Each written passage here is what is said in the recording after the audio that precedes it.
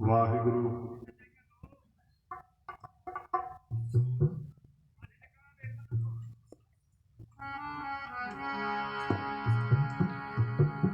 ਸਤਨਾਮ ਵਾਹਿਗੁਰੂ ਸਾਹਿਬ ਜੀ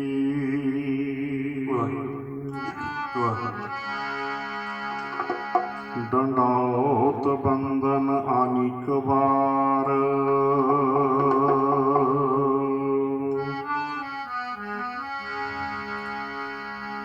ਸਰਬ ਕਲਾ ਸਮਰੱਥ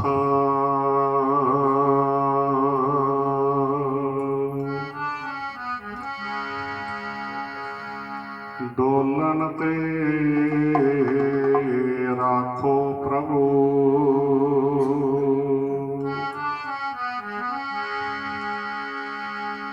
ਨਾਨਕ ਦੇ ਕਰ ਹੱਥ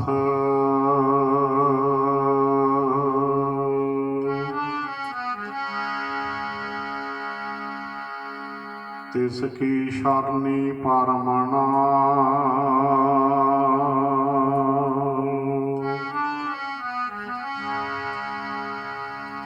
ਜਿਸ ਜੀਵੜ ਅਵਰ ਨ ਕੋਇ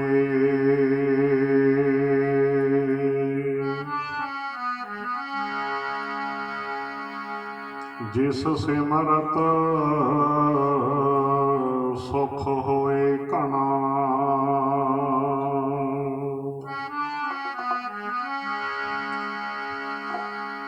ਦੁਖ ਦਰਦ ਨਾ ਮੂਲੇ ਹੋਏ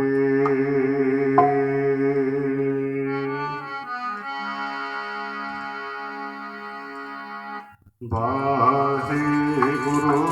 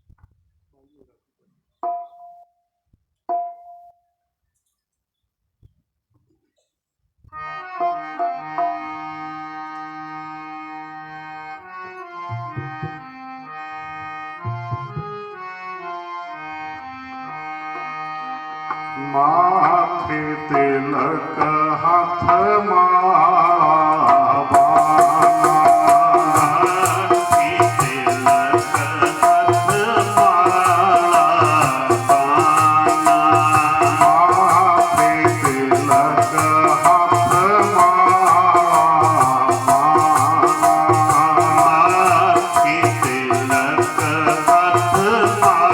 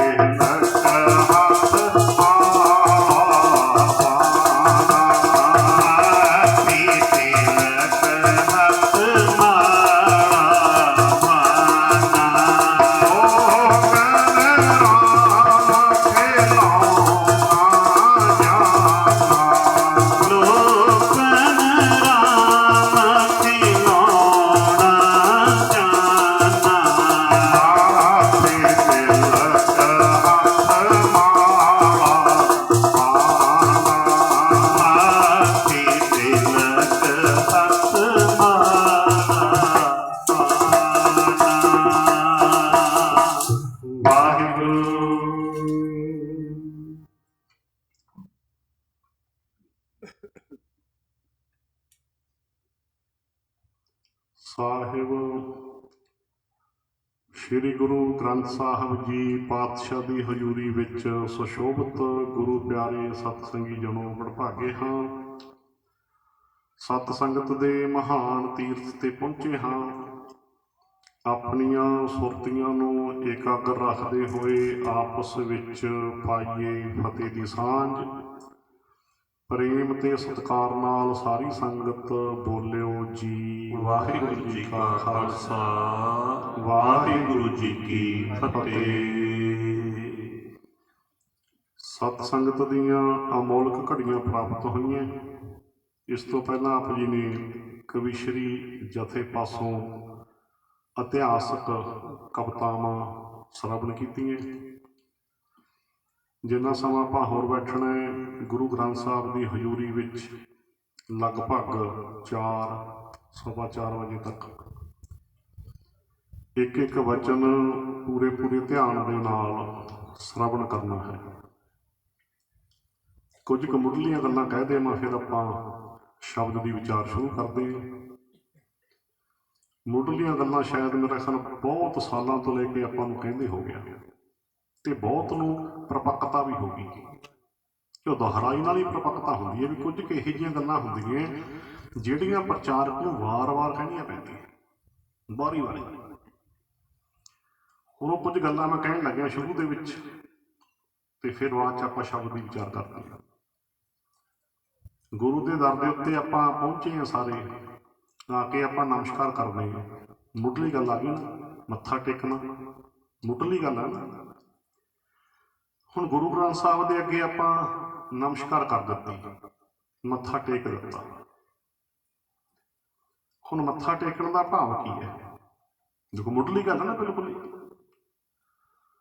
ਮੱਥਾ ਠੀਕ ਹੈ ਅਸੀਂ ਸਰੀਰ ਕਰਕੇ ਟੇਕਣਾ ਹੈ, ਪਰ ਮੱਥਾ ਸੱਚੇ ਮਨੋਂ ਟੇਕਣਾ ਹੈ। ਮੱਥਾ ਭੈਣ ਜੀ ਸੱਚੇ ਮਨੋਂ ਟੇਕਣਾ ਹੈ। ਫਿਰ ਕੀ ਨਿਸ਼ਾਨੀ ਹੈ ਸੱਚੇ ਮਨੋਂ ਮੱਥਾ ਟੇਕਣ ਦੀ? ਵੀ ਕੀ ਪਤਾ ਲੱਗੇ ਵੀ ਹੁਣ ਕਿਹਨੇ ਸੱਚੇ ਮਨੋਂ ਮੱਥਾ ਟੇਕਿਆ, ਕਿਹਨੇ ਝੂਠੀ ਮੁੱਠੀ ਟੇਕਿਆ, ਕੀ ਪਤਾ ਲੱਗੇ? ਲੱਗੂ। ਮੱਥਾ ਟੇਕਣ ਦਾ ਭਾਵ ਹੈ ਵੀ ਸੀਸ ਗੁਰੂ ਨੂੰ ਦੇਤਾ, ਵੀ ਆਪਣਾ ਆਪ ਗੁਰੂ ਨੂੰ ਸੌਂਪਤਾ ਭਾਵ ਆ। ਹੁਣ ਸੱਚੇ ਮਨੋਂ ਮੱਥਾ ਟੇਕਤਾ ਤਾਂ ਸੀਸ ਗੁਰੂ ਨੂੰ ਦੇਤਾ, ਨਿਸ਼ਾਨੀ ਹੋ ਗਈ ਨਾ।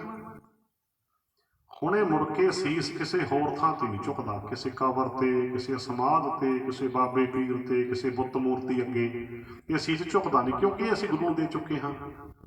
ਗੁਰੂ ਨੂੰ ਦਿੱਤਾ ਹੋਇਆ ਸੀਸ ਕਿਤੇ ਹੋਰ ਕਹਿ ਦਿਓ, ਕਹਿ ਛੇਤੀ ਤੇ ਬੋਲਦਿਆ ਕਰੋ ਮਾੜਾ ਜਿਹਾ।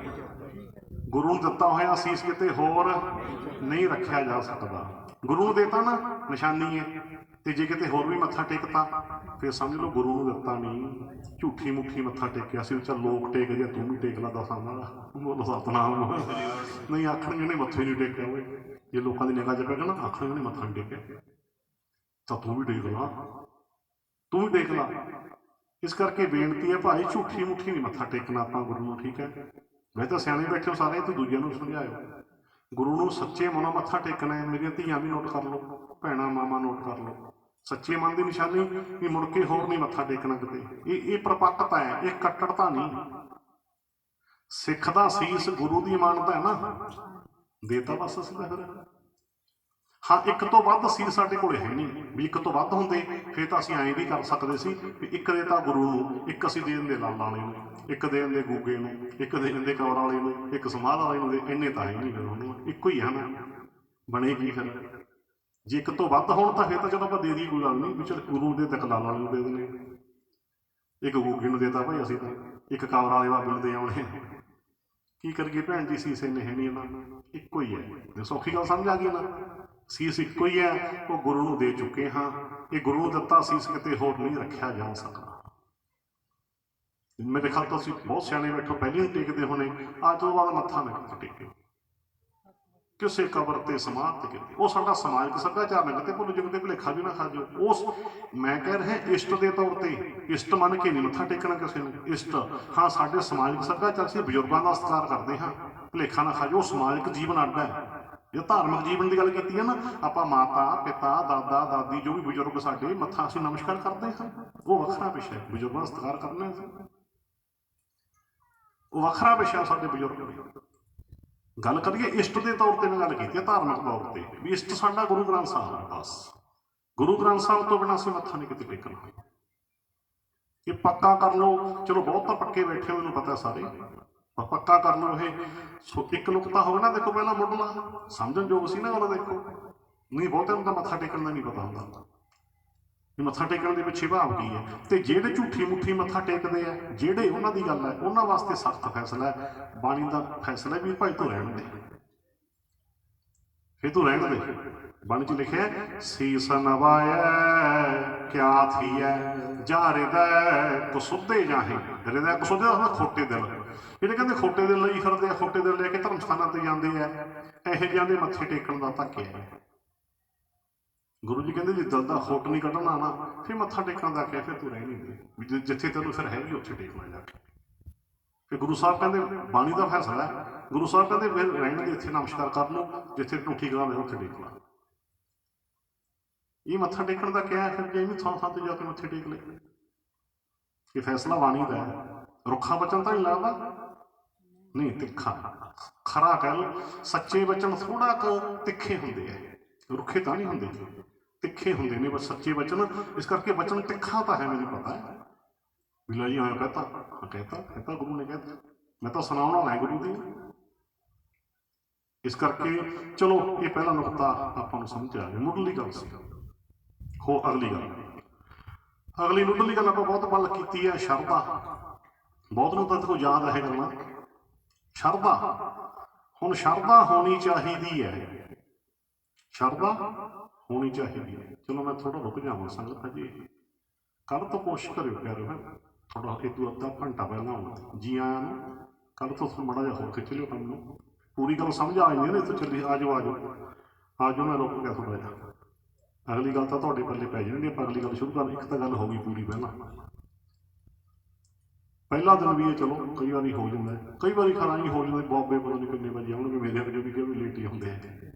ਲੋਕਾਂ ਦਾ ਵੀ ਕਸੂਰ ਨਹੀਂ, ਸੱਚ ਜਾਣਾ। ਚਲੋ ਕਦੇ ਅਸੀਂ ਵੀ ਲੇਟ ਹੋ ਜਾਂਦੇ ਹਾਂ।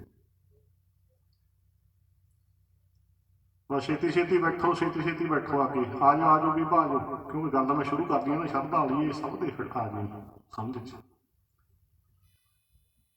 ਚਲੋ ਇੱਥੋਂ ਜਿਹੜੇ ਤੁਸੀਂ ਆ ਰਹੇ ਹੋ ਇੱਥੇ ਧਿਆਨ ਸੁਣਨ ਵਿੱਚ ਜੋੜ ਲਓ, ਫਿਰ ਹੁਣ ਇੰਨਾ ਰੁਕਣਾ ਠੀਕ ਨਹੀਂ। ਹਾਂਜੀ, ਅਗਲਾ ਆਪਣਾ ਨੁਕਤਾ ਸੀ ਜੀ ਸ਼ਰਧਾ। ਨੋਟ ਕਰੀ ਚੱਲਿਆ ਕਰੋ, ਆਪਣੇ ਯਾਦਾਸ਼ਤ ਦੇ ਵਿੱਚ ਹੀ ਨੋਟ ਕਰੀ ਚੱਲਿਆ ਕਰੋ, ਕਈ ਤਾਂ ਕਾਪੀਆਂ ਤੇ ਵੀ ਲਿਖ ਦਿੰਦੇ ਹੁੰਦੇ ਆ ਕੇ। ਸ਼ਰਧਾ ਹੋਣੀ ਚਾਹੀਦੀ ਹੈ, ਪਰ ਸ਼ਰਧਾ ਸੱਚੀ ਹੋਣੀ ਚਾਹੀਦੀ ਹੈ। ਸ਼ਰਧਾ ਕਿਹੜੀ ਹੋਣੀ ਚਾਹੀਦੀ ਹੈ? ਸੱਚੀ। ਸੱਚੀ ਸ਼ਰਧਾ ਕੀ ਹੁੰਦੀ ਹੈ? ਸੱਚੀ ਸ਼ਰਧਾ ਵੀ ਗੁਰਬਾਣੀ ਦਾ ਬਚਨ ਸੱਤ ਕਰਕੇ ਮੰਨੋ ਤੇ ਮਨ ਵਿੱਚ ਸ਼ਰਧਾ ਰੱਖੋ ਵੀ ਪਰਮੇਸ਼ਰ ਹੈ, ਹਾਜ਼ਰ ਹੈ, ਮੈਨੂੰ ਭਾਵੇਂ ਨਹੀਂ ਦਿਸਦਾ ਪਰ ਉਹ ਮੈਨੂੰ ਵੇਖ ਰਿਹਾ ਹੈ। ਕੀ ਸ਼ਰਧਾ ਰੱਖਣੀ ਹੈ? ਪਰਮੇਸ਼ਰ ਹਾਜ਼ਰ ਹੈ, ਮੈਨੂੰ ਭਾਵੇਂ ਨਹੀਂ ਦਿਸਦਾ ਪਰ ਉਹ ਮੈਨੂੰ ਦੇਖ ਰਿਹਾ ਹੈ। ਵੀ ਚਲ ਮੈਨੂੰ ਜੇ ਨਹੀਂ ਦਿਸਦਾ, ਮੇਰੇ ਕੋਲ ਅੱਖ ਹੈ ਨਹੀਂ ਉਹ ਤੀਜੀ ਥਰਡ ਆਈ, ਪਰ ਮੈਨੂੰ ਤਾਂ ਦੇਖ ਹੀ ਰਿਹਾ ਨਾ। ਗੱਲ ਬਣ ਗਈ ਬਸ। ਤੁਸੀਂ ਕਹੋਗੇ ਗੱਲ ਕੀ ਬਣ ਗਈ? ਗੱਲ ਬਣ ਗਈ ਮਾੜਾ ਕੰਮ ਕਰ ਹੀ ਨਹੀਂ ਸਕਦੇ। ਜਦੋਂ ਇਹ ਮੰਨ ਲਿਆ ਮਨ ਕਰਕੇ ਵੀ ਉਹ ਮੈਨੂੰ ਦੇਖ ਰਿਹਾ ਹੈ, ਹਰ ਥਾਂ ਅਸੀਂ ਫਿਰ ਰੱਬੀ ਕੈਮਰੇ ਥੱਲੇ ਆ ਗਏ ਨਾ। ਜਿਵੇਂ CCTV ਕੈਮਰੇ ਲੱਗੇ ਹੁੰਦੇ ਅੱਜ ਕੱਲ੍ਹ, ਬਾਹਰ ਹੀ ਉਦਾਹਰਨ ਦੇਣੀ ਪੈਂਦੀ ਹੈ। ਉੱਥੇ ਕੋਈ ਫਿਰ ਕਰਦਾ ਗੜਬੜ ਵੀ ਨਾ, ਕੈਮਰੇ ਦੀ ਨਿਗਾਹ 'ਚ ਹੈ, ਕੈਮਰੇ ਦੀ ਨਿਗਾਹ 'ਚ ਹੈ, ਸੁਪਰਵਿਜ਼ਨ 'ਚ ਹੈ ਕੈਮਰੇ ਦੀ 'ਚ, ਫਿਰ ਸਿੱਧਾ ਬੰਦੇ ਦਾ ਪੁੱਤ ਹੋ ਕੇ ਕੰਮ ਕਰੀ ਜਾਂਦਾ ਨਾ, ਗੜਬੜ ਜਮਾ ਨਹੀਂ ਕਰਦੇ ਕੈਮਰੇ ਲੱਗਿਆ। ਇਹਦਾ ਉਦਾਹਰਨ ਹੈ। ਤੇ ਜਦੋਂ ਮਨ ਨੇ ਮੰਨ ਲਿਆ ਵੀ ਮੇਰਾ ਮਾਲਕ ਹਰ ਵੇਲੇ ਹਰ ਥਾਂ ਹਾਜ਼ਰ ਹੈ, ਜੋ ਹਰ ਵੇਲੇ ਮੈਨੂੰ ਵੇਖ ਰਿਹਾ ਹੈ, ਵੇਖ ਸੁਣਤ ਸਦਾ ਹੈ ਸੰਗੇ, ਮੈਂ ਮੂਰਖ ਜਾਣਿਆ ਦੂਰੀ ਦੇ। ਜਦੋਂ ਰੱਬ ਦੀ ਸੁਪਰਵਿਜ਼ਨ ਵਿੱਚ ਆ ਗਏ, ਰੱਬੀ ਕੈਮਰੇ ਥੱਲੇ ਆ ਕੇ ਮਾੜਾ ਕੰਮ ਕਰ ਹੀ ਨਹੀਂ ਸਕਦੇ। ਸੱਚੀ ਸ਼ਰਧਾ ਨੇ ਤਾਰ ਤੇ ਨਾ, ਦੇਖੋ ਸੱਚੀ ਸ਼ਰਧਾ ਹੈ ਕਿ ਮਾਲਕ ਹੈ, ਹਰ ਵੇਲੇ ਹਾਜ਼ਰ ਹੈ, ਮੈਨੂੰ ਦੇਖ ਰਿਹਾ ਹੈ। ਸੱਚੀ ਸ਼ਰਧਾ। ਤੇ ਮਾਲਕ ਦੀ ਬਾਣੀ ਸੱਤ ਹੈ, ਇਹ ਸ਼ਰਧਾ ਰੱਖੋ ਵੀ ਬਾਣੀ ਵਿੱਚ ਜੋ ਲਿਖਿਆ ਨਾ ਇੱਕ ਇੱਕ ਵਚਨ ਸੱਤ ਹੈ। ਪ੍ਰਮਾਣ ਵੀ ਲੈ ਲਓ, ਸਤਿਗੁਰ ਕੀ ਬਾਣੀ ਸਤ ਸਤ ਕਰ ਜਾਣੋ ਗੁਰ ਸਿੱਖੋ, ਹਰ ਕਰਤਾ ਆਪ ਮੋਹੋਂ ਕਢਾਏ। ਗੁਰ ਸਿੱਖੋ, ਸਤਿਗੁਰ ਦੀ ਬਾਣੀ ਨੂੰ ਸੱਤ ਸੱਤ ਕਰਕੇ ਮੰਨੋ, ਆਹ ਸ਼ਰਧਾ ਹੈ। ਸਤਿਗੁਰ ਕੀ ਬਾਣੀ ਸਤ ਸਤ ਕਰ ਜਾਣੋ ਗੁਰ ਸਿੱਖੋ, ਹਰ ਕਰਤਾ ਆਪ ਮੋਹੋਂ ਕਢਾਏ। ਸ਼ਰਧਾ ਹੋਣੀ ਚਾਹੀਦੀ ਹੈ ਗੁਰਬਾਣੀ ਤੇ, ਸੱਤ ਵੀ ਸੱਤ ਕਹਿੰਦੇ, ਜੋ ਮਹਾਰਾਜ ਕਹਿੰਦੇ ਸੱਤ ਹੈ। ਸ਼ਰਧਾ ਹੋਣੀ ਚਾਹੀਦੀ ਪਰਮੇਸ਼ਰ ਤੇ। ਜਿਹਦੇ ਪੱਲੇ ਸ਼ਰਧਾ ਹੈ ਬਹੁਤ ਵੱਡੇ ਭਾਗ ਉਹਨਾਂ ਦੇ। ਇਹ ਵੀ ਆਪਾਂ ਰੋਜ਼ ਪੜ੍ਹਦੇ ਹਾਂ, ਰਹਿ ਰਸ ਦੇ ਵਿੱਚ ਪੜ੍ਹੋ। ਆ ਦੇਖੋ, ਹਰ ਜਾਣ ਕੇ ਬੜ ਭਾਗ ਵਡੇਰੇ, ਦੁਆਰੇ ਫਿਰ ਪੜ੍ਹੋ, ਹਰ ਜਾਣ ਕੇ ਬੜ ਭਾਗ ਵਡੇਰੇ, ਜਿਨ ਹਰ ਹਰ ਸ਼ਰਧਾ ਹਰ ਪਿਆਸ। ਕਹਿੰਦੇ ਉਹ ਰੱਬ ਦੇ ਪਿਆਰਿਆਂ ਦੇ ਭਾਗ ਹੀ ਬੜੇ ਵੱਡੇ ਹੈ। ਹਰ ਜਨ ਦਾ ਭਾਵ ਰੱਬ ਦੇ ਪਿਆਰੇ ਭੈਣ ਭਰਾ ਕੋਈ ਹੈ। ਹਰ ਜਨ ਕੇ ਵੱਡ ਭਾਗ ਵਡੇਰੇ, ਵੀ ਵੱਡੇ ਭਾਗ ਨੇ, ਵਡੇਰੇ ਦੁਆਰਾ ਲਿਖਦੇ ਵੱਡੇ, ਬਹੁਤ ਵੱਡੇ ਭਾਗ ਕਿਹਨਾਂ ਦੇ ਜੀ? ਜਿਨ ਹਰ ਹਰ ਸ਼ਰਧਾ, ਜਿਨ੍ਹਾਂ ਨੂੰ ਹਰੀ ਪਰਮੇਸ਼ਰ ਤੇ ਸ਼ਰਧਾ ਹੈ।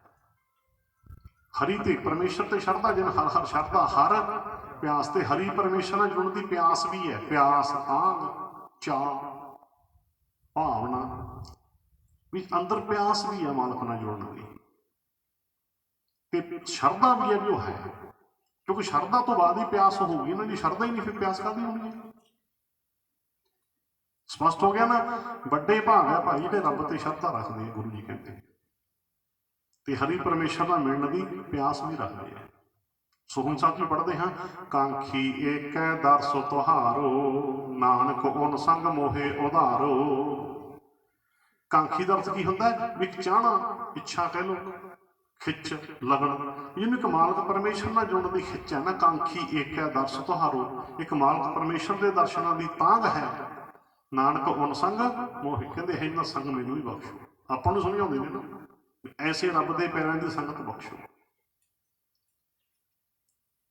ਕਿਤੇ ਬਾਣੀ ਵਚਨ ਵਿੱਚੋਂ ਇੱਦਾਂ ਦੇ ਆਪਾਂ ਵਚਨ ਹੈ ਜੋ ਸ਼ਰਧਾ ਵਾਲੇ ਇਹ ਦਿਲ ਕਰਦੇ।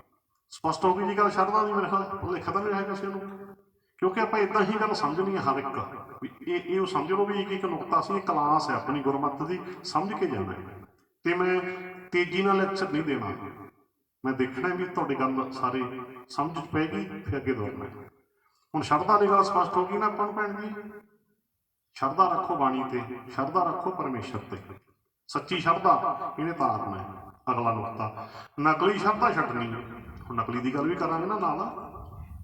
ਨਕਲੀ ਸ਼ਰਧਾ ਸੱਚੀ ਸ਼ਰਧਾ ਤਾਰਦੀ ਹੈ, ਨਕਲੀ ਸ਼ਰਧਾ ਮਰਵਾਉਂਦੀ ਹੈ। ਤੇ ਬਹੁਤੀ ਦੁਨੀਆ ਨਕਲੀ ਸ਼ਰਧਾ ਨੇ ਪੱਟੀ ਹੋਈ ਹੈ।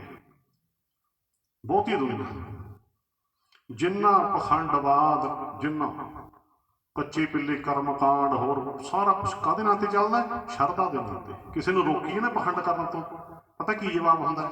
ਚਲੋ ਖਾਸ ਕਰ ਸਾਡੀਆਂ ਭੈਣਾਂ ਵੀ ਇੱਦਾਂ ਕਹਿੰਦੀਆਂ ਹੁੰਦੀਆਂ, ਇਹ ਤਾਂ ਵੀਰ ਜੀ ਸ਼ਰਧਾ ਹੁੰਦੀ ਆ ਆਪਣੀ ਆਪਣੀ, ਐਵੇਂ ਸ਼ਰਧਾ ਨਾ ਤੋੜਿਆ ਕਰੋ ਕਿਸੇ ਦੀ। ਕਹਿੰਦੀਆਂ ਨੇ ਤਾਂ ਭੈਣਾਂ, ਆਪਣੀ ਆਪਣੀ ਸ਼ਰਧਾ ਪਖੰਡਵਾਦ ਦਾ ਬਦਲਿਆ ਹੋਇਆ ਨਾਂ ਹੈ। ਆਪਣੀ ਆਪਣੀ ਸ਼ਰਧਾ ਕੀ ਹੈ? ਪਖੰਡਵਾਦ ਦਾ ਦੂਜਾ ਨਾਂ ਕਹਿ ਦੋ ਜਾਂ ਬਦਲਿਆ ਹੋਇਆ। ਵੀ ਆਪਣੀ ਮਰਜ਼ੀ ਨਾਲ ਕੋਈ ਪਖੰਡ ਕਰੀ ਜਾਣਾ ਹੈ, ਉਹਨੂੰ ਸ਼ਰਧਾ ਕਹਿੰਦੇ, ਕੋਈ ਉਹਨੇ ਮੇਰੀ ਸ਼ਰਧਾ ਹੈ, ਮੇਰੀ ਸ਼ਰਧਾ ਹੈ। ਨਹੀਂ ਭਾਈ, ਇਹ ਨਕਲੀ ਸ਼ਰਧਾ ਹੈ। ਗਿਆਨ ਤੋਂ ਬਿਨਾਂ ਸ਼ਰਧਾ ਨਕਲੀ ਹੈ। ਨਕਲੀ ਸ਼ਰਧਾ ਹੈ, ਨਕਲੀ ਸ਼ਰਧਾ। ਆਪਣੀ ਆਪਣੀ ਸ਼ਰਧਾ ਕਿਵੇਂ ਮਰਵਾਉਂਦੀ ਹੈ? ਬਾਣੀ 'ਚ ਲਿਖਿਆ, ਸਾਡੇ ਗੱਲਾਂ ਸਮਝਾਈਆਂ ਬਾਣੀ 'ਚ। ਕਿਵੇਂ ਮਰਵਾਉਂਦੀ ਹੈ ਨਕਲੀ ਸ਼ਰਧਾ? ਪ੍ਰਮਾਣ ਲਓ, ਭਰਮੇ ਭੂਲਾ ਸਾਕਤ ਫਿਰਤਾ, ਨੀਰ ਬਰੋਲਾ ਖਪ ਖਪ ਮਰਤਾ। ਦੇਖੋ ਕੈਸਾ ਪ੍ਰਮਾਣ ਹੈ। ਕਹਿੰਦੇ ਜਿਹੜਾ ਸਾਕਤ ਹੈ ਨਾ, ਸਾਕਤ ਕੌਣ ਹੁੰਦਾ? ਜਿਹਦੇ ਕੋਲੇ ਗਿਆਨ ਨਹੀਂ, ਜਿਹੜਾ ਵਹਿਮਾਂ ਭਰਮਾਂ ਵਿੱਚੋਂ ਸ਼ਕਤੀਆਂ ਭਾਲਦਾ। ਹੁਣ ਕੀ ਕਹਿੰਦੇ ਨੇ? ਸਾਕਤ। ਹੁਣ ਗੁਰੂ ਜੀ ਕਹਿੰਦੇ ਭਰਮੇ ਭੂਲਾ ਸਾਕਤ ਫਿਰ। ਜਿਹੜਾ ਸਾਕਤ ਹੈ ਨਾ, ਸਾਕਤ ਮਨੁੱਖ, ਮਨੁੱਖ ਭੈਣ ਭਰਾ ਕੋਈ ਹੈ, ਦੱਸਣੀ ਪੈਂਦੀ ਹੈ ਹਰ ਗੱਲ। ਮਨੁੱਖ ਦਾ ਅਰਥ ਮਾਨਸ ਦੇਹੀ। ਉਹ ਮਾਨਸ ਦੇਹੀ ਚਾਹੇ ਇਸਤਰੀ ਹੈ ਚਾਹੇ ਪੁਰਸ਼ ਹੈ, ਚਾਹੇ ਫੀਮੇਲ ਹੈ ਚਾਹੇ ਮੇਲ ਹੈ। ਸਾਂਝਾ ਲਫ਼ਜ਼ ਕੀ ਕਹਿੰਦੇ ਆਪਾਂ? ਮਨੁੱਖ। ਸੋ ਸਾਕਤ ਮਨੁੱਖ ਹੈ ਜਿਹੜਾ ਗੁਰੂ ਜੀ ਕਹਿੰਦੇ ਭਰਮ 'ਚ ਭੁੱਲਿਆ ਹੁੰਦਾ ਹੈ। ਭਰਮੇ ਭੁੱਲਾ ਸਾਕਤ ਫਿਰਤਾ।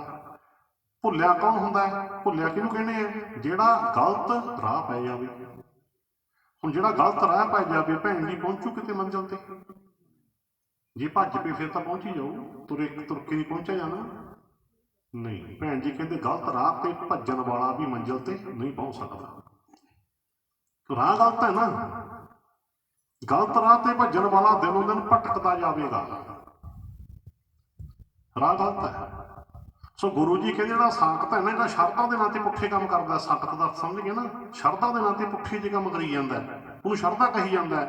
ਗੁਰੂ ਜੀ ਕਹਿੰਦੇ ਸਾਕਤ ਜਿਹੜਾ ਭਾਈ ਭਰਮ 'ਚ ਭੁੱਲਿਆ ਤਾਂ ਤਰਾਹੇ ਪਿਆ ਹੋਇਆ, ਭੁੱਲਿਆ ਹੋਇਆ। ਤਾਂ ਕਿਵੇਂ ਪੁੱਠੇ ਜਿਹੇ ਕੰਮ ਕਰਦਾ ਹੈ? ਸ਼ਰਧਾ ਦੇ ਨਾਂ ਤੇ।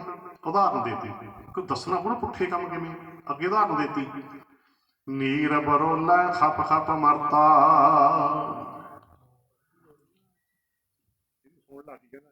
ਪੜਦੇ ਦੇ ਕੱਢ ਨਹੀਂ ਪੜਦੇ ਦਾ ਕਾਹਦੇ ਕੋਲ ਵੀਰੇ ਉਹ ਸੁਝਾ ਰਿਹਾ, ਕਹਿ ਰਹੀ ਆ ਸੰਗਤ ਜੀ ਇਦਾਂ ਕਰੋ, ਲੂਜ ਜੇ ਕਰ ਦਿਓ ਥੋੜਾ, ਕਿਤੇ ਥੋੜੀ ਥੋੜੀ ਚੱਕ ਦਿਓ, ਇਦਾਂ ਲੂਜ ਕਰ ਦਿਓ ਥੋੜਾ, ਸਾਈਡਾਂ ਤੋਂ ਲੂਜ ਕਰ ਦਿਓ। ਇਦਾਂ ਕਰੋ ਬਸ, ਇੱਕ ਦੋ ਬਾਹਲੇ ਨਾ ਜਾਵੇ, ਇੱਧਰ ਭੈਣਾਂ ਵਾਲੇ ਪਾਸੇ ਕਰ ਦਿਓ। ਉਹ ਜਿਵੇਂ ਉਹ ਪਰਲਾ ਪਰਦਾ ਲੂਜ ਹੈ ਨਾ, ਉੱਡੀ ਜਾਂਦਾ, ਇਦਾਂ ਲੂਜ ਕਰ ਦਿਓ, ਤਵੀਆਂ ਖੋਲਦੇ ਬਸ।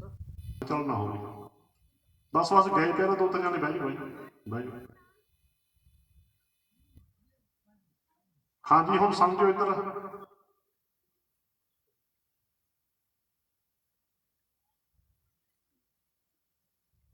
ਆਪਾਂ ਸਮਝ ਰਹੇ ਸੀ, ਧਿਆਨ ਉੱਥੇ ਹੀ ਲੈ ਆਓ ਵੀ ਹੁਣ ਪੁੱਠਾ ਕੰਮ ਕਿਵੇਂ ਕਰਦਾ ਸ਼ਰਧਾ ਦੇ ਨਾਂ ਤੇ। ਦੁਆਰੇ ਜੁੜਿਓ, ਥੋੜੇ ਦਾ ਹੱਲ ਗਿਆ ਸਾਗਰ। ਪਹਿਲੀ ਪੰਕਤੀ ਹੋ ਗਈ ਨਾ, ਭਰਮੇ ਭੂਲਾ ਸਾਕਤ ਫਿਰਤਾ। ਪੁੱਠੇ ਜਿਹੇ ਕੰਮ ਕਿਵੇਂ ਸ਼ਰਧਾ ਦੇ ਨਾਂ ਤੇ? ਨੀਰ ਬਰੋਲਾ ਖਪ ਖਪ ਮਰਤਾ।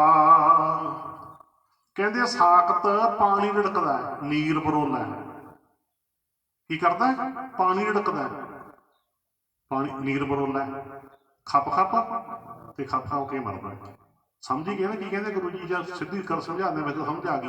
ਹੁਣ ਮੰਨ ਲਓ ਸਾਡੀ ਕਿਸੇ ਧੀ ਨੇ, ਕਿਸੇ ਭੈਣ ਨੇ ਮਧਾਣੀ ਦੇ ਵਿੱਚ ਪਾਣੀ ਪਾਇਆ, ਪਾਣੀ ਦੀ ਭਰੀ ਹੈ ਮਧਾਣੀ, ਮਾਖਾਨਾ ਰਿੜਕਣੇ ਦੇ ਵਿੱਚ ਪਾਣੀ ਪਾਇਆ,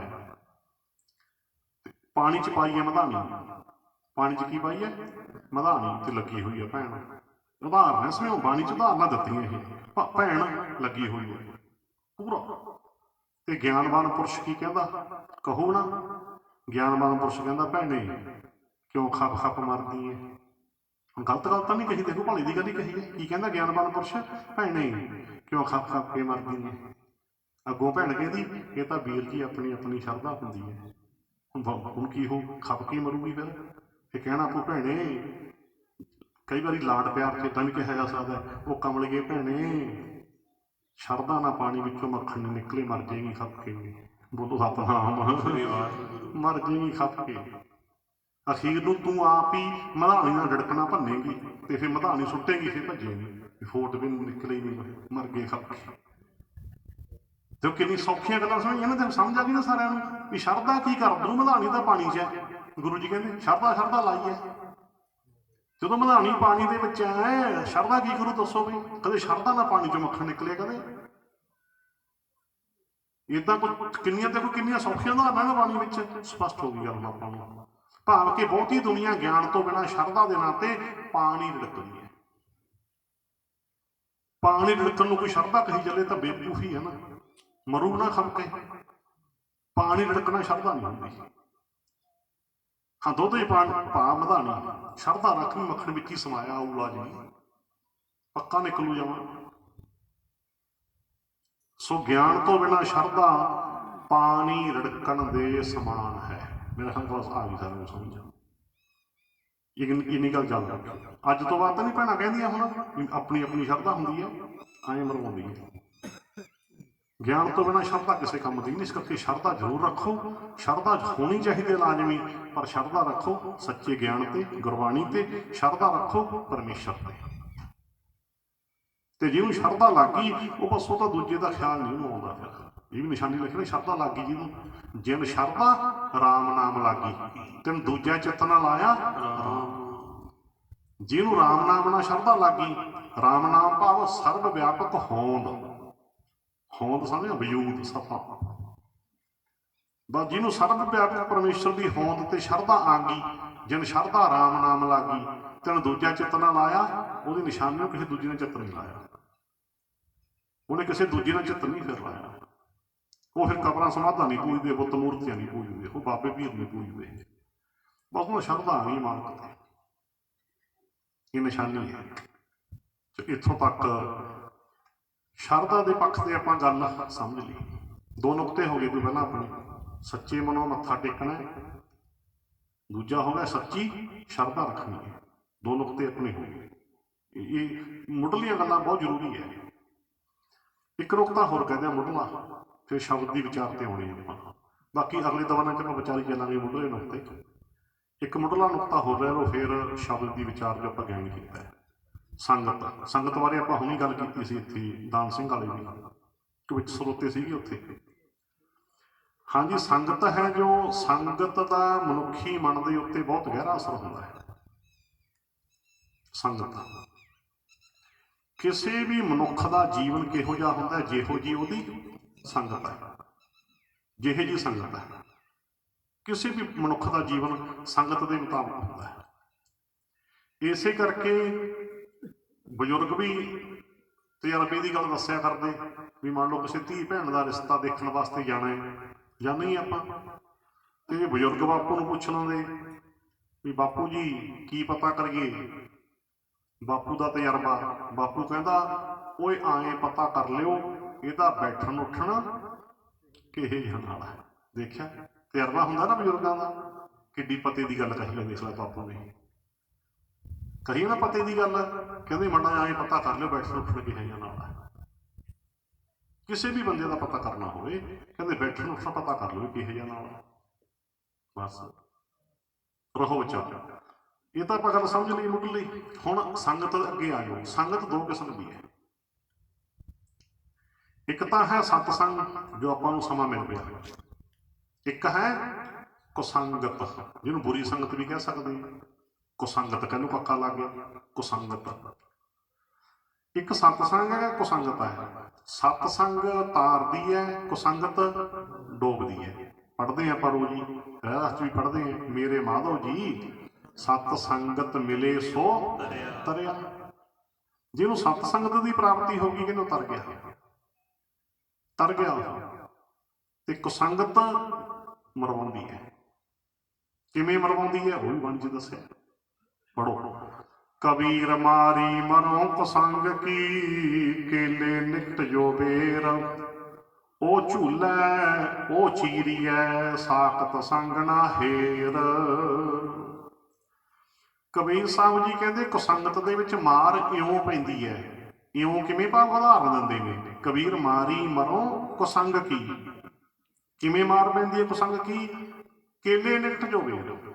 ਕਹਿੰਦੇ ਜਿਵੇਂ ਕੇਲੇ ਦੇ ਕੋਲੇ ਨਾ ਬੇਰੀ ਦਾ ਦਰਖਤ ਹੈ, ਕੇਲੇ ਨਿਕਟ ਜੋ ਬੇਰ। ਉਹ ਝੂਲਾ, ਉਹ ਭਾਵ ਕੇ ਬੇਰੀ ਝੂਲੀ। ਝੂਲੀ ਭਾਵ ਬੇਰੀ ਨੇ ਕੋਈ ਹਰਕਤ ਕੀਤੀ, ਝੂਲਣਾ। ਹਰਕਤ ਕਿਹਨੇ ਕੀਤੀ? ਬੇਰੀ ਨੇ। ਉਹ ਝੂਲਾ, ਉਹ ਚੀਰੀ ਹੈ, ਉਹ ਭਾਵ ਕੇ ਕੇਲੇ ਦੇ ਪੱਤੇ ਚੀਰੇ ਗਏ। ਹੁਣ ਸਮਝ ਗਏ ਗੱਲ ਨੂੰ? ਹਰਕਤ ਕਿਹਨੇ ਕੀਤੀ ਸੀ? ਬੇਰੀ ਨੇ। ਮਾਰ ਕਿਹਦੇ ਪੈ ਗਈ? ਕੇਲੇ ਦੇ ਪੱਤਿਆਂ ਦੇ। ਕਿੰਨੀਆਂ ਸੌਖੀਆਂ ਉਦਾਹਰਨਾਂ ਬਣ ਕੇ ਦੇਖੋ। ਉਹ ਝੂਲਾ, ਉਹ ਚੀਰ ਗਿਆ, ਸਾਕਤ ਸੰਗਣਾ ਹੇਰ। ਇਦਾਂ ਕਹਿੰਦੇ ਭਾਈ ਮਾੜੇ ਬੰਦੇ ਦੇ ਕੋਲੇ ਨਾ ਖੜੀ। ਵੀ ਮਾੜੇ ਬੰਦੇ ਦੇ ਨਾਲ ਰਲਣਾ ਤਾਂ ਕੀ ਹੈ, ਮਾੜੇ ਬੰਦੇ ਕੋਲੇ ਖੜਨਾ ਵੀ ਮਾੜਾ ਹੈ। ਕਿਉਂ ਮਾੜਾ? ਉਦਾਹਰਨ ਸਮਝ ਗਏ ਨਾ ਵੀ ਕੇਲਾ ਬੇਰੀ ਦੇ ਕੋਲੇ ਖੜਾ ਹੈ, ਹਰਕਤ ਕਿਹਨੇ ਕੀਤੀ? ਬੇਰੀ ਨੇ। ਮਾਰ ਕਿਹਦੀ? ਵੀ ਕੇਲੇ ਦੇ ਪੱਤਿਆਂ ਦੇ। ਭਾਵ ਸਮਝ ਗਏ ਹੋਣਗੇ ਵੀ ਮਾੜੇ ਬੰਦੇ ਕੋਲੇ ਖੜਿਆ, ਮਾੜੇ ਬੰਦੇ ਨੇ ਕੋਈ ਹਰਕਤ ਕਰ ਦੇਣੀ ਹੈ, ਛਿੱਤਰ ਤੇਰੇ ਪੈ ਗਏ, ਤੂੰ ਕੁਛ ਨਹੀਂ ਕੀਤਾ ਸੀਗਾ, ਤੂੰ ਤਾਂ ਸਿਰਫ ਮਾੜੇ ਬੰਦੇ ਕੋਲ ਹੀ ਖੜਾ ਸੀ। ਬੋਲੋ ਸਤਨਾਮ। ਹੁਣ ਸਮਝ ਗਏ ਨਾ ਉਦਾਹਰਨ ਦੇਖੋ ਕੈਸੀਆਂ ਉਦਾਹਰਨ ਬਣ ਸਪਸ਼ਟ ਜੀਆਂ ਦੇਖੋ। ਬੇਰੀ ਦੀ ਹਰਕਤ ਛਿੱਤਰ, ਪੱਤੇ ਕੇਲੇ ਦੇ ਚੀਰੇ। ਉਦਾਹਰਨ ਸੀ ਤਾਂ ਬਸ ਕਿਸੇ ਮਾੜੇ ਬੰਦੇ ਦੀ ਹਰਕਤ ਛਿੱਤਰ ਤੇਰੇ ਪੈਣੇ, ਕੋਲੇ ਨਾ ਖੜੀ। ਦੇਖ ਲਈ ਕਦੇ ਵੀ ਤੂੰ ਨਾਲ ਸੀ, ਉਹ ਕੋਲੇ ਖੜਾ ਸੀ, ਤੂੰ ਹੀ ਛਿੱਤਰ ਪੈ ਗਈ। ਹਰਕਤ ਉਹਨੇ ਕੀਤੀ, ਛਿੱਤਰ ਨਾਲ ਦੇ ਪੈ ਗਏ। ਇਦਾਂ ਹੀ ਹੁੰਦਾ ਨਾ। ਹਾਂ, ਇਦਾਂ ਇਹ ਉਦਾਹਰਨ ਹੈ। ਇਸ ਕਰਕੇ ਬਸ ਮਾੜੀ ਸੰਗਤ ਤੱਕ ਹੀ ਦੂਰ ਹੀ ਰਹੀਏ। ਕਬੀਰ ਸਾਕਤ ਸੰਗਣ ਕੀਜੀਏ, ਦੂਰ ਹੈ ਜਾਈਏ ਭਾਗ। ਬਾਸਨ ਕਾਰੋ ਪਰਸੀਏ, ਤਾਓ ਕਛ ਲਾਗੈ ਦਾ। ਮਾੜੀ ਸੰਗਤ ਤੋਂ ਦੂਰ ਰਹੀਏ ਤੇ ਜਿਹੇ ਜਿਹੀ ਸੰਗਤ ਉਹ ਜਿਹੀ ਫਲ ਮਿਲਦਾ ਹੈ। ਕਬੀਰ ਮਨ ਪੰਖੀ ਭਇਆ, ਉੱਡ ਉੱਡ ਦਹ ਦਿਸ ਜਾਏ। ਜੋ ਜੈਸੀ ਸੰਗਤ ਮਿਲੇ, ਸੋ ਤੈਸੋ ਫਲ ਖਾਏ। ਸਪਸ਼ਟ ਹੋ ਗਈ ਗੱਲ। ਤੇ ਯਾਦ ਰੱਖਿਓ ਸੰਗਤ ਦਾ ਅਸਰ ਹੈ ਜਿਹੜਾ ਇੰਨਾ ਹੁੰਦਾ ਹੈ ਕਿ ਸਤਸੰਗ ਤਾਂ ਨਿਕੰਮੇ ਤੋਂ ਨਿਕੰਮੇ ਨੂੰ ਵੀ ਨਮੂਨੇ ਦਾ ਬਣਾ ਦਿੰਦਾ। ਕਿੱਡੀ ਨਿਕੰਮਾ ਹੋਵੇ, ਗੁਰੂ ਕੀ ਸੰਗਤ ਚ ਆਵੇ, ਸੱਚੀ ਗੱਲ ਸੁਣੇ, ਸੁਣ ਕੇ ਸਮਝੇ ਮੰਨੇ। ਜਦੋਂ ਸੁਣ ਕੇ ਛੱਡੀ ਦੇਵੇ ਫਿਰ ਤਾਂ ਹੱਲ ਨਹੀਂ ਕੋਈ। ਸੱਚੀ ਗੱਲ ਨੂੰ ਸੁਣੇ, ਸਮਝੇ, ਮੰਨੇ। ਨਿਕੰਮੇ ਤੋਂ ਨਿਕੰਮੇ ਨੂੰ ਵੀ ਗੁਰਬਾਣੀ ਦਾ ਸੱਚਾ ਗਿਆਨ ਨਮੂਨੇ ਦਾ ਬਣਾ ਦਿੰਦਾ। ਹਰ ਜੀਓ ਨੇ ਮਾਣਿਆ ਤੂੰ ਮਾਣ, ਨਚੀਜਿਆਂ ਚੀਜ਼ ਕਰੇ ਮੇਰਾ ਗੋਬਿੰਦ। ਤੇਰੀ ਕੁਦਰਤ ਕਹੋ ਕੁਰਬਾਨ। ਮਾਲਕ ਜੀ ਤੇਰੀ ਸ਼ਕਤੀ ਤੋਂ ਸਦਕੇ ਜਾਵਾਂ, ਤੁਸੀਂ ਤਾਂ ਨਿਕੰਮਿਆਂ ਨੂੰ ਨਮੂਨੇ ਦੇ ਬਣਾ ਦਿੰਦੇ। ਨਚੀਜਿਆਂ ਦਾ ਭਾਵ ਨਿਕੰਮੇ। ਨਚੀਜਿਆਂ ਚੀਜ਼ ਦਾ ਅਰਥ ਨਮੂਨਾ। ਜਿਵੇਂ ਕੋਈ ਨਮੂਨਾ ਪਿਆ ਹੁੰਦਾ ਨਾ, ਆਪਾਂ ਐਵੇਂ ਕਹਿੰਦੇ ਨਾ ਤਾਂ ਕਿਸੇ ਨੇ ਬੜੀ ਚੀਜ਼ ਬਣਾਈ ਹੈ, ਕਹਿੰਦੇ ਨਾ ਬਾਜ਼ਾਰ ਵਿੱਚ ਹੱਥ ਲਾ ਕੇ ਵੀ ਬੜੀ ਚੀਜ਼ ਬਣਾਈ ਹੈ ਕਿਸੇ ਨੇ, ਭਾਵ ਨਮੂਨਾ। ਹੁਣ ਬਾਣੀ 'ਚ ਕੀ ਲਿਖਿਆ? ਨਿਕੰਮਿਆਂ ਨੂੰ ਨਮੂਨੇ ਦੇ ਬਣਾ ਦਿੰਦੇ। ਨਚੀਜਿਆਂ ਚੀਜ਼ ਕਰੇ ਮੇਰਾ ਗੋਬਿੰਦ, ਤੇਰੀ ਕੁਦਰਤ ਕਹੋ ਕੁਰਬਾਨ। ਸਦਕੇ ਜਾਵਾਂ। ਨਿਕੰਮਿਆਂ ਨੂੰ ਨਮੂਨਾ ਬਣਾਉਣਾ ਤੁਸੀਂ ਤਾਂ। ਕਿਤੇ ਇਦਾਂ ਉਦਾਹਰਨ ਦਿੱਤੀ ਹੈ, ਨਿਕੰਮੀ ਚੀਜ਼ ਮਹਾਨ ਬਣ ਜਾਂਦੀ ਹੈ। ਉਦਾਹਰਨ ਦਿੱਤੀ ਹੈ ਬਾਣੀ ਵਿੱਚ ਸ਼ਿਸ਼ਰੇ ਦੀ। ਢੱਕ ਭਲਾ ਹੁੰਦਾ ਨਾ, ਸ਼ਿਸ਼ਰਾ ਵੀ ਕਹਿ ਦਿੰਦੇ ਆ। ਕਹਿੰਦੇ ਚੰਦਨ ਦੀ ਸੰਗਤ ਵਿੱਚ ਨਿਕੰਮਾ ਜਿਹਾ ਸ਼ਿਸ਼ਰਾ ਚੰਦਨੀ ਬਣ ਜਾਂਦਾ। ਕਬੀਰ ਚੰਦਨ ਕਾ ਬਿਰਵਾ ਭਲਾ, ਵੇੜਿਓ ਢਾਕ ਪਲਾਸ। ਕੋਈ ਵੀ ਚੰਦਨ ਹੋਏ ਰਹੇ, ਬਸੇ ਜੋ ਚੰਦਨ ਪਾਸ। ਕਹਿੰਦੇ ਦੇਖੋ ਭਾਈ, ਚੰਦਨ ਦਾ ਨਿੱਕਾ ਜਿਹਾ ਬੂਟਾ ਕਿੰਨਾ ਚੰਗਾ ਹੈ। ਕਬੀਰ ਚੰਦਨ ਕਾ ਬਿਰਵਾ ਭਲਾ, ਵੇੜਿਓ, ਵੇੜੋ ਦਾ ਅਰਥ ਆਸੇ ਪਾਸੇ, ਚਾਰ ਛਪੇਰੇ। ਵੇੜਿਓ ਢਾਕ ਪਲਾਸ, ਉਹਦੇ ਚਾਰ ਛਪੇਰੇ ਢੱਕ ਪਲਾ ਹੈ। ਢੱਕ ਭਲਾ ਕਹਿ ਲਓ, ਸ਼ਿਸ਼ਰਾ ਕਹਿ ਲਓ। ਕੋਈ ਵੀ ਚੰਦਨ ਹੋਏ ਰਹੇ, ਕੋਈ ਦਾ ਭਾਵ ਉਹ ਸ਼ਿਸ਼ਰਾ ਵੀ ਚੰਦਨ ਬਣ ਰਿਹਾ। ਜਿਹੜਾ ਸ਼ਿਸ਼ਰਾ ਚੰਦਨ ਦੇ ਆਸੇ ਪਾਸੇ ਹੈ, ਬਸੇ ਜੋ ਚੰਦਨ ਪਾਸ, ਉਹ ਜਿਹੜਾ ਚੰਦਨ ਦੀ ਸੰਗਤ ਵਿੱਚ ਹੈ। ਜੇ ਚੰਦਨ ਦੀ ਸੰਗਤ ਵਿੱਚ ਨਿਕੰਮਾ ਸ਼ਿਸ਼ਰਾ ਚੰਦਨ ਬਣ ਜਾਂਦਾ ਹੈ, ਤੇ ਗੁਰੂ ਕੀ ਸੰਗਤ ਵਿੱਚ ਮਨੁੱਖ ਨਮੂਨੇ ਦਾ ਕਿਉਂ ਨਹੀਂ ਬਣੂਗਾ? ਬਣ ਜਾਣਾ। ਚੰਦਨ ਭਾਵ ਕਿ ਸੰਗਤ ਦਾ ਅਸਰ ਤਾਂ ਬਨਸਪਤੀ ਤੇ ਵੀ ਪੈਂਦਾ ਹੈ, ਤੇ ਫਿਰ ਤੇਰੇ ਤੇ ਕਿਉਂ ਨਹੀਂ ਪਏਗਾ? ਤੇਰੇ ਤੇ ਕਿਉਂ ਨਹੀਂ ਪਵੇਗਾ?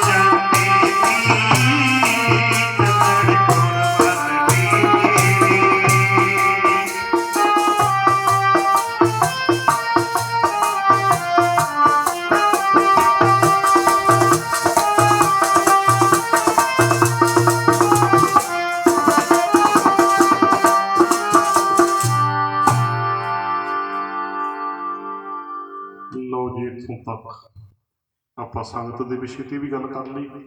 ਸਿੱਖਿਆ ਕੀ ਮਿਲ ਗਈ? ਕੁਸੰਗਤ ਤੋਂ ਬਚਣਾ ਹੈ ਤੇ ਜਿੱਥੋਂ ਤੱਕ ਹੋ ਸਕੇ ਸਤਸੰਗ ਕਰਨਾ ਹੈ। ਚੰਗੀਆਂ ਲਿਖਤਾਂ ਪੜ੍ਹਨੀਆਂ, ਉਹ ਵੀ ਸਤਸੰਗ ਹੀ ਹੁੰਦਾ। ਤੁਸੀਂ ਘਰੇ ਬੈਠ ਕੇ ਉਹ ਨਿੱਜੀ ਰੂਪ 'ਚ ਸਤਸੰਗ ਹੋ ਗਿਆ ਨਾ। ਜਦੋਂ ਗੁਰਬਾਣੀ ਪੜ੍ਹਦੇ ਹਾਂ, ਬਾਣੀ ਦੀ ਪਰਿਵਾਰਕ ਰੂਪ 'ਚ ਇਕੱਠੇ ਹੋ, ਕੋਈ ਵਿਚਾਰ ਕਰੋ, ਸਾਰਾ ਟੱਬਰ ਇਕੱਠੇ ਬਹਿ ਜਾਓ, ਰਿਸ਼ਤੇ ਮਜ਼ਬੂਤ ਹੋ ਜਾਂਦੇ ਆ। ਇਕੱਠੇ ਬੈਠ ਕੇ ਗੱਲਬਾਤ ਕਰੋ। ਪਰ ਅੱਜ ਕੱਲ੍ਹ ਤਾਂ ਗੱਲਬਾਤ ਘੱਟ ਗਈ ਹੈ ਨਾ। ਘੱਟ ਕਾਤੇ ਗਈ? ਧੀ ਅੱਡ ਬੈਠੀ ਉਂਗਲਾਂ ਮਾਰੀ ਜਾਂਦੀਆਂ ਨੇ, ਪੁੱਤ ਪਰਲੇ ਪਾਸੇ ਖੂੰਜੇ 'ਚ ਬੈਠਾ ਜਾਣੀ ਕਰੀ ਜਾਂਦਾ। ਸਮਝੀ ਗਏ ਸਮੇਂ ਮੁਤਾਬਕ ਖਿਆਲ ਰੱਖਿਆ। ਹਾਂਜੀ, ਗੱਲਬਾਤ ਬੰਦ ਹੋ ਗਈ। ਹਾਂਜੀ, ਇਹੀ ਰਹਿ ਗਿਆ ਨਾ। ਅੱਧੀ ਰਾਤ ਨੂੰ ਨਹੀਂ ਸੌਂਦੇ, ਕਮਲੇ ਹੋਏ ਫਿਰਦੇ। ਚੈਟਿੰਗ ਚੱਲਦੀ ਕਹਿੰਦੇ ਰਾਤ ਨੂੰ, ਕਿਹਦੇ ਨਾਲ? ਫਰੈਂਡ ਸਰਕਲ 'ਚ, ਫਰੈਂਡ ਫੇਸਬੁੱਕ ਵਾਲੇ। ਘਰੇ ਸਿੱਧੇ ਮੂੰਹ ਬੋਲਣ ਨੂੰ ਹਟ ਗਏ। ਹਾਂਜੀ, ਸਿੱਧੇ ਮੂੰਹ ਕੋਈ ਜੀ ਨਾ ਬੋਲੇ, ਫੇਸਬੁੱਕ ਤੇ ਫਰੈਂਡ ਬਥੇਰੇ। ਅੱਜ ਦਾ ਸਮਾਂ ਕਿ ਪ੍ਰਚਾਰਕ ਨੂੰ ਅੱਜ ਦੇ ਸਮੇਂ ਤਾਂ ਵੀ ਰਮਜਾਂ ਦੇਣੀਆਂ ਪੈਂਦੀਆਂ। ਹਾਲਤ ਹੋ ਗਈ ਨਾ ਇਹ ਪੈਂਦੀ। ਹਾਂ, ਫੇਸਬੁੱਕ ਤੇ ਫਰੈਂਡ ਬਹੁਤ ਹੈ। ਜਿਹਦੇ ਤੂੰ ਹਸਪਤਾਲ ਦੇ ਬੈੱਡ ਤੇ ਪਿਆ ਹੋਇਆ ਨਾ, ਫੇਸਬੁੱਕ ਵਾਲੇ ਨਿਕਲ ਹੀ ਨਹੀਂ ਆਉਣਾ। ਉਹ ਤਾਂ ਘਰੋਂ ਬੈਠੇ ਉਂਗਲੀਆਂ ਖੜੀਆਂ ਕਰਨ ਵਾਲੇ ਹੁੰਦੇ ਆ, ਉਹਨਾਂ ਨੇ ਪਹੁੰਚਣਾ ਕਿਤੇ। ਹਾਂਜੀ, ਹਾਲਤ ਹੋ ਗਈ। ਸਿੱਧੇ ਮੂੰਹ ਕੋਈ ਜੀ ਨਾ ਬੋਲੇ, ਫੇਸਬੁੱਕ ਤੇ ਫਰੈਂਡ ਬਥੇਰੇ। ਰਿਸ਼ਤੇ ਰੇਂਜੋਂ ਬਾਹਰ ਹੋ ਗਏ ਜਦੋਂ ਦੇ ਇੰਟਰਨੈਟ ਨੇ ਘੇਰੇ। ਰਿਸ਼ਤੇ ਹੁਣ ਰੇਂਜ ਤੋਂ ਬਾਹਰ ਚੱਲ ਰਹੇ ਆ। ਯਾਦ ਰੱਖੀ, ਜਿੱਦੇ ਕੋਈ ਰੱਬ ਨਾ ਕਰੇ ਵਿਪਤਾ ਪੈ ਗਈ ਨਾ, ਭੈਣ ਭਾਈ ਕੰਮ ਆਉਣਗੇ, ਰਿਸ਼ਤੇਦਾਰੀ ਕੰਮ ਆਉਣਗੇ। ਫੇਸਬੁੱਕ ਵਾਲੇ ਤੁਰਦੇ ਆਉਣੇ ਨੇ ਕਿ ਆ ਜਾਣਗੇ, ਆਉਣਗੇ ਨਾ। ਨਕਲੀ ਦੁਨੀਆ, ਉਹ ਨਕਲੀ ਦੁਨੀਆ ਹੈ। ਹਾਂਜੀ, ਸੋ ਚਲੋ ਵਿਸ਼ੇ ਤੇ ਗੱਲ ਲਿਆਵਾਂਗੇ। ਸਮੇਂ ਮੁਤਾਬਕ ਗੱਲ ਚੱਲੀ ਸੀ ਸਤਸੰਗ ਦੀ, ਵੀ ਤਾਂ ਪਰਿਵਾਰਕ ਰੂਪ 'ਚ ਬੈਠ ਕੇ ਵੀ ਸਤਸੰਗ ਕਰ ਲਿਆ ਕਰੋ। ਇਹ ਸਮਾਗਮ ਤਾਂ ਕਦੇ ਕਦੇ ਰੱਖੀ ਜਾਂਦੇ, ਪਰ ਹੁਣ ਇਲਾਕੇ ਦੇ ਮੁਤਾਬਕ ਰੱਖ ਲਿਆ ਸਤਸੰਗ। ਪਿੰਡ ਵਾਲੇ ਆ ਕੇ ਸੰਗਤ ਰਲ ਕੇ, ਘਰ ਵਿੱਚ ਤੁਸੀਂ ਨਿੱਤ ਸਤਸੰਗ ਕਰਨਾ, ਨਿੱਤ ਸੱਚ ਦੀ ਵਿਚਾਰ ਕਰੋ, ਬਾਣੀ ਦੀ ਵਿਚਾਰ ਕਰੋ, ਬੈਠੋ, ਉਹ ਵੀ ਸਤਸੰਗ ਹੀ ਹੈ। ਗੁਰਦੁਆਰਾ ਸਾਹਿਬ ਨਿੱਤ ਕਰੋ। ਆਪਣੇ ਗੁਰਦੁਆਰਾ ਸਾਹਿਬ ਬਣਾਏ ਨਾ ਆਪਾਂ, ਉਹ ਤੁਸੀਂ ਰੋਜ਼ ਇਕੱਠੇ ਹੋ ਕੇ ਆਪਸ ਵਿੱਚ ਨਿੱਤ ਕਰੋ ਡੇਲੀ। ਗੁਰਦੁਆਰਾ ਸਾਹਿਬ ਵੀ ਸਤਿਗੁਰ ਦੀ ਪਾਠਸ਼ਾਲਾ ਹੀ ਹੈ ਨਾ, ਸਤਿਗੁਰੂ ਦਾ ਸਕੂਲ ਕਹਿ ਲਓ। ਲਿਖਿਆ ਬਾਣੀ 'ਚ ਨਾ, ਸਤ ਸੰਗਤ ਸਤਿਗੁਰ ਚਟਸਾਲ ਹੈ, ਜਿਤ ਹਰ ਗੁਣ ਸਿੱਖਾ। ਗੁਰਦੁਆਰਾ ਸਾਹਿਬ ਕੀ ਹੈ, ਬਾਣੀ 'ਚ ਲਿਖਿਆ, ਕਹਿੰਦੇ ਸਤਿਗੁਰ ਦੀ ਪਾਠਸ਼ਾਲਾ। ਸਤਿਗੁਰੂ ਦੀ ਪਾਠਸ਼ਾਲਾ ਹੈ ਜਿੱਥੋਂ ਅਸੀਂ ਸੱਚਾ ਗਿਆਨ ਸਿੱਖਣਾ ਹੈ। ਇੱਦਾਂ ਸਤਸੰਗ ਕਰੋ, ਰਹੋ ਵਿਚਾਰ। ਇੱਥੋਂ ਤੱਕ 3 ਨੁਕਤਿਆਂ ਤੇ ਆਪਾਂ ਗੱਲ ਕਰ ਚੁੱਕੇ ਹਾਂ। ਪਹਿਲਾ ਨੁਕਤਾ ਸੀ ਆਪਣਾ ਸੱਚੇ ਮਨੋਂ ਮੱਥਾ ਟੇਕਣਾ, ਦੂਜਾ ਨੁਕਤਾ ਸੀ ਸੱਚੀ ਸ਼ਰਧਾ ਹੋਣੀ ਚਾਹੀਦੀ ਹੈ, ਤੀਜਾ ਨੁਕਤਾ ਹੋ ਗਿਆ ਸੱਚੀ ਸੰਗਤ ਹੋਣੀ ਚਾਹੀਦੀ ਹੈ। 3 ਨੁਕਤੇ ਆਪਾਂ ਵਿਚਾਰ ਲਏ। ਮੁੱਢਲੀਆਂ ਗੱਲਾਂ ਆਓ, ਜੋ ਸ਼ਬਦ ਦੀ ਆਪਾਂ ਜੋ ਸ਼ਬਦ ਗੈਣ ਕੀਤਾ ਸ਼ੁਰੂ ਵਿੱਚ ਵਿਚਾਰ ਕਰੀਏ। ਹੁਣ ਸ਼ਬਦ ਆਪਾਂ ਸ਼ੁਰੂ 'ਚ ਗੈਣ ਕੀਤਾ ਸੀ ਭੈਰੋ ਰਾਗ ਦੇ ਵਿੱਚੋਂ ਕਬੀਰ ਸਾਹਿਬ ਦਾ ਸ਼ਬਦ। ਇੱਕ ਵਾਰੀ ਮੈਂ ਪਾਠ ਹੋਰ ਕਰ ਦਿੰਦਾ ਹਾਂ, ਜਿਹੜੀਆਂ ਸੰਗਤਾਂ ਲੇਟ ਆਈਆਂ ਉਹਨਾਂ ਨੂੰ ਸ਼ਬਦ ਸੁਣ ਜਾਣਾ। ਅਸੀਂ ਗਾ ਤਾਂ ਪਹਿਲਾਂ ਚੁੱਕੇ ਹਾਂ ਤੇ ਫਿਰ ਆਪਾਂ ਵਿਚਾਰ ਸ਼ੁਰੂ ਕਰਦੇ ਹਾਂ।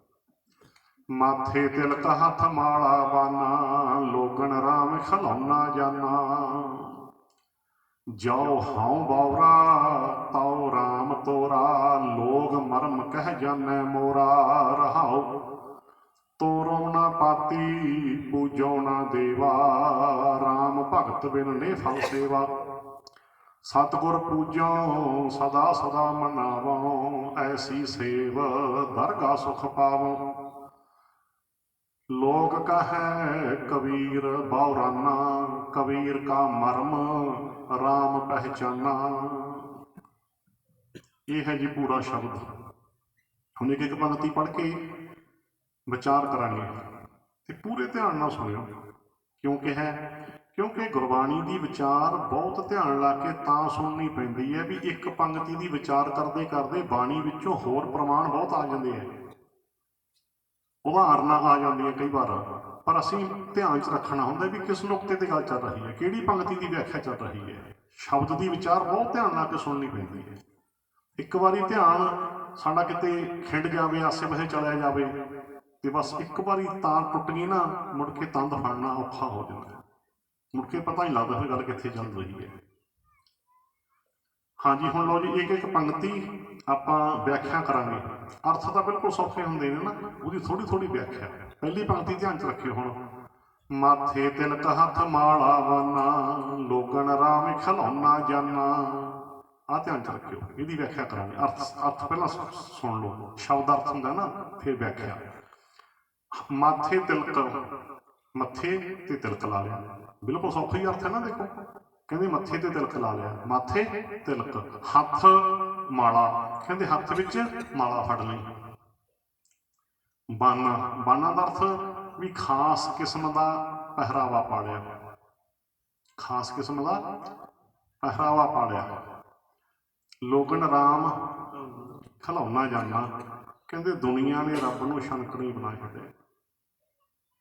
ਖਲਾਉਣਾ ਕਹਿ ਲਓ, ਛਣਕਣਾ ਕਹਿ ਲਓ, ਖੇਡ ਕਹਿ ਲਓ, ਖਲਾਉਣਾ ਵੀ ਦੁਨੀਆ ਨੇ ਰੱਬ ਨੂੰ ਵੀ ਖੇਡ ਹੀ ਬਣਾ ਛੱਡਿਆ। ਭਾਵ ਧਾਰਮਿਕ ਖੇਡ ਬਣ ਗਿਆ, ਖੇਡ ਕਹਿ ਲਓ, ਮਖੌਲ। ਖਲਾਉਣਾ ਕਹਿ ਲਓ, ਮਖੌਲ ਵੀ ਦੁਨੀਆ ਨੇ ਮਖੌਲ ਹੀ ਸਮਝ ਛੱਡਿਆ। ਬਸ ਵੀ ਤਿਲਕ ਲਾ ਲਓ, ਹੱਥ 'ਚ ਮਾਲਾ ਫੜ ਲਓ, ਖਾਸ ਕਿਸਮ ਦਾ ਪਹਿਰਾਵਾ ਪਾ ਲਓ ਤੇ ਰੱਬ ਤਿਲਕ ਤੇ ਮਾਲਾ ਤੇ ਕੱਪੜਿਆਂ ਨੂੰ ਦੇਖ ਕੇ ਖੁਸ਼ ਹੋ ਜਾਊਗਾ। ਕਹਿੰਦੇ ਦੁਨੀਆ ਨੇ ਮਖੌਲ ਹੀ ਸਮਝ ਛੱਡਿਆ, ਮਖੌਲੀ ਬਣ ਗਿਆ, ਖੇਡੀ ਬਣਾ ਛੱਡੀ ਹੈ। ਲੋਗਣ ਰਾਮ ਖਲਾਉਣਾ ਜਾਨਾ, ਦੁਨੀਆ ਨੇ ਛਣਕਣੀ ਬਣਾ ਛੱਡਿਆ, ਧਰਮ ਨੂੰ ਦੁਨੀਆ ਨੇ ਖੇਡੀ ਬਣਾ ਛੱਡਿਆ। ਇੰਨੀ ਗੱਲ ਸਮਝ ਵਿੱਚ ਆ ਗਈ। ਲਓ ਜੀ, ਹੁਣ ਥੋੜ੍ਹੀ ਜਿਹੀ ਵਿਆਖਿਆ ਕਰਦੇ ਹਾਂ। ਮਾਥੇ ਤਿਲਕ, ਮੱਥੇ ਤੇ ਤਿਲਕ ਲਾ ਲਿਆ, ਇਹ ਤਾਂ ਕੱਟਤਾ, ਪਰ ਹੁਣ ਅਸਲੀ ਤਿਲਕ ਵੀ ਹੁੰਦਾ, ਉਹ ਦੱਸ ਦੇਵਾਂ। ਸ਼ਬਦ ਤੋਂ ਬਾਹਰ ਜਾ ਕੇ ਵੀ ਕੁਝ ਗੱਲਾਂ ਸਮਝਣੀਆਂ ਪੈਂਦੀਆਂ ਨਾ। ਇੱਕ ਹੈ ਅਸਲੀ ਤਿਲਕ, ਉਹ ਕੋਈ ਲਾਉਂਦਾ ਵੱਡੇ ਭਾਗਾਂ ਨਾਲ। ਇਹ ਬਾਹਰੀ ਤਿਲਕ ਤਾਂ ਲਾਉਣਾ ਬਹੁਤ ਸੌਖਾ ਹੈ, ਪ੍ਰਮਾਣ ਹੋਰ ਲੈ ਲਓ। ਬਾਹਰੀ ਤਿਲਕ ਲਾ, ਬੜੇ ਚੰਦਨ ਘਸਾ ਕੇ ਟਿੱਕੇ ਲਾ ਲੈਂਦੇ ਆ, ਬੜਾ ਮੁਸ਼ਕਲ ਹੋ ਜਾਂਦਾ।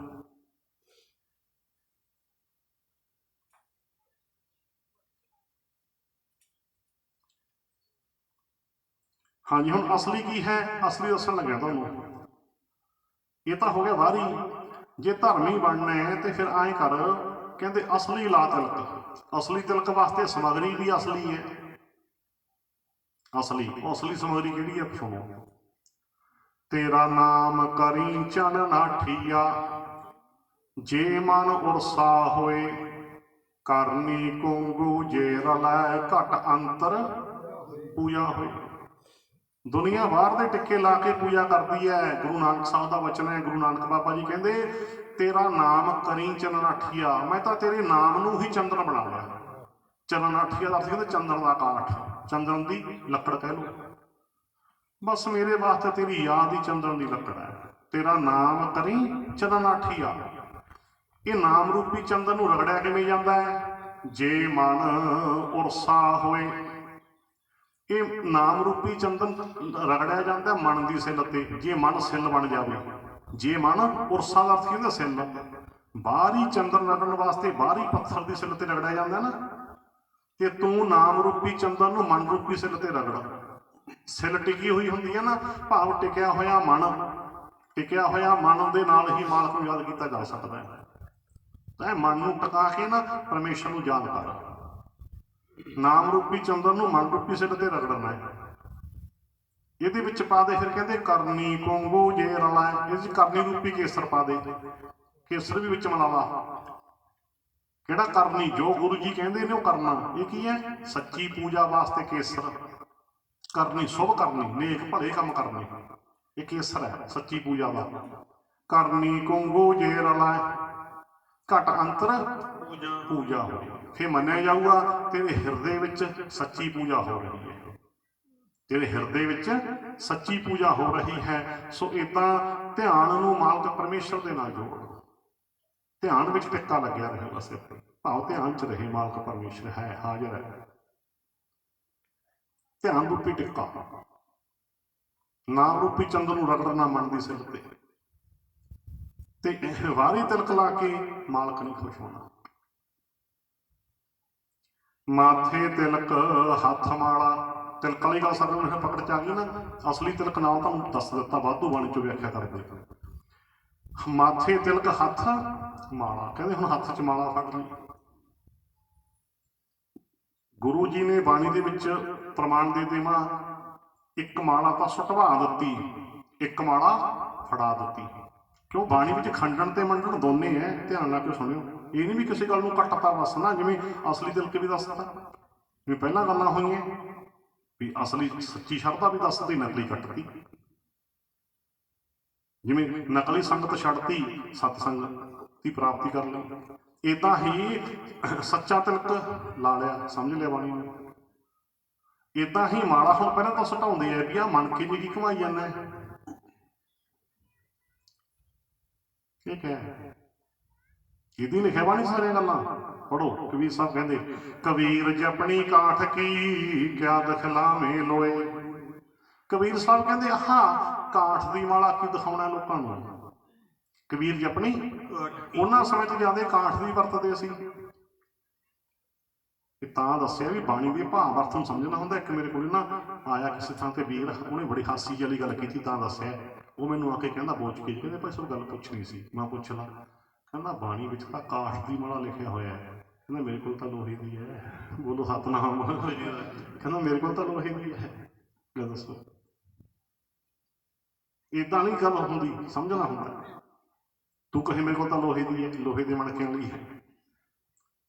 ਚਲੋ ਵੀ ਕੀ ਕਰਦਾ ਇਹ ਗੁਰਬਾਣੀ ਦਾ ਗਿਆਨ ਹੈ। ਕਈਆਂ ਨੂੰ ਹੋ ਸਕਦਾ ਅਜੀਬ ਲੱਗੇ, ਕਿਉਂਕਿ ਗੁਰਬਾਣੀ ਦੀ ਕਥਾ ਬਹੁਤ ਘੱਟ ਹੁੰਦੀ ਹੈ ਗੁਰਦੁਆਰਿਆਂ 'ਚੋਂ। ਹੋਰ ਤਾਂ ਪਤਾ ਨਹੀਂ ਕਰੀ ਜਾਂਦੇ ਕਥਾ। ਕਬੀਰ ਸਾਹਿਬ ਕਹਿੰਦੇ ਕਬੀਰ ਜਪਣੀ ਕਾਠ ਕੀ ਕਿਆ ਦਿਖਲਾਵੇਂ ਲੋਏ। ਆ ਕਾਠ ਦੀ ਮਾਲਾ ਲੋਕਾਂ ਨੂੰ ਕੀ ਦਿਖਾਉਣਾ ਹੈ? ਹਿਰਦਾ ਰਾਮ ਨਾ ਚੇਤਨੀਏ ਜਪਣੀ ਕਿਆ ਹੋ। ਤੇਰੇ ਹਿਰਦੇ ਵਿੱਚ ਸਰਬ ਵਿਆਪਕ ਦਾ ਚਿੰਤਨ ਨਹੀਂ ਤੇ ਮਾਲਾ ਦਾ ਮਣਕਾ ਘੁਮਾ ਕੇ ਕਿਆ ਹੋ ਜਾਣਾ। ਇਹ ਜਪਣੀ ਕਿਆ ਹੋਏ। ਇਹਦੀ ਲਿਖਿਆ ਨਾ ਵੀ ਮਾਲਾ ਦਾ ਮਣਕਾ ਘੁਮਾ ਕੇ ਕਿਆ ਹੋ ਜਾਣਾ। ਕਿਆ ਹੋ ਜਾਣਾ, ਕੀ ਕਰੀ ਜਾਣਾ ਤੂੰ? ਇਹ ਹੋਰ ਪ੍ਰਮਾਣ ਲੈ ਲਓ। ਕਿਤੇ ਗੁਰੂ ਨਾਨਕ ਬਾਬਾ ਜੀ ਕਹਿੰਦੇ ਗਲ ਵਿੱਚ ਮਾਲਾ ਪਾਉਣੀ, ਤਿਲਕ ਲਾਉਣਾ, ਇਹ ਕੋਈ ਧਰਮ ਦੇ ਕੰਮ ਨਹੀਂ, ਫੋਕਟ ਕਰਨਾ ਹੈ। ਗੁਰੂ ਨਾਨਕ ਬਾਬਾ ਜੀ ਕਹਿੰਦੇ ਗਲ ਮਾਲਾ, ਗਲ ਮਾਲਾ ਤਿਲਕ ਲਲਾਟੰ ਦੋਇ ਧੋਤੀ ਵਸਤਰ ਕਪਾਟੰ ਜੇ ਜਾਨ ਜੋ ਜਾਨਸ ਬ੍ਰਹਮੰ ਕਰਮੰ ਸਾ ਫੋਕਟ ਨਿਸ਼ਚੋ ਕਰਮੰ। ਕੀ ਕਹਿੰਦੇ ਨੇ ਆਪਣੇ ਬਾਬਾ ਜੀ? ਕਹਿੰਦੇ ਗਲ ਮਾਲਾ, ਗਲ ਚ ਮਾਲਾ ਪਾ ਲਈ, ਤਿਲਕ ਲਲਾਟੰ, ਲਲਾਟ ਦੇ ਉੱਤੇ ਮੱਥੇ ਤੇ ਤਿਲਕ ਲਾ ਲਿਆ। ਗਲ ਮਾਲਾ ਤਿਲਕ ਲਲਾਟੰ ਜੋ ਧੋਤੀ ਵਸਤਰ ਕਪਾਟੰ ਜੋ ਜਾਣਸ ਬ੍ਰਹਮੰ ਕਰਮ, ਕਹਿੰਦੇ ਜੋ ਇਹਨਾਂ ਨੂੰ ਬ੍ਰਹਮ ਕਰਮ ਜਾਣਦਾ ਹੈ, ਵੀ ਧਰਮ ਦੇ ਕੰਮ ਨੇ ਇਹ। ਜੋ ਜਾਣਸ ਬ੍ਰਹਮੰ ਕਰਮ ਸਭ ਫੋਕਟ, ਕਹਿੰਦੇ ਸਭ ਫੋਕਟ ਹੈ, ਧਰਮ ਦੇ ਕੰਮ ਨਹੀਂ ਕੋਈ। ਸਭ ਫੋਕਟ ਨਿਸ਼ਚੋ ਕਰਮ, ਨਿਸ਼ਚੋ ਦਾ ਭਾਵ ਪੱਕਾ, ਨਿਸ਼ਚਾ ਪੱਕਾ ਕਰਕੇ ਜਾਣ ਲਓ, ਇਹ ਫੋਕਟ ਕਰਨਾ ਹੈ। ਪਰ ਆਪਣੇ ਨਾਲ ਤਾਂ ਧੋਖਾ ਹੀ ਵੱਡਾ ਹੋ ਗਿਆ। ਕੀ ਗੁਰੂ ਬਾਬਾ ਜੀ ਕਹਿੰਦੇ ਗਲ ਚ ਮਾਲਾ ਪਾਉਣੀ ਫੋਕਟ ਕਰਨਾ ਹੈ, ਇੱਥੇ ਫੋਟੋਆਂ ਇਹੋ ਜਿਹੀਆਂ ਬਣਾਤੀਆਂ ਗੁਰੂ ਬਾਬਾ ਜੀ ਦੇ ਗਲ ਚ ਮਾਲਾ ਪਾਤੀਆਂ। ਹਾਏ ਹਾਏ ਹਾਏ, ਇਹ ਮਾਲਾ ਕੌਣ ਪਾ ਗਿਆ? ਕੱਲੀਆਂ ਗਲ ਚ ਨਹੀਂ ਪਾਈਆਂ, ਦਸਤਾਰ ਦੇ ਉੱਤੇ ਵੀ ਲਾ ਦਿੱਤੀਆਂ ਨਾ, ਦਸਤਾਰ ਤੇ ਹੱਥਾਂ 'ਚ ਵੀ ਮਾਲਾ ਲਮਕਾ ਦਿੱਤੀਆਂ। ਗੁਰਬਾਣੀ ਤਾਂ ਕਹਿੰਦੀ ਹੈ ਨਾ, ਇਹ ਤਾਂ ਖੰਡਨ ਕਰਦੀ ਹੈ ਬਾਣੀ ਤਾਂ ਮਾਲਾ ਦਾ। ਇਹ ਕਿਹਨੇ ਬਣਾਤੀਆਂ ਫੋਟੋਆਂ? ਅਸੀਂ ਚੁੱਕ ਲਈਆਂ। ਚਲੋ ਹੁਣ ਸਮਝ ਆ ਗਈ ਗੁਰੂ ਸਾਹਿਬ ਕੀ ਕਹਿ ਰਹੇ ਬਾਣੀ 'ਚ, ਇਹਦਾ ਖੰਡਨ ਕਰਤਾ, ਇਹ ਖੰਡਨ ਹੈ। ਹੁਣ ਮੰਨਣ ਕਰਾਂ ਸੁਟਾਤੀ ਹੱਥੋਂ ਤਾਂ ਵੀ ਕੀ ਮੰਨ ਕੇ ਕਮਾਈ ਜਾਂਦਾ ਹੈ। ਹੁਣ ਅਸਲੀ ਫੜਾਤੀ ਲਓ, ਹੁਣ ਪਹਿਲਾਂ ਵੀ ਸੁੱਟ ਦਿਓ, ਜੇ ਕੁਛ ਕੋਲੇ ਹੈ ਆਹ ਲੈ ਲਓ। ਮਾਲਾ ਲਾਜ਼ਮੀ ਫੇਰਨੀ ਹੈ ਦੋਨੇ ਹੱਥਾਂ ਨਾਲ, ਲਾਜ਼ਮੀ ਫੇਰਨੀ ਹੈ, ਦੋਵੇਂ ਹੱਥਾਂ ਨਾਲ ਫੇਰਨੀ ਹੈ। ਕਿਵੇਂ ਫੇਰਨੀ ਹੈ? ਗੁਰੂ ਨੂੰ ਪੁੱਛ ਕੇ ਦੱਸਦਾ ਹੈ। ਗੁਰੂ ਜੀ ਕਹਿੰਦੇ ਸੁਕ੍ਰਿਤ ਕਰਨੀ, ਸੁਕ੍ਰਿਤ ਕਰਨੀ ਸਾਰ ਜਪ ਮਾਲੀ। ਅਰਥ ਸੁਣੋ, ਸੁਕ੍ਰਿਤ ਦਾ ਅਰਥ ਕੀ ਹੁੰਦਾ ਹੈ? ਨੇਕ ਕੰਮ ਕਰਨੇ। ਸੁਕ੍ਰਿਤ ਕਰਨੀ ਦਾ ਭਾਵ ਨੇਕ ਕੰਮ ਕਰਨੇ, ਚੰਗੇ ਕੰਮ ਕਰਨੇ। ਸਾਰ ਦਾ ਅਰਥ ਕੀ ਹੁੰਦਾ ਹੈ? ਸ੍ਰੇਸ਼ਟ, ਸਭ ਤੋਂ ਵਧੀਆ, ਦੀ ਬੈਸਟ। ਸਾਰ ਦਾ ਭਾਵ ਸਮਝ ਕੇ ਸਾਰੇ, ਸਾਰਿਆਂ ਤੋਂ ਵਧੀਆ। ਜਪ ਮਾਲੀ ਦਾ ਅਰਥ ਕੀ ਹੁੰਦਾ ਹੈ? ਮਾਲਾ, ਮਾਲਾ। ਪੂਰਾ ਅਰਥ ਕੀ ਬਣ ਗਿਆ ਪੂਰੀ ਪੰਗਤੀ ਦਾ? ਇਹਨਾਂ ਹੱਥਾਂ ਨਾਲ ਨੇਕ ਕੰਮ ਕਰਨੇ, ਸਾਰਿਆਂ ਤੋਂ ਵਧੀਆ ਮਾਲਾ ਫੇਰਨੀ ਹੈ। ਭਾਵ ਕਿ ਚੰਗੇ ਕੰਮ ਕਰਿਆ ਕਰੋ ਹੱਥਾਂ ਨਾਲ, ਇਹੀ ਮਾਲਾ ਜਿਹੜੀ ਰੱਬ ਨੂੰ ਚੰਗੀ ਲੱਗਦੀ ਹੈ, ਵੀ ਵਧੀਆ ਕੰਮ ਕਰਦਾ ਵੀ। ਬੋਲੋ ਸਤਿਨਾਮ। ਇਹਨਾਂ ਹੱਥਾਂ ਨਾਲ ਚੰਗੇ ਕੰਮ ਕਰਨੇ ਕੀ ਹੈ? ਸੱਚੀ ਮਾਲਾ। ਨੇਕ ਕੰਮ ਕਰੋ ਇਹਨਾਂ ਹੱਥਾਂ ਨਾਲ, ਬਸ ਇਹੀ ਮਾਲਾ। ਬਾਣੀ ਦੇ ਫੈਸਲੇ ਹੈ ਵੀ ਹਾਂ ਮਨ ਕੇ ਜੀ ਕੀ ਕਮਾਈ ਜਾਂਦਾ ਹੱਥਾਂ ਨਾਲ। ਕੰਮ ਚੰਗੇ ਕਰ, ਵੀ ਜੇ ਲਿਖਣ ਜਾਣਦਾ ਇਹੋ ਜਿਹੀ ਲਿਖਤ ਲਿਖ, ਵਧੀਆ ਵਧੀਆ ਕੋਈ ਸੱਚ ਲਿਖ, ਜਿਹਨੂੰ ਪੜ੍ਹ ਕੇ ਕਿਸੇ ਦੀ ਜ਼ਿੰਦਗੀ ਬਣ ਜਾਏ। ਇਹਨਾਂ ਹੱਥਾਂ ਨਾਲ ਕਦੇ ਬੁਰਾ ਨਾ ਲਿਖੀ।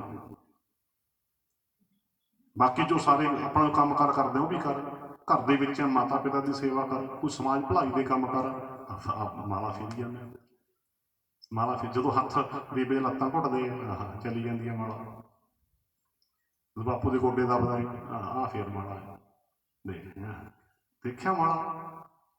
ਸੌਖੇ ਸੌਖੇ ਢੰਗ ਨਾਲ ਸੁਣੇ ਇਹ ਬਾਣੀ ਸੁਣੋ, ਆਹ ਮਾਲਾ ਹੈ। ਉਧਰ ਬਾਪੂ ਦਾ ਸਾਹ ਚੜਿਆ ਪਿਆ, ਤੈਨੂੰ ਆਵਾਜ਼ ਮਾਰੀ ਵੀ ਮੈਨੂੰ ਸਾਹ ਵਾਲੀ ਗੋਲੀ ਦੇ ਦੇ, ਇਹ ਕਹਿੰਦਾ ਖੜ ਜਾ ਬਾਪੂ ਮੈਂ ਮਾਲਾ ਫੇਰਦਾ। ਬੋਲੋ ਸਤਿਨਾਮ। ਫੇਰਦਾ ਮਾਲਾ ਇਹ, ਖੜ ਜਾ ਕਹਿੰਦਾ ਹੈ। ਗੋਡੇ ਘੁੱਟ ਬਸ ਆਹੀ ਮਾਲਾ ਹੈ। ਭਾਵ ਜਿੰਨਾ ਹੋ ਸਕੇ ਚੰਗੇ ਕੰਮ ਕਰੋ। ਹੁਣ ਬਜ਼ੁਰਗਾਂ ਦੀ ਸੇਵਾ ਕਰਨੀ ਬਹੁਤ ਚੰਗਾ ਕੰਮ ਹੈ, ਕੋਈ ਸਮਾਜ ਭਲਾਈ ਦਾ ਕੰਮ ਵਿੱਚ ਦੁਨੀਆ ਸੇਵ ਕਮਾਈਏ ਤਾਂ ਦਰਗਾਹ ਵੈਸਣ ਪਾਈ। ਆਹ ਤੂੰ ਮੰਨ ਕੇ ਜੇ ਨਾ ਮੇਰੇ ਕੋਲ ਆਇਆ ਕਰ, ਚੰਗੇ ਕੰਮ ਕਰਨੇ ਵਾਲਾ ਹੁੰਦੀ ਹੈ। ਦੁਬਾਰੇ ਇਹ ਪੰਕਤੀ ਯਾਦ ਕਰੋ, ਸੁਕ੍ਰਿਤ ਕਰਨੀ ਸਾਰ ਜਪ ਮਾਲੀ। ਕੈਸਾ ਦੇਖੋ ਗਿਆਨ ਪਿਆ। ਬੇਨਤੀ ਹੈ ਰਮਾਲਾ ਚੁੱਕ ਕੇ ਪੜ੍ਹ ਲਿਆ ਕਰੋ। ਕੁਝ ਤਾਂ ਪੜ੍ਹਨ ਵਾਲੇ ਬੈਠੇ ਹੋ, ਵਿੱਚੋਂ ਗੱਲਾਂ ਆਈਆਂ ਵੀ ਕਹਿ ਦੇਣਾ ਹੁੰਦੇ ਨੇ। ਅੱਜ ਬਹੁਤਿਆਂ ਨੂੰ ਕਿਉਂ ਨਹੀਂ ਪਤਾ ਲੱਗਿਆ ਗੁਰੂ ਗ੍ਰੰਥ ਸਾਹਿਬ ਦੀ ਬਾਣੀ ਦਾ? ਕਿਉਂ ਅਸੀਂ ਰਮਾਲੇ ਚੜ੍ਹਾਈ ਹੈ। ਦਿਓ ਰਮਾਲੇ ਤੇ ਰਮਾਲਾ, ਦਿਓ ਰਮਾਲੇ ਤੇ ਰਮਾਲਾ, ਵੀ ਬਾਬਾ ਢਕ ਹੀ ਰਿਹਾ। ਮੈਂ ਐਕਸੈਸ ਰਮਾਲਿਆਂ ਦੀ ਗੱਲ ਕਰਦਾ, ਕਿਤੇ ਗੁੱਸਾ ਨਾ ਕਰ ਦਿਓ ਵੀ ਲੋੜੀ ਦੇ ਰਮਾਲੇ ਤਾਂ ਠੀਕ ਹੈ, ਕੁਝ ਚਾਹੀਦੇ ਕੁਝ ਰਮਾਲਿਆਂ ਦੀ, ਪਰ ਇੰਨੇ ਰਮਾਲਿਆਂ ਦੀ ਲੋੜ ਨਹੀਂ ਵੀ ਦਿਓ ਰਮਾਲੇ ਤੇ ਰਮਾਲਾ। ਫਿਰ ਕੋਠਾ ਭਰ ਦਿੰਦਾ, ਫਿਰ ਕੈਂਟਰ 'ਚ ਪਾ ਕੇ ਚਲੋ ਕਹਿੰਦੇ ਸੰਸਕਾਰ ਕਰਿਓ ਕਿਸੇ ਨਹਿਰ ਦੇ ਕੰਢੇ ਤੇ। ਗੁਰੂ ਗ੍ਰੰਥ ਸਾਹਿਬ ਤੇ ਰਮਾਲੇ ਚੜਾ ਕੇ ਅਗਲੇ ਭੇਟ ਕਰੀ ਜਾਂਦੇ ਨੇ। ਦੱਸ ਅਕਲ ਦਾ ਕੰਮ ਹੈ ਕੋਈ? ਇਹ ਕਿਸੇ ਗਰੀਬ ਨੂੰ ਸੂਟ ਲਿਆ ਦੇ, ਰਮਾਲੇ ਤਾਂ ਬਥੇਰੇ ਪਏ ਆ। ਇਹ ਸੱਚੀਆਂ ਗੱਲਾਂ, ਪ੍ਰਚਾਰਕ ਕਹਿੰਦੇ ਨੇ ਡਰਦੇ ਮਾਰੇ। ਮੈਂ ਤਾਂ ਕਹਿ ਦਿੰਦਾ ਹੁੰਦਾ, ਗਾਲਾਂ ਵੀ ਬਹੁਤ ਖਾਧੀਆਂ ਮੈਂ ਕੱਚਿਆਂ ਤੋਂ। ਮੈਨੂੰ ਪਿਆਰ ਕਰਨ ਵਾਲੀ ਵੀ ਬਹੁਤ ਹੈ, ਮੈਨੂੰ ਗਾਲਾਂ ਕੱਢਣ ਵਾਲੀ ਬਹੁਤ ਹੈ। ਦੱਸੋ, ਦਿਓ ਰਮਾਲੇ ਤੇ ਰਮਾਲਾ, ਦਿਓ ਰਮਾਲੇ ਤੇ ਰਮਾਲਾ, ਵੀ ਰਮਾਲੇ ਚੜਾ ਕੇ ਅਕਲ ਆ ਜੂਗੀ? ਗੁਰੂ ਗ੍ਰੰਥ ਸਾਹਿਬ ਜੀ ਨੂੰ ਰਮਾਲੇ ਚੜਾ ਕੇ ਅਕਲ? ਭੈਣ ਜੀ ਕਹਿ ਦਿਓ ਮਾੜਾ ਜਿਹਾ, ਤੁਸੀਂ ਅੱਧੀ ਗੱਲ ਕਹਿ ਦਿਓ ਨਾਲ ਆ ਜੂਗੀਆਂ ਮੇਰੇ, ਵੀ ਮੇਰੀ ਵੋਟ ਵਾਜੂ। ਦੁਬਾਰਾ ਕਹਾਂ ਵੋਟ ਪਾ ਦਿਓ ਮੈਨੂੰ, ਵੀ ਗੁਰੂ ਗ੍ਰੰਥ ਸਾਹਿਬ ਨੂੰ ਰਮਾਲੇ ਚੜਾ ਕੇ ਅਕਲ? ਨਹੀਂ ਆਉਣੀ। ਲੈ ਵੀ ਭੈਣਾ ਮੇਰੇ ਨਾਲ ਆ, ਹੁਣ ਆਪਾਂ ਨੂੰ ਖਤਰਾ ਨਹੀਂ। ਆਉ ਕਿਵੇਂ? ਰਮਾਲੇ ਚੜਾ ਚੜਾ ਕੇ ਅਕਲ ਨਹੀਂ ਆਉਣੀ। ਅਕਲ ਆਊਗੀ ਜਦੋਂ ਰਮਾਲਾ ਚੁੱਕ ਕੇ ਪੜਾਂਗੇ। ਸੌਖੀ ਗੱਲ ਹੋਗੀ ਨਾ। ਅਕਲ ਆਊ ਜਦੋਂ ਰਮਾਲਾ ਚੁੱਕ ਕੇ। ਹਾਂਜੀ, ਉਹ ਰਮਾਲੇ ਚੜਾਉਣ ਵਾਲਿਓ ਕਦੇ ਰਮਾਲਾ ਚੁੱਕ ਕੇ ਪੜ੍ਹ ਵੀ ਲਿਆ ਕਰੋ। ਅਕਲ ਆ ਜੇ। ਬੋਲੋ ਸਤਨਾਮ। ਹੁਣ ਸਮਝ ਗਈ ਮੈਨੂੰ ਕਰਦਾ ਐਡਾ ਗਿਆਨ ਦਾ ਖਜ਼ਾਨਾ ਉਹ ਰਮਾਲਾ ਥੱਲੇ ਰੱਖਦਾ ਸੀ। ਚੁੱਕ ਕੇ ਨਾ ਪੜਿਆ, ਉਹ ਰਮਾਲੇ ਚੜਾਉਣ ਵਾਲੇ ਰਮਾਲਾ ਚੁੱਕ ਕੇ ਵੀ ਪੜ੍ਹ ਲਿਆ ਕਰੋ ਕਦੇ। ਅਕਲ ਆ ਜੇ। ਅਕਲ ਕਿਉਂ ਨਹੀਂ ਆਈ ਅੱਜ ਤੱਕ ਸਾਨੂੰ? ਕਿਉਂਕਿ ਅਸੀਂ ਰਮਾਲੇ ਚੜਾਏ ਆ, ਰਮਾਲਾ ਚੁੱਕ ਕੇ ਪੜਿਆ ਨਹੀਂ। ਚੜਾਈ ਹੈ ਰਮਾਲੇ, ਚੁੱਕ ਕੇ ਕਦੇ ਨਹੀਂ ਪੜਿਆ। ਤਾਂ ਸਾਡੇ ਤੁਹਾਡੇ ਵਿੱਚ ਇਹੀ ਫਰਕ ਹੈ। ਗੁਰੂ ਦੀ ਕਿਰਪਾ ਨਾਲ ਮੈਂ ਆਪਣੇ ਤੇ ਕਹਿ ਦੇਵਾਂ, ਮੈਂ ਰਮਾਲਾ ਚੁੱਕ ਕੇ ਪੜ੍ਹ ਲਿਆ। ਮੇਰੇ ਗੁਰੂ ਬਾਬਾ ਜੀ ਕੀ ਕਹਿੰਦੇ ਆ, ਬਸ ਤੁਹਾਡੇ ਤੇ ਸਾਡੇ 'ਚ ਇਹੀ ਫਰਕ ਹੈ ਬਸ। ਇਸ ਕਰਕੇ ਤੁਸੀਂ ਵੀ ਚਲੋ ਪੜ੍ਹਨ ਵਾਲੇ ਬੈਠੇ ਹੋ, ਬਹੁਤ ਐਸੀ ਗੱਲ ਨਹੀਂ, ਪੜ੍ਹਿਆ ਕਰੋ, ਸਮਝਿਆ ਕਰੋ। ਬਹੁਤ ਮਹਾਨ ਖਜ਼ਾਨਾ ਗਿਆਨ ਦਾ, ਐਡਾ ਮਹਾਨ ਗਿਆਨ ਹੈ ਨਾ। ਅਸਲ ਦੇ ਵਿੱਚ ਪਿਆਰ ਹੀ ਫਿਰ ਪਊਗਾ। ਗੁਰਬਾਣੀ ਨਾਲ ਪਿਆਰ ਹੀ ਫਿਰ ਜਦੋਂ ਬਾਣੀ ਸਮਝ ਚ ਆ ਗਈ। ਕਿਉਂ? ਫਿਰ ਮਨ ਦੇ ਤਲ ਤੇ ਪਤਾ ਕੀ ਹੁੰਦਾ, ਉਹ ਐਸਾ ਮਹਾਨ ਗਿਆਨ, ਉਹ ਐਸਾ ਮਹਾਨ ਗੱਲ ਮੁੱਕੀ। ਮਨ ਦੇ ਤਲ ਤੇ ਫਿਰ ਸਤਿਗੁਰੂ ਨਾਲ ਜੱਫੀਆਂ ਪੈਂਦੀਆਂ। ਮਨ ਦੇ ਤਲ ਦੇ ਉੱਤੇ ਇੱਕ ਜੱਫੀ ਕਲਾਵਾ ਪਿਆਰ ਦਾ। ਮਨ ਦੇ ਤਲ ਦੇ ਉੱਤੇ, ਮਨ ਦੇ ਤਲ ਤੇ ਹੈਰਾਨ ਹੋ ਜਾਂਦਾ ਮਨ ਵੀ, ਐਸਾ ਇੱਕ ਇੱਕ ਪੰਕਤੀ 'ਚ ਏਡਾ ਵੱਡਾ ਗਿਆਨ, ਐਸਾ ਮਹਾਨ ਗਿਆਨ, ਐਸਾ ਮਹਾਨ ਗਿਆਨ। ਫਿਰ ਪਤਾ ਲੱਗਦਾ ਮਨ ਨੂੰ ਵੀ ਗੁਰੂ ਕੀ ਹੁੰਦਾ। ਹੁਣ ਸਾਨੂੰ ਕੀ ਪਤਾ। ਰਹੋ ਵਿਚਾਰ। ਹੁਣ ਸਮਝ ਗਏ ਆਪਾਂ। ਅਸਲੀ ਮਾਲਾ ਫੜਾਤੀ ਸਾਨੂੰ, ਨੇਕ ਕੰਮ ਕਰਿਆ ਕਰੋ। ਇੱਕ ਮਾਲਾ ਹੋਰ ਫੜਾਤੀ, ਇਹ ਤਾਂ ਹੱਥਾਂ 'ਚ ਫੜਾਤੀ ਨਾ। ਇੱਕ ਹੈ ਕਹਿੰਦੇ ਪਰਮੇਸ਼ਰ ਦੇ ਨਾਮ ਦੀ ਮਾਲਾ, ਕਹਿੰਦੇ ਉਹ ਭਾਈ ਜੀਭ ਦੇ ਨਾਲ ਫੇਰ ਲਿਆ ਕਰੋ। ਜੀਭ ਮਾਲਾ ਹੈ। ਮਾਂ ਨੂੰ ਯਾਦ ਕਰਨਾ ਹੋਵੇ, ਪ੍ਰਾਇਮਰੀ ਕਲਾਸ ਕੀ ਹੈ, ਬੋਲ ਬੋਲ ਕੇ ਸਬਕ ਪਾਉਣਾ ਪੈਂਦਾ ਨਾ। ਜਿਵੇਂ ਆਪਾਂ ਪੜ੍ਹਦੇ ਹੁੰਦੇ ਸੀ, ਜਦੋਂ ਮਾਸਟਰ ਜੀ ਕੀ ਕਹਿੰਦੇ ਹੁੰਦੇ ਸੀਗੇ ਵੀ ਬੋਲ ਕੇ ਪਕਾ ਲਓ, ਫਿਰ ਆਪਾਂ ਲੱਗ ਜਾਂਦੇ ਹੁੰਦੇ ਸੀ ਨਾ। 1 ਦੂਣੀ ਦੂਣੀ, 2 ਦੂਣੀ 4। ਅੱਜ ਕੱਲ੍ਹ ਘਟ ਗਿਆ ਇਹ, ਅੱਜ ਕੱਲ੍ਹ ਇਹ ਘਟ ਗਿਆ। ਹਾਂਜੀ, ਜਿਹੜੀ ਸਪੀਕਿੰਗ ਟੈਕਨੀਕ ਅੱਜ ਘਟਦੀ ਜਾਂਦੀ ਹੈ ਸਕੂਲਾਂ ਦੇ ਵਿੱਚ। ਬੋਲ ਕੇ ਪਕਾਉਣਾ, ਲਿਖਣ ਵੇਲੇ ਨਾਲ ਨਾਲ ਬੋਲਣਾ, ਬੱਚਿਆਂ ਨੂੰ ਦੱਸੇ ਨਹੀਂ ਜਾ ਰਿਹਾ ਜਿਹਨਾਂ ਇਹ ਗੱਲਾਂ ਹੈ। ਸੋ ਕਹਿਣ ਦਾ ਭਾਵ ਵੀ ਸਬਕ ਬੋਲ ਕੇ ਪਕਾਇਆ ਜਾਂਦਾ ਹੁੰਦਾ। ਇਵੇਂ ਕਿ ਪਰਮੇਸ਼ਰ ਦੀ ਯਾਦ ਪ੍ਰਾਇਮਰੀ ਕਲਾਸ ਕੀ ਹੈ ਵੀ ਬੋਲ ਬੋਲ ਕੇ ਪਕਾ ਲਓ, ਬੋਲ ਬੋਲ ਕੇ ਪਕਾ ਲਓ। ਇਸ ਕਰਕੇ ਫਿਰ ਜੀਭ ਮਾਲਾ ਹੈ। ਮਣਕਿਆਂ ਵੀ ਬਾਹਰ ਨਹੀਂ। ਫਿਰ ਕਬੀਰ ਸਾਹਿਬ ਕਹਿੰਦੇ ਫਿਰ ਮੇਰੀ ਜੀਭ ਵੀ ਮਾਲਾ ਬਣ ਜਾਂਦੀ ਹੈ। ਪੜੋ, ਕਬੀਰ ਮੇਰੀ ਸਿਮਰਨੀ ਰਸਨਾ ਉੱਪਰ ਰਾਮ। ਕਬੀਰ ਸਾਹਿਬ ਕਹਿੰਦੇ ਮੇਰੀ ਮਾਲਾ ਨਾ ਮੇਰੀ ਜੀਭ ਹੈ, ਜੀਭ ਹੈ ਮੇਰੀ ਮਾਲਾ। ਬਸ ਮੈਂ ਰਸਨਾ ਨਾਲ ਮਾਲਾ ਨੂੰ ਯਾਦ ਕਰਦਾ ਬੋਲ ਬੋਲ ਕੇ। ਕਬੀਰ ਮੇਰੀ ਸਿਮਰਨੀ ਰਸਨਾ ਉੱਪਰ ਰਾਮ। ਆਦਿ ਜੁਗਾਦੀ ਸਗਲ ਭਗਤ ਤਾ ਕੋ ਸੁਖ ਵਿਸਰਾਮ। ਆਦਿ ਜੁਗਾਦ ਤੋਂ ਜਿੰਨੇ ਰੱਬ ਦੇ ਪਿਆਰੇ ਹੋਏ, ਉਹਨਾਂ ਨੇ ਬੋਲ ਕੇ ਹੀ ਪਰਮੇਸ਼ਰ ਦੀ ਭਗਤੀ ਸ਼ੁਰੂ ਕੀਤੀ। ਵੀ ਪ੍ਰਾਇਮਰੀ ਕਲਾਸ ਹੈ ਕਿ ਹਾਈ ਕਲਾਸ 'ਚ ਨਹੀਂ ਬੋਲਣਾ ਪੈਂਦਾ, ਤਾਂ ਫਿਰ ਮਨ ਬੋਲਣ ਲੱਗ ਜਾਂਦਾ ਨਾ। ਉਹ ਤਾਂ ਚਲੋ ਅੱਗੇ ਦੀਆਂ ਗੱਲਾਂ, ਫਿਰ ਤਾਂ ਜੱਪਾ ਜਾਪ ਹੈ ਤਾਂ ਤੇ ਗੱਲ ਚੱਲੀ ਸੀ। ਸੋ ਏਦਾਂ ਭਾਵ ਕਿ ਪ੍ਰਾਇਮਰੀ ਕਲਾਸ ਕੀ ਹੈ, ਜੀਭ ਨੂੰ ਮਾਲਾ ਬਣਾ ਲਓ। ਜੀ ਬੋਲ ਬੋਲ ਕੇ ਮਾਲਕ ਦੇ ਗੁਣ ਗਾਵੇ। ਕੀਰਤ ਪ੍ਰਭ ਕੀ ਗਾਓ ਮੇਰੀ ਰਸਨਾ। ਬਚਨ ਆਉਂਦਾ ਨਾ ਵੀ ਐ ਮੇਰੀ ਰਸਨਾ, ਮੇਰੀ ਰਸਨਾ ਮੇਰੀ ਜੀਵ ਮਾਲਕ ਦੇ ਗੁਣ ਗਾ। ਕਿਤੇ ਬਚਨ ਆਉਂਦਾ ਨਾਮ ਕਹਿਤ ਗੋਬਿੰਦ ਕਾ ਸੂਚੀ ਪਈ ਰਸਨਾ। ਪਰਮੇਸ਼ਰ ਦਾ ਨਾਮ ਜਪਦੇ ਜੀਭ ਸੁੱਚੀ ਹੋ ਜਾਂਦੀ ਹੈ। ਸੋ ਰਹੋ ਵਿਚਾਰ। ਸੋ ਆਪਾਂ ਨੂੰ ਪਤਾ ਲੱਗ ਗਿਆ ਵੀ ਨੇਕ ਕੰਮ ਕਰੋ, ਇਹ ਹੱਥਾਂ ਨਾਲ ਮਾਲਾ ਫੇਰਨੀ ਹੈ। ਪਰਮੇਸ਼ਰ ਨੂੰ ਯਾਦ ਕਰੋ, ਬੋਲ ਬੋਲ ਕੇ ਬਾਣੀ ਪੜ੍ਹੋ, ਬਸ ਇਹੀ ਜੀਭ ਦੀ ਮਾਲਾ ਹੈ। ਤੇ ਇੱਕ ਦ੍ਰਿਸ਼ਟੀ ਦੀ ਮਾਲਾ ਵੀ ਹੁੰਦੀ ਹੈ, ਉਹ ਗਿਆਨਵਾਨ ਕੋਲੇ ਬਿਰਲੇ ਬਿਰਲਿਆਂ ਕੋਲੇ ਹੁੰਦੀ ਹੈ। ਤੁਹਾਡੇ ਕੋਲ ਵੀ ਹੋ ਸਕਦੀ ਕਿਸੇ ਕੋਲ ਦ੍ਰਿਸ਼ਟੀ। ਦ੍ਰਿਸ਼ਟੀ ਸਮਝੀਏ ਨਾ ਵੀ ਦ੍ਰਿਸ਼ਟੀ ਘੁੰਮ ਜਾਵੇ ਤੇ ਮਾਲਾ ਫਿਰ ਜਾਂਦੀ ਹੈ। ਜੇ ਮਨੁੱਖਤਾ ਮਾਲਕ ਕੀ माला के मनके हैं, नजर से गुजरते हैं तो आवाज़ होती जाती है। ज्ञानवान कुछ तो निगाह घुमा दे ना इत्थों लेके सिरे तो माला फिर गई, क्योंकि जिन्हें आप बैठे हैं ये सारे मालक की माला के मनके है। मनके नजर से गुजरते हैं तो आवाज़ होती जाती है। ज्ञानवान की चम लगती नहीं होती। ਹੁਣ ਮਾਲਕ ਦੀ ਮਾਲਾ ਦੇ ਮਣ ਕੇ ਕਿਵੇਂ ਹੈ ਪ੍ਰਮਾਣ ਲਓ ਵੀ ਜੋ ਕੁਝ ਸਾਰਾ ਕੁਝ ਲਿਖਿਆ ਬਾਣੀ 'ਚ, ਵੀ ਗੱਲ ਬਾਣੀ ਦੇ ਵਿੱਚ ਹੈ। पढ़ो। सूत एक, सूत एक, मन सत सहंस जैसे, ओत पोत प्रभ सोई। ਕਹਿੰਦੇ ਭਾਈ ਜਿਵੇਂ ਸੂਤਰ ਤਾਂ ਇੱਕ ਹੁੰਦਾ ਹੈ, ਕੀ ਲਿਖਿਆ ਬਾਣੀ ਵਿੱਚ, ਸੂਤ ਇੱਕ, ਸਾਰੇ ਮਣਕਿਆਂ ਦੇ ਵਿੱਚ ਇੱਕ ਸੂਤਰ ਹੁੰਦਾ ਨਾ, ਇੱਕੋ ਸੂਤਰ ਦੇ ਵਿੱਚ ਮਣਕੇ ਪਰੋਏ ਹੁੰਦੇ ਨੇ ਨਾ। ਸੂਤ ਇਹ ਕਹਿੰਦਾ ਸਾਡੇ ਸਾਰਿਆਂ 'ਚ ਪਰਮੇਸ਼ਰ ਇੱਕ ਹੈ। ਸਭ ਮੈਂ ਜੋਤ ਜੋਤ ਹੈ ਸੋਈ ਤਿਸਦਾ ਚਾਨਣ ਸਭ ਮੈਂ ਚਾਨਣ ਹੋਏ। ਸੂਤਰ ਹੈ, ਸੂਤਰ ਹੈ ਨਾ, ਇੱਕੋ ਹੀ ਹੈ, ਇੱਕ ਮਾਲਕ। ਸੂਤ ਇੱਕ ਉਦਾਹਰਨ ਵੀ ਨਾਲ ਹੋ ਗਈ। ਮਨ, ਮਨ ਦਾ ਅਰਥ ਕਹਿੰਦਾ ਮਣਕੇ। ਮਨ, ਸੱਤ ਦਾ ਅਰਥ ਕੀ ਹੁੰਦਾ, ਸੈਂਕੜੇ। ਸਹੰਸ ਦਾ ਅਰਥ ਕੀ ਹੁੰਦਾ, ਹਜ਼ਾਰ। ਜੈਸੇ ਦਾ ਭਾਵ ਜਿਵੇਂ, ਜਿਵੇਂ ਇੱਕ ਸੂਤਰ ਦੇ ਵਿੱਚ ਹਜ਼ਾਰਾਂ ਸੈਂਕੜੇ ਹਜ਼ਾਰਾਂ ਮਣਕੇ ਪਰੋਏ ਹੋਏ ਹੁੰਦੇ ਆ, ਇੱਦਾਂ ਹੀ ਕਹਿੰਦੇ ਮਨੁੱਖਤਾ ਹੈ। ਜਿਹਨਾਂ ਸੂਤਰ ਇੱਕੋ ਹੀ ਹੈ, ਮਾਲਕ ਪਰਮੇਸ਼ਰ, ਬਸ ਇਹ ਸਾਰੇ ਮਣਕੇ ਉਸ ਮਾਲਕ 'ਚ ਹੀ ਪਰੋਏ ਹੋਏ ਆ। ਸੂਤ ਇੱਕ ਮਨ ਸਤ ਸਹੰਸ ਜੈਸੇ, ਓਤ ਪੋਤ ਪ੍ਰਭ। ਏਦਾਂ ਮਾਲਕ ਪਰਮੇਸ਼ਰ ਤਾਣੇ ਪੇਟੇ ਦੀ ਤਰ੍ਹਾਂ। ਤਾਣਾ ਪੇਟ ਇੱਕ ਦੂਜੇ 'ਚ ਹੁੰਦਾ ਨਾ, ਵੀ ਮਾਲਕ ਮਨੁੱਖਤਾ 'ਚ ਵਸਦਾ, ਮਨੁੱਖਤਾ ਮਾਲਕ ਵਿੱਚ ਵਸਦੀ ਹੈ। ਸ਼ੇਖ ਫਰੀਦ ਸਾਹਿਬ ਵੀ ਕਹਿੰਦੇ, ਫਰੀਦਾ ਖਾਲਕ ਖਾਲਕ ਮੈਂ। ਖਾਲਕ ਦਾ ਭਾਵ ਮਾਲਕ, ਮਾਲਕ ਮਨੁੱਖਤਾ ਵਿੱਚ ਵਸਦਾ ਹੈ। ਫਰੀਦਾ ਖਾਲਕ ਖਲਕ ਮੈਂ। ਖਲਕ ਦਾ ਅਰਥ ਖਲਕਤ, ਮਨੁੱਖਤਾ, ਹਿਊਮੈਨਿਟੀ ਲੁਕਾਈ। ਖਲਕ ਖਲਕ ਮੈਂ, ਖਲਕ ਬਸ ਹੈ ਰੱਬ ਮਾਹੀ। ਖਲਕ ਕਹਿ ਲਓ, ਮਨੁੱਖਤਾ ਕਹਿ ਲਓ, ਮਨੁੱਖਤਾ ਮਾਲਕ ਵਿੱਚ ਵਸਦੀ ਹੈ। ਫਰੀਦਾ ਖਾਲਕ ਖਲਕ ਮੈਂ, ਖਲਕ ਵਸੈ ਰੱਬ ਮਾਹੀ। ਮੰਦਾ ਕਿਸ ਨੂੰ ਆਖੀਏ ਕਿਸ ਬਿਨ ਕੋਈ, ਜਦੋਂ ਉਹ ਤੋਂ ਬਿਨਾਂ ਖਾਈ ਨਹੀਂ, ਫਿਰ ਮੰਦਾ ਕਿਹਨੂੰ ਕਹੀਏ। ਕਾਹਦੇ ਕਰਕੇ, ਬਾ ਜਾਤ ਗੋਤ ਕਰਕੇ, ਚੰਮ ਕਰਕੇ, ਕਾਲੇ ਗੋਲੇ ਕਰਕੇ, ਜਾਂ ਭਾਸ਼ਾ ਕਰਕੇ, ਦੇਸ਼ ਕਰਕੇ, ਮਾੜਾ ਕਿਹਨੂੰ ਕਹੀਏ। ਹਾਂ, ਕਰਨੀ ਕਰਕੇ ਕੋਈ ਮਾੜਾ ਹੋ ਸਕਦਾ, ਭੁਲੇਖਾ ਨਾ ਖਾ ਜਾਵੇ ਤੇ ਕੋਈ ਮਾੜਾ ਨਹੀਂ ਕਹਿਣਾ। ਉਹ ਨਿੱਜੀ ਰੂਪ ਦੇ ਵਿੱਚ ਕੋਈ ਆਪਣੀ ਮਾੜੀ ਕਰਨੇ ਕਰਕੇ ਤਾਂ ਮਾੜਾ ਹੋ ਸਕਦਾ ਹੈ, ਭਾਵ ਕਿ ਜਾਤ ਗੋਤ ਕਰਕੇ, ਰੰਗ ਰੂਪ ਕਰਕੇ, ਇਸਤਰੀ ਪੁਰਸ਼ ਕਰਕੇ, ਭਾਸ਼ਾ ਕਰਕੇ, ਦੇਸ਼ ਕਰਕੇ, ਨਸਲ ਕਰਕੇ ਕੋਈ ਊਚ ਨੀਚ ਨਹੀਂ, ਕੋਈ ਕੁਛ ਨਹੀਂ। ਸੋ ਇਦਾਂ ਇਹ ਗੱਲ ਆਪਾਂ ਨੂੰ ਦ੍ਰਿੜ ਹੋ ਗਈ, ਸਮਝ ਆ ਗਈ। ਸੋ ਇਹ ਦ੍ਰਿਸ਼ਟੀ ਦੀ ਮਾੜਾ ਭਾਈ ਤੋਂ ਗਿਆਨ ਆ ਗਈ, ਤੇ ਚੰਮ ਦ੍ਰਿਸ਼ਟੀ ਤਾਂ ਖਤਮ ਹੋ ਗਈ। ਹੁਣ ਤਾਂ ਅੱਖਾਂ ਵੀ ਗਿਆਨਵਾਨ ਪੁਰਸ਼ ਦੀਆਂ ਤਾਂ ਅੱਖਾਂ ਵੀ ਮਾੜਾ ਫੇਰਦੀਆਂ, ਗਿਆਨਵਾਨ ਪੁਰਸ਼ ਦੀਆਂ ਅੱਖਾਂ ਵੀ ਮਾੜਾ ਫੇਰਦੀਆਂ। ਹਾਂ, ਇਸ ਕਰਕੇ ਇਹ ਹੈ ਜੀ ਸੱਚੀ ਮਾਲਾ, ਇਹ ਲੈ ਲਿਓ। ਕੋਸ਼ਿਸ਼ ਕਰਿਓ ਆਪਣੀ ਦ੍ਰਿਸ਼ਟੀ ਨੂੰ ਮਾਲਾ ਬਣਾਈਏ, ਆਪਣੇ ਹੱਥਾਂ ਨਾਲ ਚੰਗੇ ਕੰਮ ਕਰੀਏ ਤੇ ਜੀਭ ਨਾਲ ਮਾਲਕ ਦੇ ਗੁਣ ਗਾਈਏ।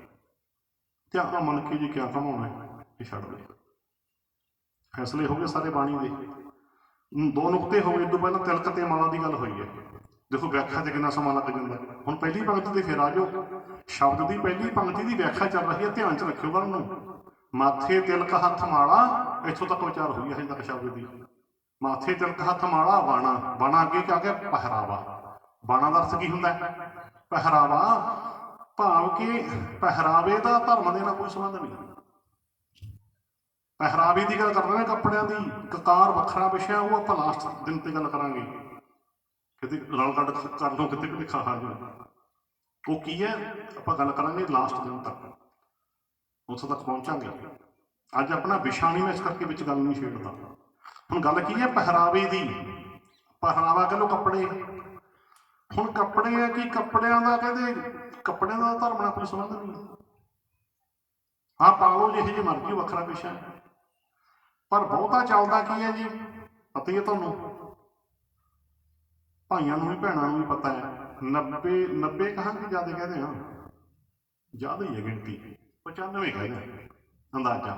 95% ਲੋਕ ਕੱਪੜਿਆਂ ਨੂੰ ਮਹਾਰਾਜ ਜੀ ਕਹਿੰਦੇ ਨੇ, ਭਾਵੇਂ ਬੰਦੇ ਨੂੰ ਜਾਣਦੇ ਨਾ ਹੁਣ। ਜਾਂ ਗਿਰਵੀ ਕੱਪੜੇ ਪਾਲਾ ਕਿਵੇਂ ਸਾਧੂ ਮਹਾਤਮਾ ਹੈ,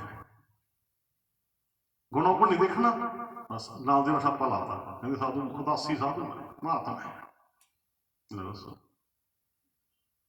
ਹੁਣ ਮੰਨ ਲਓ ਕਿਸੇ ਨੇ ਕਾਲੀ ਵੇਸ਼ਭੂਸ਼ਾ ਕਰ ਲਈ ਪੂਰੀ, ਵੀ ਕਾਲੇ ਕੱਪੜੇ, ਕਾਲੀ ਦਸਤਾਰ, ਕਾਲੇ ਹਜੂਰੀਆ, ਕਹਿੰਦੇ ਤਾਂ ਦਰਵੇਸ਼ ਹੈ। ਇਹ ਤਾਂ ਦਰਵੇਸ਼ ਹੈ, ਇੱਦਾਂ ਹੀ ਹੁੰਦਾ।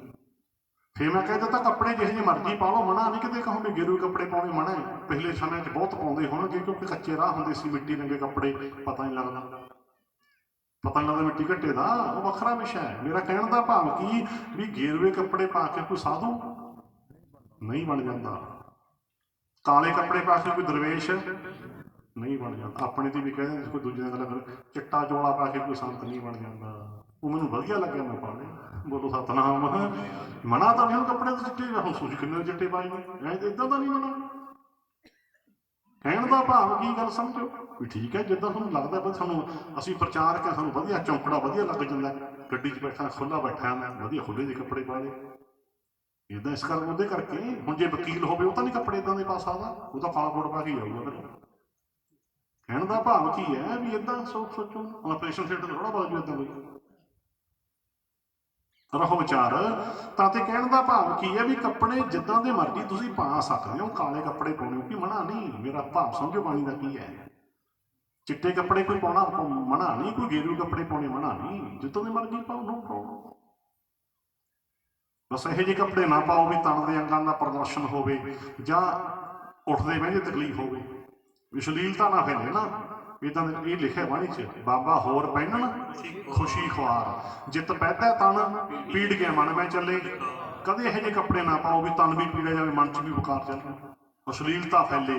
ਮੇਰੀਆਂ ਧੀਆਂ ਵੀ ਖਿਆਲ ਰੱਖਿਓ, ਇਹੋ ਜਿਹੇ ਕੱਪੜੇ ਨਾ ਪਾਇਓ, ਅਸ਼ਲੀਲਤਾ ਨਹੀਂ ਫੈਲਾਉਣੀ, ਢੰਗ ਦੇ ਕੱਪੜੇ ਪਾਓ। ਦੇਖੋ ਕੈਸਾ ਗਿਆਨ ਹੈ ਬਾਣੀ ਦਾ। ਪਰ ਕੱਪੜਿਆਂ ਨੂੰ ਮਹਾਰਾਜ ਜੀ ਨਾ ਕਿਹਾ ਕਰੋ, ਕੱਪੜਿਆਂ ਦਾ ਨਾਮ ਮਹਾਰਾਜ ਜੀ ਨਹੀਂ, ਬੰਦੇ ਦੇ ਗੁਣ ਔਗਣ ਦਾ ਪਤਾ ਹੋਵੇ। ਇੱਥੇ ਨਾ ਜਾਣਦੇ ਨਾ ਕਦੇ ਮਿਲੇ ਹੋਈਏ, ਬਸ ਉਹ ਉਸੇ ਵੇਲੇ ਕੱਪੜਿਆਂ ਨੂੰ ਦੇਖ ਕੇ ਮਹਾਰਾਜ ਜੀ ਕਹਿ ਦਿੰਦੇ ਨੇ। ਬਹੁਤੀ ਦੁਨੀਆ 95% ਦੁਨੀਆ ਕੱਪੜਿਆਂ ਨੂੰ ਦੇਖਦੀ ਹੈ। ਇਸੇ ਕਰਕੇ ਹੀ ਇੱਕ ਵਿੱਚੋਂ ਮੈਂ ਇਤਿਹਾਸਕ ਇਸ਼ਾਰਾ ਦੇ ਦਿਆਂ, ਲਹਿਣਾ ਜੀ ਨੂੰ ਪਛਾਣ ਨਾ ਆਈ ਗੁਰੂ ਨਾਨਕ ਬਾਬਾ ਜੀ ਦੀ, ਜੋ ਲੈਣ ਆਏ ਸੀ ਨਾ, ਸੁਣਿਆ ਨਾ ਇਤਿਹਾਸ ਵਿੱਚੋਂ ਨੁਕਤਾ ਆ ਗਿਆ। ਜਿਸ ਵੇਲੇ ਲਹਿਣਾ ਜੀ ਗੁਰੂ ਨਾਨਕ ਸਾਹਿਬ ਜੀ ਦੇ ਦਰ ਤੇ ਪਹੁੰਚੇ, ਕੌਣ ਸੀ ਬਾਬਾ ਲਹਿਣਾ ਜੀ ਦੱਸ ਦਿਓ ਪਹਿਲਾਂ, ਜੋ ਕਿ ਜਗਰਾਤਾ ਪਾਰਟੀ ਦੇ ਮੁਖੀ ਸੀ। ਬਾਬਾ ਲਹਿਣਾ ਜੀ ਦੇਵੀ ਦੇ ਭਗਤ ਸੀ, ਪਰ ਗੁਰੂ ਨਾਨਕ ਸਾਹਿਬ ਦੀ ਪਹਿਲੀ ਮਿਲਣੀ ਨਾਲ ਹੀ ਗੁਰੂ ਕੇ ਸਿੱਖ ਬਣ ਗਏ। ਦੇਵੀ ਦੀ ਪੂਜਾ ਛੱਡ ਦਿੱਤੀ ਤੇ ਬਾਅਦ ਵਿੱਚ ਦੇਵੀ ਦਾ ਭਗਤ, ਦੇਵੀ ਦੀ ਪੂਜਾ ਛੱਡ ਕੇ ਗੁਰੂ ਕਾ ਸਿੱਖ ਬਣ ਕੇ ਬਾਅਦ ਵਿੱਚ ਗੁਰੂ ਅੰਗਦ ਸਾਹਿਬ ਬਣੇ। ਬੋਲੋ ਸਤਿਨਾਮ। ਗੁਰੂ ਦੇ ਮੇਲ ਤੋਂ ਪਹਿਲਾਂ ਦੇਵੀ ਦਾ ਭਗਤ ਸੀ ਲਹਿਣਾ। ਭਗਤ ਵੀ ਕਿੱਡਾ ਵੱਡਾ ਸੀ, ਜਗਰਾਤਾ ਪਾਰਟੀ ਦਾ ਮੁਖੀ ਸੀ। ਸਾਰੀ ਰਾਤ ਪੈਰਾਂ 'ਚ ਘੁੰਗਰੂ ਬੰਨ੍ਹ ਕੇ ਦੇਵੀ ਦੀ ਮੂਰਤੀ ਅੱਗੇ ਨੱਚਿਆ ਕਰਦਾ ਸੀ, ਜਿਹੜਾ ਪਹਿਲਾਂ ਵਾਲਾ ਜੀਵਨ ਸੀ। ਹਾਂਜੀ, ਲਹਿਣਾ ਜੀ ਦੇ ਰੂਪ 'ਚ, ਹਾਂਜੀ, ਜੋ ਬਾਅਦ ਵਿੱਚ ਗੁਰੂ ਅੰਗਦ ਸਾਹਿਬ ਬਣੇ। ਸੋਝੀ ਆ ਗਈ ਨਾ, ਪਤਾ ਲੱਗ ਗਿਆ ਸੱਚ ਕੀ ਹੈ।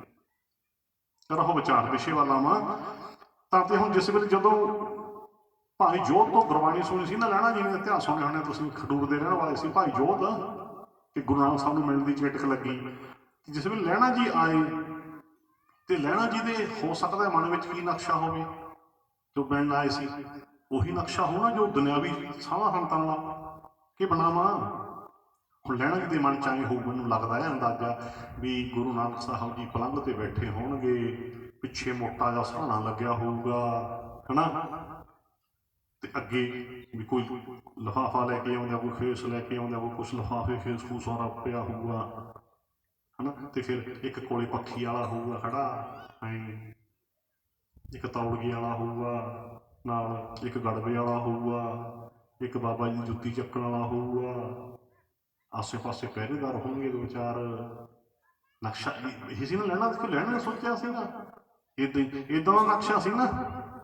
ਤੇ ਜਦੋਂ ਆਏ ਤੇ ਹੁਣ ਗੁਰੂ ਨਾਨਕ ਸਾਹਿਬ ਜੀ ਅੱਗੋਂ ਲੈਣ ਆ ਗਏ ਸੀ, ਸੁਣਿਆ ਇਤਿਹਾਸ, ਅੱਗੋਂ ਲੈਣ ਆ ਗਏ ਸੀ ਲਹਿਣਾ ਜੀ ਨੂੰ ਕਿ ਕੋਈ ਪਿਆਰਾ ਆਉਂਦਾ ਹੈ।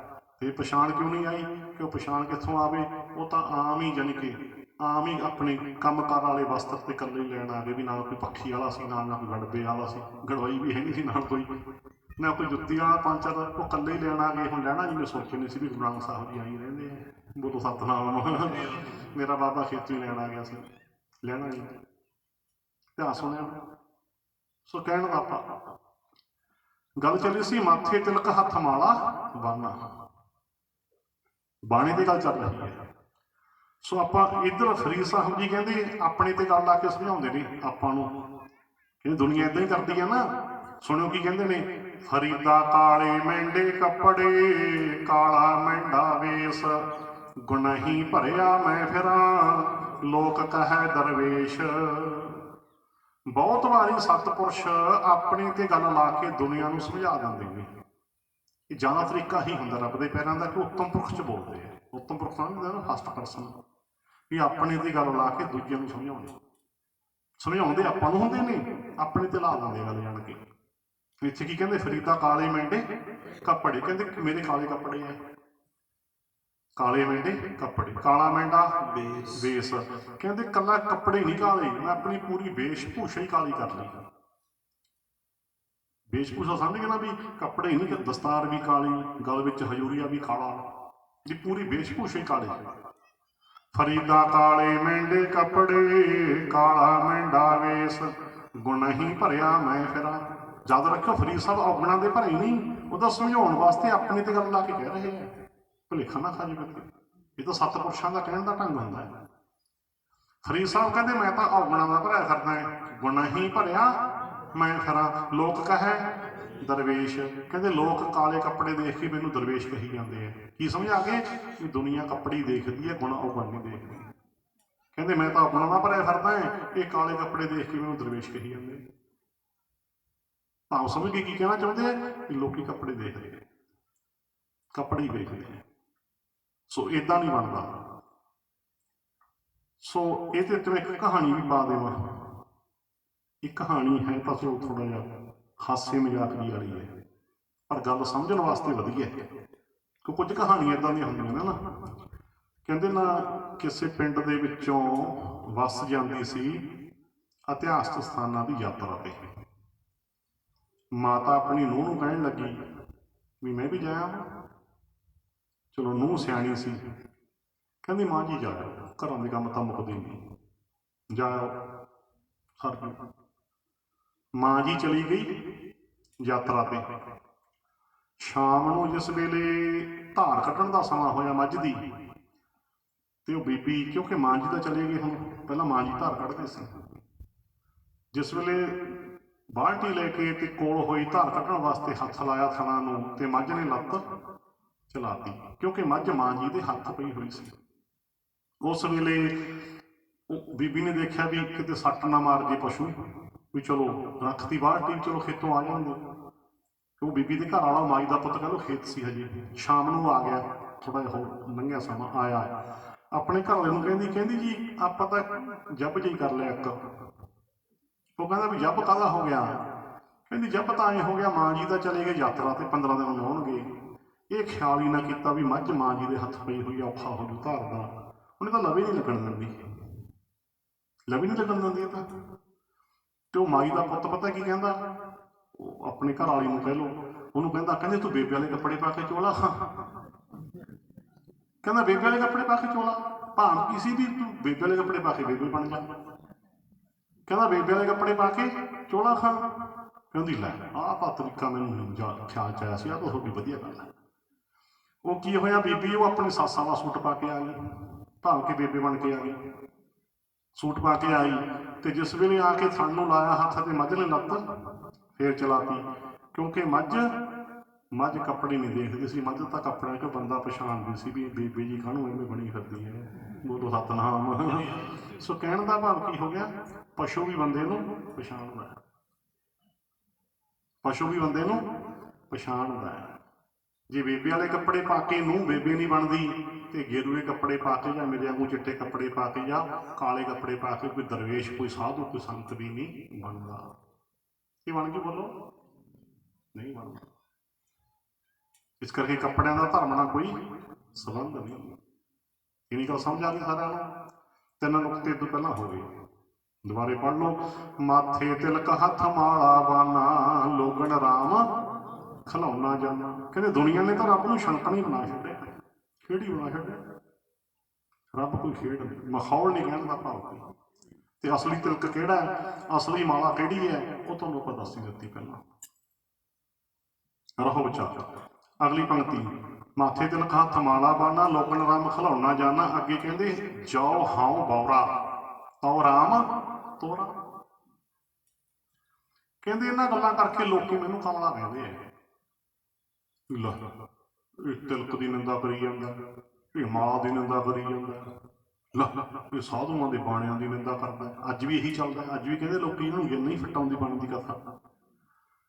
ਹੁਣ ਲੋਕੀ ਕੀ ਕਹਿੰਦੇ, ਕਹਿੰਦੇ ਕਬੀਰ ਤਾਂ ਕਮਲਾ ਹੋ ਗਿਆ, ਇਹ ਤਾਂ ਕਮਲਾ ਹੋ ਗਿਆ, ਕਮਲਾ ਨਿੰਦਕ ਹੋ ਗਿਆ, ਨਿੰਦਕ ਮਾਲਾ ਦੀ ਨਿੰਦਾ ਕਰਦਾ, ਮਾਲਾ ਦੀ। ਸਾਡੇ ਵੀ ਕਹਿੰਦੇ ਡੇਰਿਆਂ ਵਾਲੇ ਨਿੰਦਾ ਕਰਦੇ ਆ। ਕਹਿੰਦੇ ਜੋ ਹਾਂ ਬੌਰਾ, ਕਹਿੰਦੇ ਚਲੋ ਠੀਕ ਹੈ ਮੈਂ ਕਮਲਾ ਹੀ ਸਹੀ, ਵੀ ਲੋਕਾਂ ਦੇ ਕਹਿਣ ਮੁਤਾਬਕ, ਵੀ ਲੋਕੀ ਕਹਿੰਦੇ ਨੇ ਕਮਲਾ ਹੋ ਗਿਆ, ਕਹਿੰਦੇ ਠੀਕ ਹੈ ਕਮਲਾ ਹੀ ਸਹੀ। ਭਾਵ ਕੀ ਹੋ ਗਿਆ, ਵੀ ਕਬੂਲ ਕਰ ਲਿਆ ਵੀ ਚਲੋ ਤੁਹਾਡੇ ਕਹਿਣ ਮੁਤਾਬਕ ਕਮਲਾ ਤਾਂ ਕਮਲਾ ਸਹੀ, ਮੈਨੂੰ ਸੋਥੋਂ ਸਰਟੀਫਿਕੇਟ ਲੈਣ ਦੀ ਲੋੜ ਨਹੀਂ ਸਿਆਣੇ ਦਾ। ਰੱਬ ਦੇ ਪਿਆਰਿਆਂ ਨੂੰ ਕਿਸੇ ਦੁਨਿਆਵੀ ਸਰਟੀਫਿਕੇਟ ਦੀ ਲੋੜ ਨਹੀਂ ਪੈਂਦੀ। ਕਹਿੰਦੇ ਚਲੋ ਤੁਹਾਡੇ ਕਹਿਣ ਮੁਤਾਬਕ ਮੈਂ ਕਮਲਾ ਹੈ, ਜਾਓ ਹਾਂ ਬੌਰਾ, ਪਰ ਅੱਗੇ ਕੀ ਕਹਿੰਦੇ ਤਉ ਰਾਮ ਤੋਰਾ, ਕਹਿੰਦੇ ਕੱਲ ਤਾਂ ਤਸੱਲੀ ਹੈ ਨਾ ਮੈਨੂੰ, ਕਹਿੰਦੇ ਤਾਂ ਵੀ ਮਾਲਕ ਜੀ ਚਲੋ ਲੋਕਾਂ ਦੇ ਕਹਿਣ ਮੁਤਾਬਕ ਭਾਵੇਂ ਮੈਂ ਕਮਲਾ ਹੈ, ਪਰ ਮੈਂ ਹਾਂ ਤੇਰਾ, ਫਿਰ ਵੀ ਮੈਂ ਮਾਲਕ ਜੀ ਤੇਰਾ ਹਾਂ। ਤਉ ਰਾਮ ਦਾ ਅਰਥ ਰਮਿਆ ਹੋਇਆ ਪਰਮੇਸ਼ਰ, ਅਰਥਬਾਣੀ 'ਚ ਹੀ ਹੁੰਦੇ ਨੇ, ਰਾਮ ਰਾਮ ਰਾਮ ਰਬ ਰਹਿਆ ਸਰਬ ਅੱਗੇ। ਕਿਹੜਾ ਰਾਮ? ਜੋ ਸਾਰੇ ਰਮਿਆ ਹੋਇਆ, ਸਰੀਰ ਵਾਲਾ ਨਹੀਂ ਲਿਖ ਹਾਜੂਏ ਤੇ, ਜਿਹੜਾ ਸਾਰੇ ਰਮਿਆ ਹੋਇਆ। ਬਾਣੀ ਨੂੰ ਬਾਣੀ ਵਿੱਚ ਹੀ ਸਮਝਣਾ ਹੁੰਦਾ ਹੈ। ਚਲੋ ਕਹਿੰਦੇ ਮੈਨੂੰ ਤਸੱਲੀ ਤਾਂ ਹੈ ਨਾ ਵੀ ਮੈਂ ਤਾਂ ਸਰਬ ਵਿਆਪਕ ਪਰਮੇਸ਼ਰ ਦਾ ਹੈ, ਚਲੋ ਜੇ ਦੁਨੀਆ ਕਮਲਾ ਕਹਿੰਦੇ ਕੋਈ ਗੱਲ ਨਹੀਂ, ਪਰ ਇੱਕ ਤਸੱਲੀ ਹੈ ਵੀ ਮਾਲਕ ਜੀ ਮੈਂ ਤੇਰਾ ਹੈ। ਜੋ ਹਾਂ ਬੌਰਾ ਤਉ ਰਾਮ ਤੋਰਾ, ਲੋਕ ਮਰਮ ਕਹਿ ਜਾਣੈ ਮੋਰਾ। ਕਹਿੰਦੇ ਲੋਕ ਕਹਿੰਦੇ ਮੇਰੇ ਦਿਲ ਦਾ ਭੇਦ ਕੀ ਜਾਣਦੇ ਆ, ਲੋਕ ਮਰਮ ਕਹਿ ਜਾਣੈ ਮੋਰਾ। ਇਹ ਲੋਕੀ ਕੀ ਦਿਲ ਦਾ ਭੇਦ ਜਾਣਦੇ ਆ, ਕਹਿੰਦੇ ਮੈਂ ਤਾਂ ਮਾਲਕ ਪਰਮੇਸ਼ਰ ਦਾ। ਇਹਨਾਂ ਦੇ ਕਹਿਣ ਤੱਕ ਮੈਂ ਕਮਲਾ ਹੈ, ਪਰ ਇਹ ਦਿਲ ਦੇ ਭੇਦ ਨੂੰ ਨਹੀਂ ਜਾਣਦੇ। ਕਿਸੇ ਕਵੀ ਨੇ ਬੜਾ ਸੋਹਣਾ ਲਿਖਿਆ, ਦਿਲ ਦਰਿਆ ਸਮੁੰਦਰੋਂ ਡੂੰਘੇ, ਕੌਣ ਦਿਲਾਂ ਦੀਆਂ ਜਾਣੇ। ਕਹਿੰਦਾ ਸਮੁੰਦਰੋਂ ਡੂੰਘੇ ਨੇ ਦਿਲ ਦਰਿਆ, ਤਾਂ ਕੌਣ ਜਾਣਦਾ। ਕਹਿੰਦੇ ਜੋ ਹਾਂ ਬੌਰਾ ਤਉ ਰਾਮ ਤੋਰਾ, ਲੋਕ ਮਰਮ ਕਹਿ ਜਾਣੈ ਮੋਰਾ। ਰਹਾ ਅਗਲੀ ਪੰਕਤੀ, ਕਹਿੰਦੇ ਕਮਲਾ ਕਿਉਂ ਕਹਿੰਦੇ, ਇੱਕ ਗੱਲ ਹੋਰ ਦੱਸਦੀ, ਕਹਿੰਦੇ ਤੋਰ ਹੋਣਾ ਪਾਤੀ, ਕਹਿੰਦੇ ਮੈਂ ਨਾ ਪਰਮੇਸ਼ਰ ਦੀ ਪੂਜਾ ਵਾਸਤੇ, ਮੂਰਤੀ ਪੂਜਾ ਨੂੰ ਵੀ ਪਰਮੇਸ਼ਰ ਦੀ ਪੂਜਾ ਕਹਿੰਦੇ ਲੋਕੀ, ਕਹਿੰਦੇ ਮੈਂ ਫੁੱਲ ਪੱਤੀਆਂ ਨਹੀਂ ਤੋੜਦਾ। ਭਾਵ ਕਿ ਮੈਂ ਬਾਹਰੀ ਪੂਜਾ ਨੂੰ ਮੰਨਦਾ ਹੀ ਨਹੀਂ। ਭਗਤ ਕਬੀਰ ਸਾਹਿਬ ਜੀ ਮਹਾਰਾਜ ਕਹਿੰਦੇ ਮੈਂ ਫੁੱਲ ਪੱਤੀਆਂ ਦੀ, ਦੁਨੀਆ ਕਿੱਦਾਂ ਦੀ ਪੂਜਾ ਕਰਦੀ ਹੈ, ਬਾਹਰੀ, ਧੂਫਾਂ ਲਾ ਲਈਆਂ, ਧੂਫਾਂ ਦੇ ਧੂਏ ਨਾਲ ਸਾਨੂੰ ਚੜਾ ਲਏ, ਫਿਰ ਦੀਵੇ ਦੇ ਵਿੱਚ ਦੇਸੀ ਘਿਓ ਪਾ ਲਿਆ, ਰੂੰ ਦੀ ਬੱਤੀ ਪੱਟ ਕੇ ਪਾ ਲਈ, ਕੰਧਾਂ ਸੰਧੀਆਂ ਕਰ ਲਈਆਂ, ਕੰਧਾਂ ਸੰਧੀਆਂ, ਦੇਸੀ ਘਿਓ ਫੂਕ ਕੇ ਕੰਧਾਂ ਸੰਧੀਆਂ ਕਰਨਾ ਪੂਜਾ ਨਹੀਂ ਹੁੰਦੀ। ਬੋਲੋ ਸਤਨਾਮ। ਬਿਰਲੇ ਮੰਨਣਗੇ ਹੁਣ, ਬਹੁਤੇ ਤਾਂ ਕਹਿਣਗੇ ਲੱਗ ਤੋਂ ਸਾਰਾ ਕੁਝ ਕੱਟੀ ਜਾਂਦੇ ਆ, ਕਿਆ ਹੈ। ਭਗਤ ਰਵਿਦਾਸ ਜੀ ਮਹਾਰਾਜ ਤਾਂ ਤਿੱਖਾ ਬੋਲੇ, ਇਹ ਕੀ ਹੈ, ਕਹਿੰਦੇ ਟਕਵੰਜ ਨੇ, ਇਹ ਧਰਮ ਦੇ ਨਾਂ ਤੇ ਚੱਲਦੇ ਟਕਵੰਜ ਹੈ। ਜੋਤਾਂ ਲਾ ਲਈਆਂ, ਧੂਫਾਂ ਲਾ ਲਈਆਂ, ਆਰਤੀਆਂ ਕਰ ਲਈਆਂ, ਥਾਲੀਆਂ ਘੁਮਾ ਲਈਆਂ, ਫੁੱਲ ਪੱਤੀਆਂ ਪੜੋ। ਕਹਿੰਦੇ ਅਸਲੀ ਗੱਲ ਇੱਕੋ ਹੀ ਹੈ, ਕਿਹੜੀ? ਨਾਮ ਤੇਰੋ ਆਰਤੀ ਮਜਨ ਮੁਰਾਰੇ। ਮੁਰਾਰੇ ਭਾਵ ਹੈ ਮਾਲਕ ਜੀ ਤੇਰੀ ਯਾਦ ਹੀ ਤੇਰੀ ਆਰਤੀ ਹੈ। ਨਾਮ ਤੇਰੋ ਆਰਤੀ, ਬਸ ਉਹਨੂੰ ਯਾਦ ਕਰਨੀ ਉਹਦੀ ਆਰਤੀ ਹੈ। ਨਾਮ ਤੇਰੋ ਆਰਤੀ ਮਜਨ, ਬਸ ਤੈਨੂੰ ਯਾਦ ਕਰਨਾ ਹੀ ਤੀਰਥਾਂ ਦੇ ਇਸ਼ਨਾਨ ਹੈ, ਤੈਨੂੰ ਯਾਦ ਕਰਨਾ ਹੀ ਤੀਰਥਾਂ ਦੇ ਇਸ਼ਨਾਨ ਹੈ। ਨਾਮ ਤੇਰੋ ਆਰਤੀ ਮਜਨ ਮੁਰਾਰੇ, ਅਰਥ ਕੀ ਬਣ ਗਿਆ, ਇਹ ਮਾਲਕ ਜੀ ਤੇਰੀ ਯਾਦ ਹੀ ਤੇਰੀ ਆਰਤੀ ਹੈ, ਤੇਰੀ ਯਾਦ ਹੀ ਤੀਰਥਾਂ ਦੇ ਇਸ਼ਨਾਨ ਹੈ। ਅੱਗੇ ਪੜੋ, ਹਰ ਕੇ ਨਾਮ ਬਿਨਾ ਝੂਠੇ ਸਗਲ ਪਸਾਰੇ। ਹਰੀ ਪਰਮੇਸ਼ਰ ਨੂੰ ਯਾਦ ਕਰਨ ਤੋਂ ਬਿਨਾ ਸਾਰੇ ਝੂਠੇ ਪਸਾਰੇ, ਪਸਾਰੇ ਕਹਿ ਲਓ, ਢਕਵੰਜ ਕਹਿ ਲਓ, ਅਡੰਬਰ ਕਹਿ ਲਓ। ਭਗਤੀ ਕਹਿੰਦੇ ਢਕਵੰਜ ਨੇ, ਅਡੰਬਰ ਨੇ। ਕਹਿੰਦੇ ਆਪਾਂ ਤੋਂ ਢਕਵੰਜ ਕਿੱਥੇ ਹੁੰਦੇ ਆ, ਜਿਹਨੂੰ ਗਿਆਨ ਆ ਗਿਆ ਢਕਵੰਜ ਨਹੀਂ ਕਰਦੇ। ਢਕਵੰਜ ਨੇ ਤਾਂ ਕੋਈ ਥਾਲੀ ਲਈ, ਉਹਦੇ ਵਿੱਚ ਚੂੰਗੜੇ ਰੱਖੇ, ਉਹ 'ਚ ਦੇਸੀ ਘਿਓ ਪਾਇਆ, ਰੂੰ ਦੀਆਂ ਪੱਤੀਆਂ ਵੱਟ ਕੇ ਪਾਈਆਂ, ਦੀਵੇ ਜਲਾਏ, ਥਾਲੀ ਪਾਏ ਹੋਏ। ਢਕਵੰਜ ਆਪਾਂ ਤੋਂ ਕਿੱਥੇ ਹੁੰਦੇ ਆ। ਭਗਤ ਰਵਿਦਾਸ ਜੀ ਮਹਾਰਾਜ ਕਹਿੰਦੇ ਢਕਵੰਜ ਨੇ ਤਾਂ ਢਕਵੰਜ ਕੱਢ ਲਿਆ, ਢਕਵੰਜ ਕਰਦੇ ਨੇ ਢਕਵੰਜ। ਇਹ ਢਕਵੰਜ ਸਾਡਿਆਂ ਨੇ ਵੀ ਸ਼ੁਰੂ ਕਰ ਲਏ, ਇਹ ਨਹੀਂ ਦੂਜੇ ਨੂੰ ਕਹਿ ਦਈਏ। ਗੁਰੂ ਗ੍ਰੰਥ ਸਾਹਿਬ ਜੀ ਦੇ ਵਿੱਚ ਥਾਲੀਆਂ ਘੁਮਾਉਣ ਸਾਡੇ ਜੀ ਪੈਦਾ ਹੋ ਗਏ, ਢਕਵੰਜ ਕੱਢ ਲਿਆ। ਇਹ ਢਕਵੰਜ ਹੈ। ਨਹਾਉਣ ਰੱਖ ਲਏ, ਬੜੇ ਬੜੇ ਨਹਾਉਣ, ਦਸਵੀਂ ਦਾ ਨਹਾਉਣ, ਮੱਸਿਆ ਦੇ ਨਹਾਉਣ, ਚੌਦੇ ਦੇ ਨਹਾਉਣ, ਬੜੇ ਬੜੇ। ਬਾਣੀ ਕਹਿੰਦੇ ਤੇਰੀ ਯਾਦ ਹੀ ਤੀਰਥਾਂ ਦੇ ਨਹਾਉਣ ਹੈ, ਤੈਨੂੰ ਯਾਦ ਕਰਦੇ ਹੀ ਤੀਰਥ ਇਸ਼ਨਾਨੀ ਹੋ ਜਾਈਦਾ। ਸੁਣੇ 68 ਦਾ ਇਸ਼ਨਾਨ, ਸੁਣੇ ਇਹਦਾ ਪਰ ਜੇ ਸੁਣ ਲਈਏ, ਜੇ ਗੁਰੂ ਦੀ ਬਾਣੀ ਨੂੰ ਸੁਣ ਲਈਏ, ਬਸ ਸਮਝ ਲਓ 68 ਤੀਰਥਾਂ ਦੇ ਨਹਾਉਣ ਹੋ ਗਏ। ਸੁਣੇ 68 ਦਾ ਇਸ਼ਨਾਨ ਆਪਾਂ ਤਾਂ ਮੱਥੇ ਟਕਵਾਂਜ ਹੁੰਦੇ ਨੇ ਵੀ ਬਸ ਕਰਾਈਏ ਇਕੱਠੇ ਕਰੀਏ, ਚਲੋ ਵੀ ਕਪਾਲ ਮੋਚ ਨਹਾਉਣ ਚੱਲ ਗਏ, ਗਿਆਨਵਾਨ ਤਾਂ ਸੱਚਾ ਗਿਆਨ ਸੁਣ ਲਿਆ, 68 ਤੀਰਥਾਂ ਦੇ ਨਹਾਉਣ ਇੱਥੇ ਬੈਠੀ ਹੋ ਗਏ, ਬੋਲੋ ਸਤਨਾਮ। ਤੇ ਦੁਨੀਆ ਉਲਝੀ ਹੋਈ ਹੈ, ਦੁਨੀਆ ਉਲਝੀ ਹੋਈ ਹੈ ਮੱਸਿਆ ਦੇ ਨਹਾਉਣ 'ਚ 10ਵੀਂ ਲੱਗਦੀ ਹੈ, ਉਲਝੀ ਹੈ ਕਿ ਨਾ ਦੱਸ ਦਿਓ। ਸਾਡੇ ਵੀ ਉਲਝੇ ਨੇ, ਇੱਥੋਂ ਗੁੱਸੇ ਵੀ ਬਹੁਤ ਹੁੰਦੇ ਨੇ ਮੇਰੇ ਨਾਲ, ਮੈਂ ਕਹਿੰਦਾ ਹੋ ਜਾਓ, ਤੁਹਾਡੇ ਸਰਟੀਫਿਕੇਟ ਦੀ ਲੋੜ ਆ ਸਾਨੂੰ ਬਈ। ਭਾਵ ਮੇਰਾ ਸਮਝ ਗਈ ਕਹਿਣ ਦਾ ਵੀ ਅਸੀਂ ਬਾਣੀ ਦੇ ਸੱਚ ਨੂੰ ਯੁਰਤ ਨਾਲ ਬਿਆਨ ਕਰਦੇ ਹਾਂ। ਹਾਂ, ਬਾਣੀ ਦੇ ਗਿਆਨ ਤੋਂ ਬਾਹਰ ਕੋਈ ਗੱਲ ਹੋਵੇ ਨਾਲ ਦੀ ਨਾਲ ਮਾਫੀ ਮੰਗਦੇ ਹਾਂ, ਕਿਉਂਕਿ ਭੁੱਲਣ ਅੰਦਰ ਸਭ ਤੋਂ ਭੁੱਲ ਗੁਰੂ ਨਿਮਰਤਾ ਹੀ ਹੁੰਦੀ ਹੈ। ਕਿ ਮੈਥੋਂ ਕੋਈ ਭੁੱਲ ਹੋ ਗਈ, ਗੁਰਬਾਣੀ ਦੇ ਗਿਆਨ ਤੋਂ ਗੱਲ ਬਾਹਰ ਹੈ, ਮੈਂ ਭੁੱਲਣਹਾਰ ਹਾਂ ਪਰ ਮੇਰਾ ਗੁਰੂ ਨਹੀਂ ਭੁੱਲਣਹਾਰ। ਜੇ ਕੋਈ ਗੁਰਬਾਣੀ ਦੀ ਗੱਲ ਸੁਣ ਕੇ ਗੁੱਸੇ ਹੁੰਦਾ, ਮੈਂ ਨਹੀਂ ਕਦੇ ਕਿਹਾ ਵੀ ਨਾ ਹੋਈ, ਮੈਂ ਕਹਿਣਾ ਹੋ ਗਿਆ, ਤੂੰ ਸੱਚ ਨਾਲ ਸੱਚ ਨਹੀਂ ਰੋਕਦਾ ਹੁੰਦਾ। ਸੋ ਕਹਿਣ ਦਾ ਭਾਵ ਕੀ ਹੈ, ਇਹ ਮੇਰਾ ਭਾਵ ਇਹ ਹੈ ਕਹਿਣ ਦਾ ਵੀ ਸੱਚ ਨੂੰ ਲੁਕਾਉਣਾ ਨਹੀਂ, ਦੁਨੀਆ ਨੂੰ ਖੁਸ਼ ਕਰਨ ਦੇ ਚੱਕਰ 'ਚ। ਹਾਂਜੀ, ਕਿਸੇ ਨੇ ਲਿਖਿਆ, ਮੈਨੂੰ ਯਾਦ ਨਹੀਂ ਆਉਂਦਾ ਹੁਣ ਕਵੀ ਦਾ ਨਾਮ, ਉਹ ਪੂਰੀਆਂ ਮੈਨੂੰ ਉੱਦਾਂ ਨਹੀਂ ਆਉਂਦੀ ਕਵਿਤਾ ਰੂਪ ਦੇ ਵਿੱਚ, ਮੈਂ ਤੁਹਾਨੂੰ ਉਹਦਾ ਵਾਰਤਕ ਭਾਵ ਕਹਿ ਦਿੰਦਾ। ਉਹ ਲਿਖਦਾ ਕਹਿੰਦੇ ਵੀ ਸਾਰਿਆਂ ਨੂੰ ਖੁਸ਼ ਕਰਨ ਦੀ ਕੋਸ਼ਿਸ਼ ਨਾ ਕਰ, ਸਾਰਿਆਂ ਨੂੰ ਖੁਸ਼ ਕਰਨ ਦੀ ਕੋਸ਼ਿਸ਼ ਨਾ ਕਰ, ਨਾਰਾਜ਼ ਤਾਂ ਇੱਥੇ ਬਹੁਤ ਲੋਕ ਰੱਬ ਨਾਲ ਵੀ ਹੈ, ਬਹੁਤ ਲੋਕ ਤਾਂ ਇੱਥੇ ਰੱਬ ਨਾਲ ਵੀ ਨਾਰਾਜ਼ ਹੈ। ਤੂੰ ਖੁਸ਼ ਕਰੇਗਾ ਸਾਰਿਆਂ ਨੂੰ? ਨਾਰਾਜ਼ਗੀ ਤਾਂ ਇੱਥੇ ਰੱਬ ਨਾਲ ਵੀ ਹੈ ਦੁਨੀਆ ਦੀ, ਸਾਰੇ ਲੋਕ ਤਾਂ ਰੱਬ ਤੋਂ ਵੀ ਖੁਸ਼ ਨੇ। ਇਸ ਕਰਕੇ ਕੋਸ਼ਿਸ਼ ਨਾ ਕਰ, ਇਸੇ ਕੋਸ਼ਿਸ਼ ਦੇ ਵਿੱਚ ਮਨੁੱਖ ਸੱਚ ਲੁਕੋ ਕੇ ਰੱਖਦਾ ਹੈ, ਕਿਤੇ ਕੋਈ ਗੁੱਸੇ ਨਾ ਹੋ ਜੇ। ਇੱਕ ਗੱਲ ਹੋਰ ਯਾਦ ਰੱਖਿਓ, ਖਰੀ ਗੱਲ ਕਹਿ ਦਿਆਂ, ਸੱਚ ਨੂੰ ਕਿਸੇ ਝੂਠੇ ਦੇ, ਝੂਠਾ ਲਫ਼ਜ਼ ਵਰਤਿਆ ਮੈਂ, ਸੱਚ ਨੂੰ ਕਿਸੇ ਝੂਠੇ ਦੇ ਨੋਟ ਵੋਟ ਦੀ ਲੋੜ ਨਹੀਂ ਹੁੰਦੀ। ਬੋਲੋ ਸਤਨਾਮ। ਸੱਚ ਸੁਪਰੀਮ ਪਾਵਰ ਹੈ, ਮਹਾਸ਼ਕਤੀ ਹੈ ਆਪਣੇ ਆਪ ਦੇ ਵਿੱਚ। ਸੱਚ ਨੂੰ ਕਿਸੇ ਝੂਠੇ ਦੇ ਨੋਟ ਵੋਟ ਦੀ ਹਰਦਿਓ ਦੀ ਲੋੜ ਨਹੀਂ ਹੁੰਦੀ। ਹਾਂ, ਫਿਰ ਸੱਚ ਕਿਵੇਂ ਚੱਲੂ? ਸੱਚ ਬੇਮੁਹਤਾਜ ਹੁੰਦਾ ਹੈ, ਬੇਪਰਵਾਹ ਹੁੰਦਾ ਹੈ। ਇਸ ਕਰਕੇ ਸੱਚ ਦੇ ਵਿੱਚ ਰਸ ਆਉਣਾ, ਜਿਹਨੂੰ ਲੱਗ ਗਿਆ, ਜਿਹਨੂੰ ਸੱਚ ਦਾ ਸਵਾਦ ਪੈ ਗਿਆ ਨਾ, ਕਿਆ ਕਹਿਣਾ ਬਸ। ਇੱਕ ਥਾਂ ਮੈਨੂੰ ਇੱਕ ਮਿਲਿਆ, ਵਿੱਚੋਂ ਗੱਲਾਂ ਕਰਨੀਆਂ ਪੈ ਜਾਂਦੀਆਂ ਫੁੱਟਕਲ ਵੀ। ਇੱਕ ਥਾਂ ਤੁਹਾਡੇ ਵੀ ਮਿਲਦੇ ਆ ਬਹੁਤ ਸਿੰਘ, ਜੋ ਭਾਵਨਾ ਉਹਦੀ ਠੀਕ ਸੀ ਪਰ ਉਹਦੀ ਸ਼ਬਦਾਵਲੀ ਨਹੀਂ ਠੀਕ ਲੱਗੀ। ਮੈਨੂੰ ਕਹਿੰਦਾ ਭਾਈ ਸਾਹਿਬ, ਕਹਿੰਦਾ ਅੱਛਾ ਤਾਂ ਕੂੜ ਦੇ ਨਗਾਰੇ ਵੱਜਦੇ ਆ, ਕਹਿੰਦੇ ਕੂੜ ਦੇ ਨਗਾਰੇ ਵੱਜਦੇ ਆ ਕਹਿੰਦੇ ਇੱਥੇ। ਤੇ ਮੈਂ ਫਿਰ ਮੈਂ ਹੁਣ ਸੱਚ ਦੀ ਤੂਤੀ ਵਜਾਉਣੋਂ ਹਟ ਜਾ, ਫਿਰ ਚੁੱਪ ਕਰ ਗਿਆ। ਮੈਂ ਸੱਚ ਦੀ ਤੂਤੀ ਵਜਾਉਣੋਂ ਹਟ ਜਾ, ਬਾਣੀ ਦੇ ਸੱਚ ਦੀ ਕਹਿ ਤਾਂ ਸਕਣ ਵੀ ਹਟ ਜਾਓ। ਮੈਂ ਕਿਹਾ ਚਲੋ ਮੰਨਦੇ ਆ ਵੀ ਸੱਚ ਦੀ ਤੂਤੀ ਬੋਲਦੀ ਰਹੇਗੀ ਝੂਠ ਦੇ ਨਗਾਰਿਆਂ 'ਚ, ਮੈਂ ਮੰਨਦਾ ਝੂਠ ਦੇ ਨਗਾਰੇ ਵੱਜਦੇ ਆ, ਸੱਚ ਦੀ ਤੂਤੀ ਵਿੱਚੋਂ ਬਰੀਕ ਆਵਾਜ਼ ਕੋਈ ਸੁਣਦਾ ਹੈ। ਸੱਚ ਦੀ ਤੂਤੀ ਸੱਚ ਦੇ ਆਸ਼ਕ ਸੁਣਦੇ ਆ, ਪਰ ਇੱਕ ਗੱਲ ਮੈਂ ਦਾਅਵੇ ਨਾਲ ਕਹਿ ਸਕਦਾ, ਇੱਕ ਦਿਨ ਝੂਠ ਦੇ ਨਗਾਰੇ ਵਜਾਉਣ ਵਾਲੇ ਥੱਕ ਜਾਣਗੇ, ਫੁੱਟ ਜਾਣਗੇ, ਝੂਠ ਮੁੱਕ ਜੂਗਾ, ਸੱਚ ਦੀ ਤੂਤੀ ਵਜਾਉਣ ਵਾਲਾ ਸਦਾ ਆਨੰਦ ਵਿੱਚ ਰਹੂਗਾ। ਬੋਲੋ ਸਤਨਾਮ। ਸੱਚ ਦੀ ਤੂਤੀ ਸਦਾ ਵੱਜਦੀ ਰਹਿਣੀ ਹੈ। ਝੂਠ ਦੇ ਨਗਾਰੇ ਵਜਾਉਣ ਵਾਲੇ ਇੱਕ ਦਿਨ ਥੱਕ ਜਾਣਗੇ, ਸੱਚ ਦੀ ਤੂਤੀ ਸਦਾ ਵੱਜਦੀ ਹੀ ਰਹਿਣੀ ਹੈ।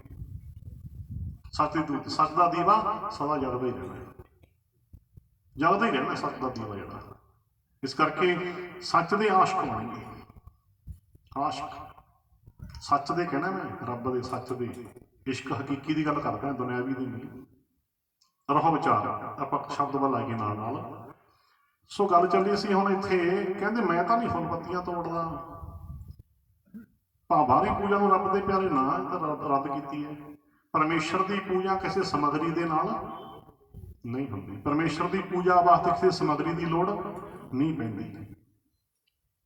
ਪਰਮੇਸ਼ਰ ਦੀ ਪੂਜਾ ਬਹੁਤ ਸੌਖੀ ਹੈ। ਕਿਵੇਂ ਕਰਨੀ ਹੈ ਦੱਸੇ ਬਾਣੀ ਸੁਣ ਲਓ। ਪੂਜਾ ਕੀਚੈ ਨਾਮ ਧਿਆਈਐ, ਬਿਨ ਨਾਮੈ ਪੂਜ ਨਾ ਹੋਏ। ਕਹਿੰਦੇ ਪਰਮੇਸ਼ਰ ਦੀ ਪੂਜਾ ਕਰਨੀ ਚਾਹੀਦੀ ਹੈ। ਪੂਜਾ ਕੀਚੈ ਕਿਵੇਂ ਕਰਨੀ ਚਾਹੀਦੀ ਹੈ? ਨਾਮ ਧਿਆਈਐ, ਨਾਮ ਤੇ ਹੋਣਾ ਚਾਹੀਦਾ। ਪਰਮੇਸ਼ਰ ਦਾ ਨਾਮ ਉਹਨੂੰ ਧਿਆਨ 'ਚ ਰੱਖਣਾ ਚਾਹੀਦਾ। ਮਹਿਸੂਸ ਕਰੋ, ਬੈਠ ਕੇ ਧਿਆਨ 'ਚ ਲਿਆਓ, ਇੱਦਾਂ ਬਸ ਆਪਣੇ ਆਪ ਨੂੰ ਮਹਿਸੂਸ ਕਰੋ ਵੀ ਮੈਂ ਮਾਲਕ ਪਰਮੇਸ਼ਰ ਦੀ ਗੋਦ ਵਿੱਚ ਹਾਂ।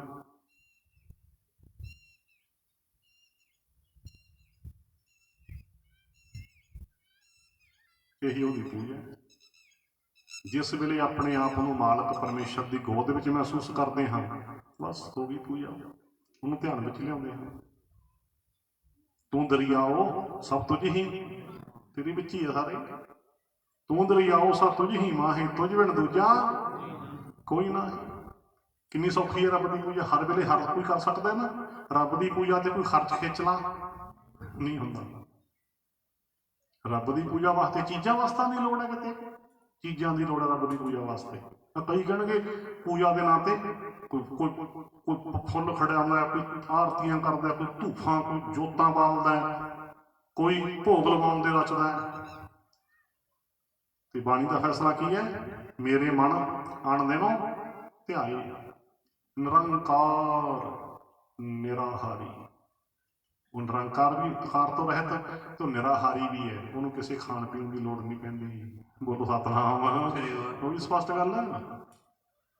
ਰੱਬ ਨੂੰ ਕਿਸੇ ਖਾਣ ਪੀਣ, ਤੂੰ ਖਵਾਏਂਗਾ ਰੱਬ ਨੂੰ, ਇਹਨਾਂ ਰੱਬ ਵਿਹਲੜਾ ਹੈ, ਤੂੰ ਉਹਨੂੰ ਖਵਾਏਂਗਾ। ਨਹੀਂ ਤਾਂ ਭੁੱਖਾ ਮਰ ਜੂ ਰੱਬ ਤੇਰੀ ਭੋਗ ਲਵਾਉਣ ਵਾਲਾ ਤਾਂ। ਦੱਸੋ ਹੁਣ ਇੱਕ ਗੱਲ ਹੋਰ ਵਿੱਚੋਂ ਆ ਗਈ, ਚੱਲ ਵੀ ਗੱਲ ਕਹਿ ਦੇਵਾਂ ਨਾਲ।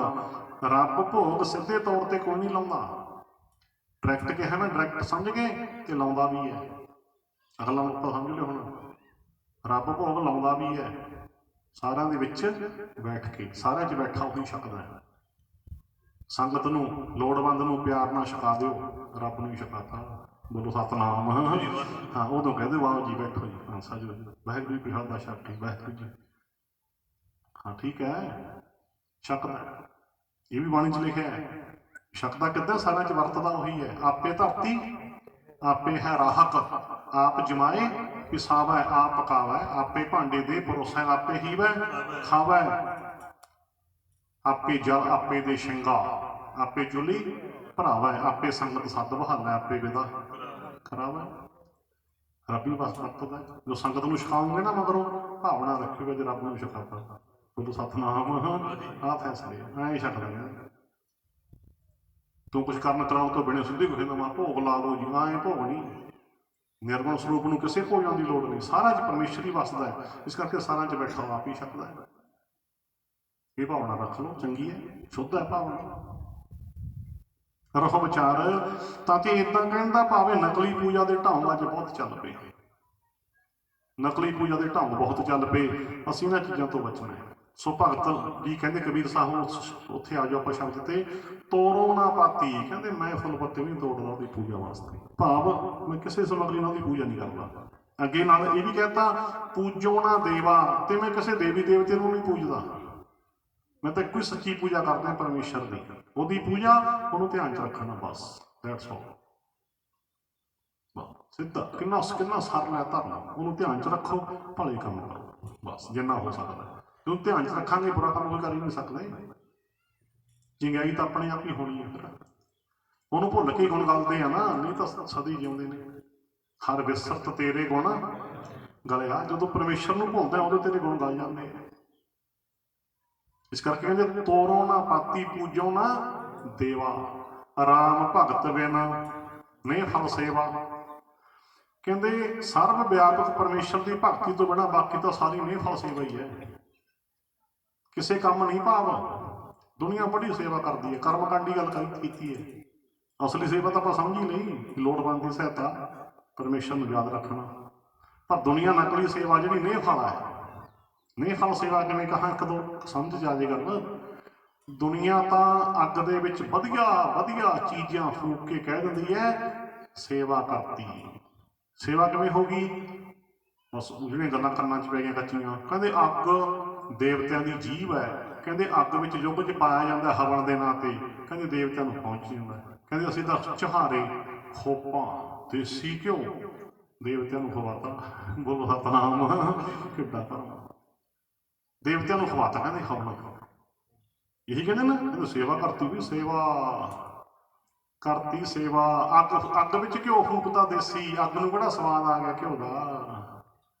ਅੱਗ ਕਿਹੜਾ ਵਰ ਦੇਊਗੀ ਵੀ ਤੁਹਾਡਾ ਘਿਓ ਬਹੁਤ ਟੇਸਟੀ ਹੈ, ਵੀ ਤਾਂ ਘਰ ਦਾ ਕੱਢਿਆ ਲੱਗਦਾ ਹੈ ਨਾ, ਬਹੁਤ ਸਵਾਦ ਸੀ। ਅੱਗ ਕਹਿੰਦੀ ਹੈ ਨਾ, ਕਹੂ ਚੁਹਾਰਿਆਂ ਦਾ ਸਵਾਦ ਆ ਗਿਆ ਅੱਗ ਨੂੰ, ਕਿ ਖੋਪੇ ਦਾ ਸਵਾਦ ਆ ਗਿਆ?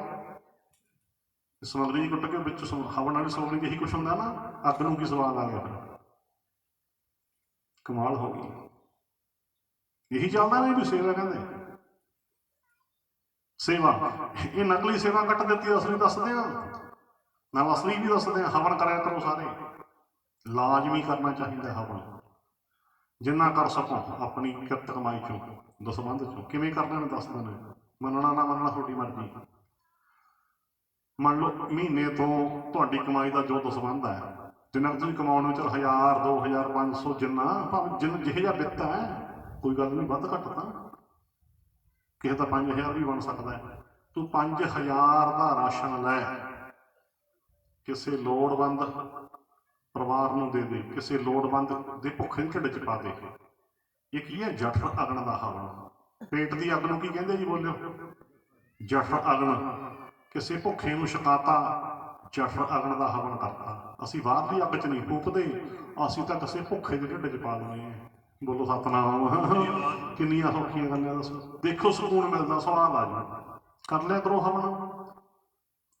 ਹਾਂਜੀ, ਕਿਸੇ ਦੇ ਭੁੱਖੇ ਦੇ ਢਿੱਡ 'ਚ ਪਾਓ, ਕਿਸੇ ਦੇ ਢਿੱਡ ਦੀ ਅੱਗ ਬੁਝਾਓ, ਢਿੱਡ ਦੀ ਅੱਗ 'ਚ ਪਾਓ। ਕਿਸੇ ਦੇ ਅੰਦਰਾਂ ਕੁਰਬਲ ਕੁਰਬਲ ਕਰਦੇ, ਕੁਪੋਸ਼ਣ ਹੋ ਗਿਆ, ਬੱਚੇ ਕਮਜ਼ੋਰ ਹੋਏ ਪਏ ਐ, ਸਹੀ ਖੁਰਾਕ ਨਹੀਂ ਮਿਲਦੀ। ਕਰ ਦਿਓ ਮਦਦ, ਜਿੰਨਾ ਕਰ ਸਕਦੇ ਹੋ ਜਿੰਨਾ ਕਰ ਲਓ। ਆਹ ਅਸੀਂ ਗੱਲਾਂ ਅਸਲ ਦੇ ਵਿੱਚ, ਉਹ ਕਿਸੇ ਭੁੱਖੇ ਦੇ ਢਿੱਡ ਵਿੱਚ ਪਾ ਦਿਓ, ਬਾਹਰਲੀ ਅੱਗ 'ਚ ਕਿਉਂ ਫੂਕ ਦਿਓ? ਜਠਰਾਗਣ ਦਾ ਹਵਨ ਕਰ ਲਓ, ਜਠਰਾਗਣ ਦਾ ਹਵਨ ਕਹਿੰਦੇ ਆ। ਕੋਈ ਵਿਰਲਾ ਕਰਦਾ, ਜੋਤਾਂ ਲਾ ਕੇ ਕਿਉਂ ਕਾਤੇ ਫੂਕਦੇ ਹੋ? ਇਕੱਠਾ ਕਰੀ ਚੱਲੋ, ਜਾਂ 20 ਗ੍ਰਾਮ ਵੀ ਕੋਈ ਫੂਕਦਾ ਰੋਜ਼, ਬਰੀਕੀਆਂ ਦੱਸੀਆਂ ਨੇ। ਮਹੀਨੇ ਦਾ ਕਿੰਨਾ ਹੋ ਗਿਆ? 600 ਗ੍ਰਾਮ ਹੋ ਗਿਆ। 20 ਗ੍ਰਾਮ ਤਾਂ ਮੂਲੀ ਹੈ ਨਾ, ਜਦ ਹੀ ਫੂਕਦੇ ਹੋ।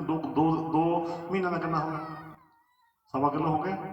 1.25 ਕਿਲੋ 2 ਮਹੀਨਿਆਂ ਦਾ ਕਿਸੇ ਲੋੜਵੰਦ ਸਰੀਰ ਨੂੰ ਦੇ ਦਿਓ, ਜਿਹਨੂੰ ਖੁਸ਼ਕੀ ਹੋਈ ਪਈ ਹੈ ਵੀ ਘਿਓ ਮਿਲਦਾ ਨਹੀਂ, ਗਰੀਬ ਹੈ, ਜਾਂ ਕਿਸੇ ਗਰੀਬ ਧੀ ਦਾ ਜਨੇਪਾ, ਬੱਚੇ ਦਾ ਜਨਮ ਹੋਇਆ, 1.25 ਕਿਲੋ ਘਿਓ ਕਿਸੇ ਗਰੀਬ ਧੀ ਨੂੰ ਦੇ ਦਿਓ।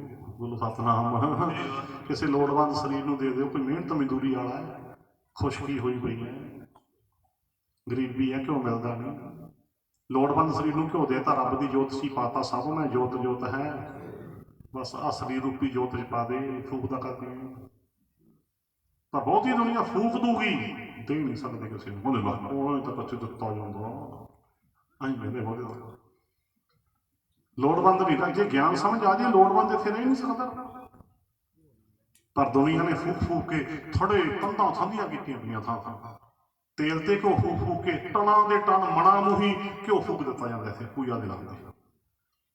ਫੂਕੀ ਤੁਰੇ ਜਾਂਦੇ ਆ, ਫੂਕੀ ਤੁਰੇ ਜਾਂਦੇ ਆ, ਕਿਉਂ ਗਿਆਨ ਕੋਈ ਨਹੀਂ। ਇਸ ਕਰਕੇ ਕੁਛ ਇਹ ਛੱਡ ਦਿਓ। ਤੇ ਅਸਲੀ ਗੱਲ ਤੁਹਾਨੂੰ ਮੈਂ ਨਾਲ ਨਾਲ ਦੱਸਤੀ, ਕੋਸ਼ਿਸ਼ ਕਰਿਓ ਕਰਨ ਦੀ। ਸੋ ਸਮਝ ਰਹੇ ਸੀ ਆਪਾਂ ਉਹ ਸ਼ਬਦ ਤੇ, ਤੋਰੋ ਨਾ ਪਾਤੀ ਪੂਜੋ ਨਾ ਦੇਵਾ, ਰਾਮ ਭਗਤ ਬਿਨ ਨੇ ਫਲ ਸੇਵਾ। ਵੀ ਇਹ ਤਾਂ ਨਹੀਂ ਫਲ ਸੇਵਾ ਬਾਕੀ, ਵੀ ਹਵਨ ਕਰਤਾ ਅੱਗ 'ਚ ਫੂਕਤੀਆਂ, ਨਹੀਂ ਫਲ ਸੇਵਾ। ਕੋਈ ਪਾਣੀ 'ਚ ਸਿੱਟੇ ਆਉਂਦੇ ਆ, ਉਹ ਵੀ ਸੇਵਾ। ਇਹ ਕਾਹਦੀ ਸੇਵਾ ਜੀ? ਕਹਿੰਦੇ ਵਰਨ ਦੇਵਤੇ ਦੀ ਸੇਵਾ ਕਰਤੀ, ਜਲ ਦੇਵਤੇ ਦੀ। ਲੈ ਜਲ ਦੇਵ ਕਿਹੜਾ ਜਲ ਦੇਵਤਾ?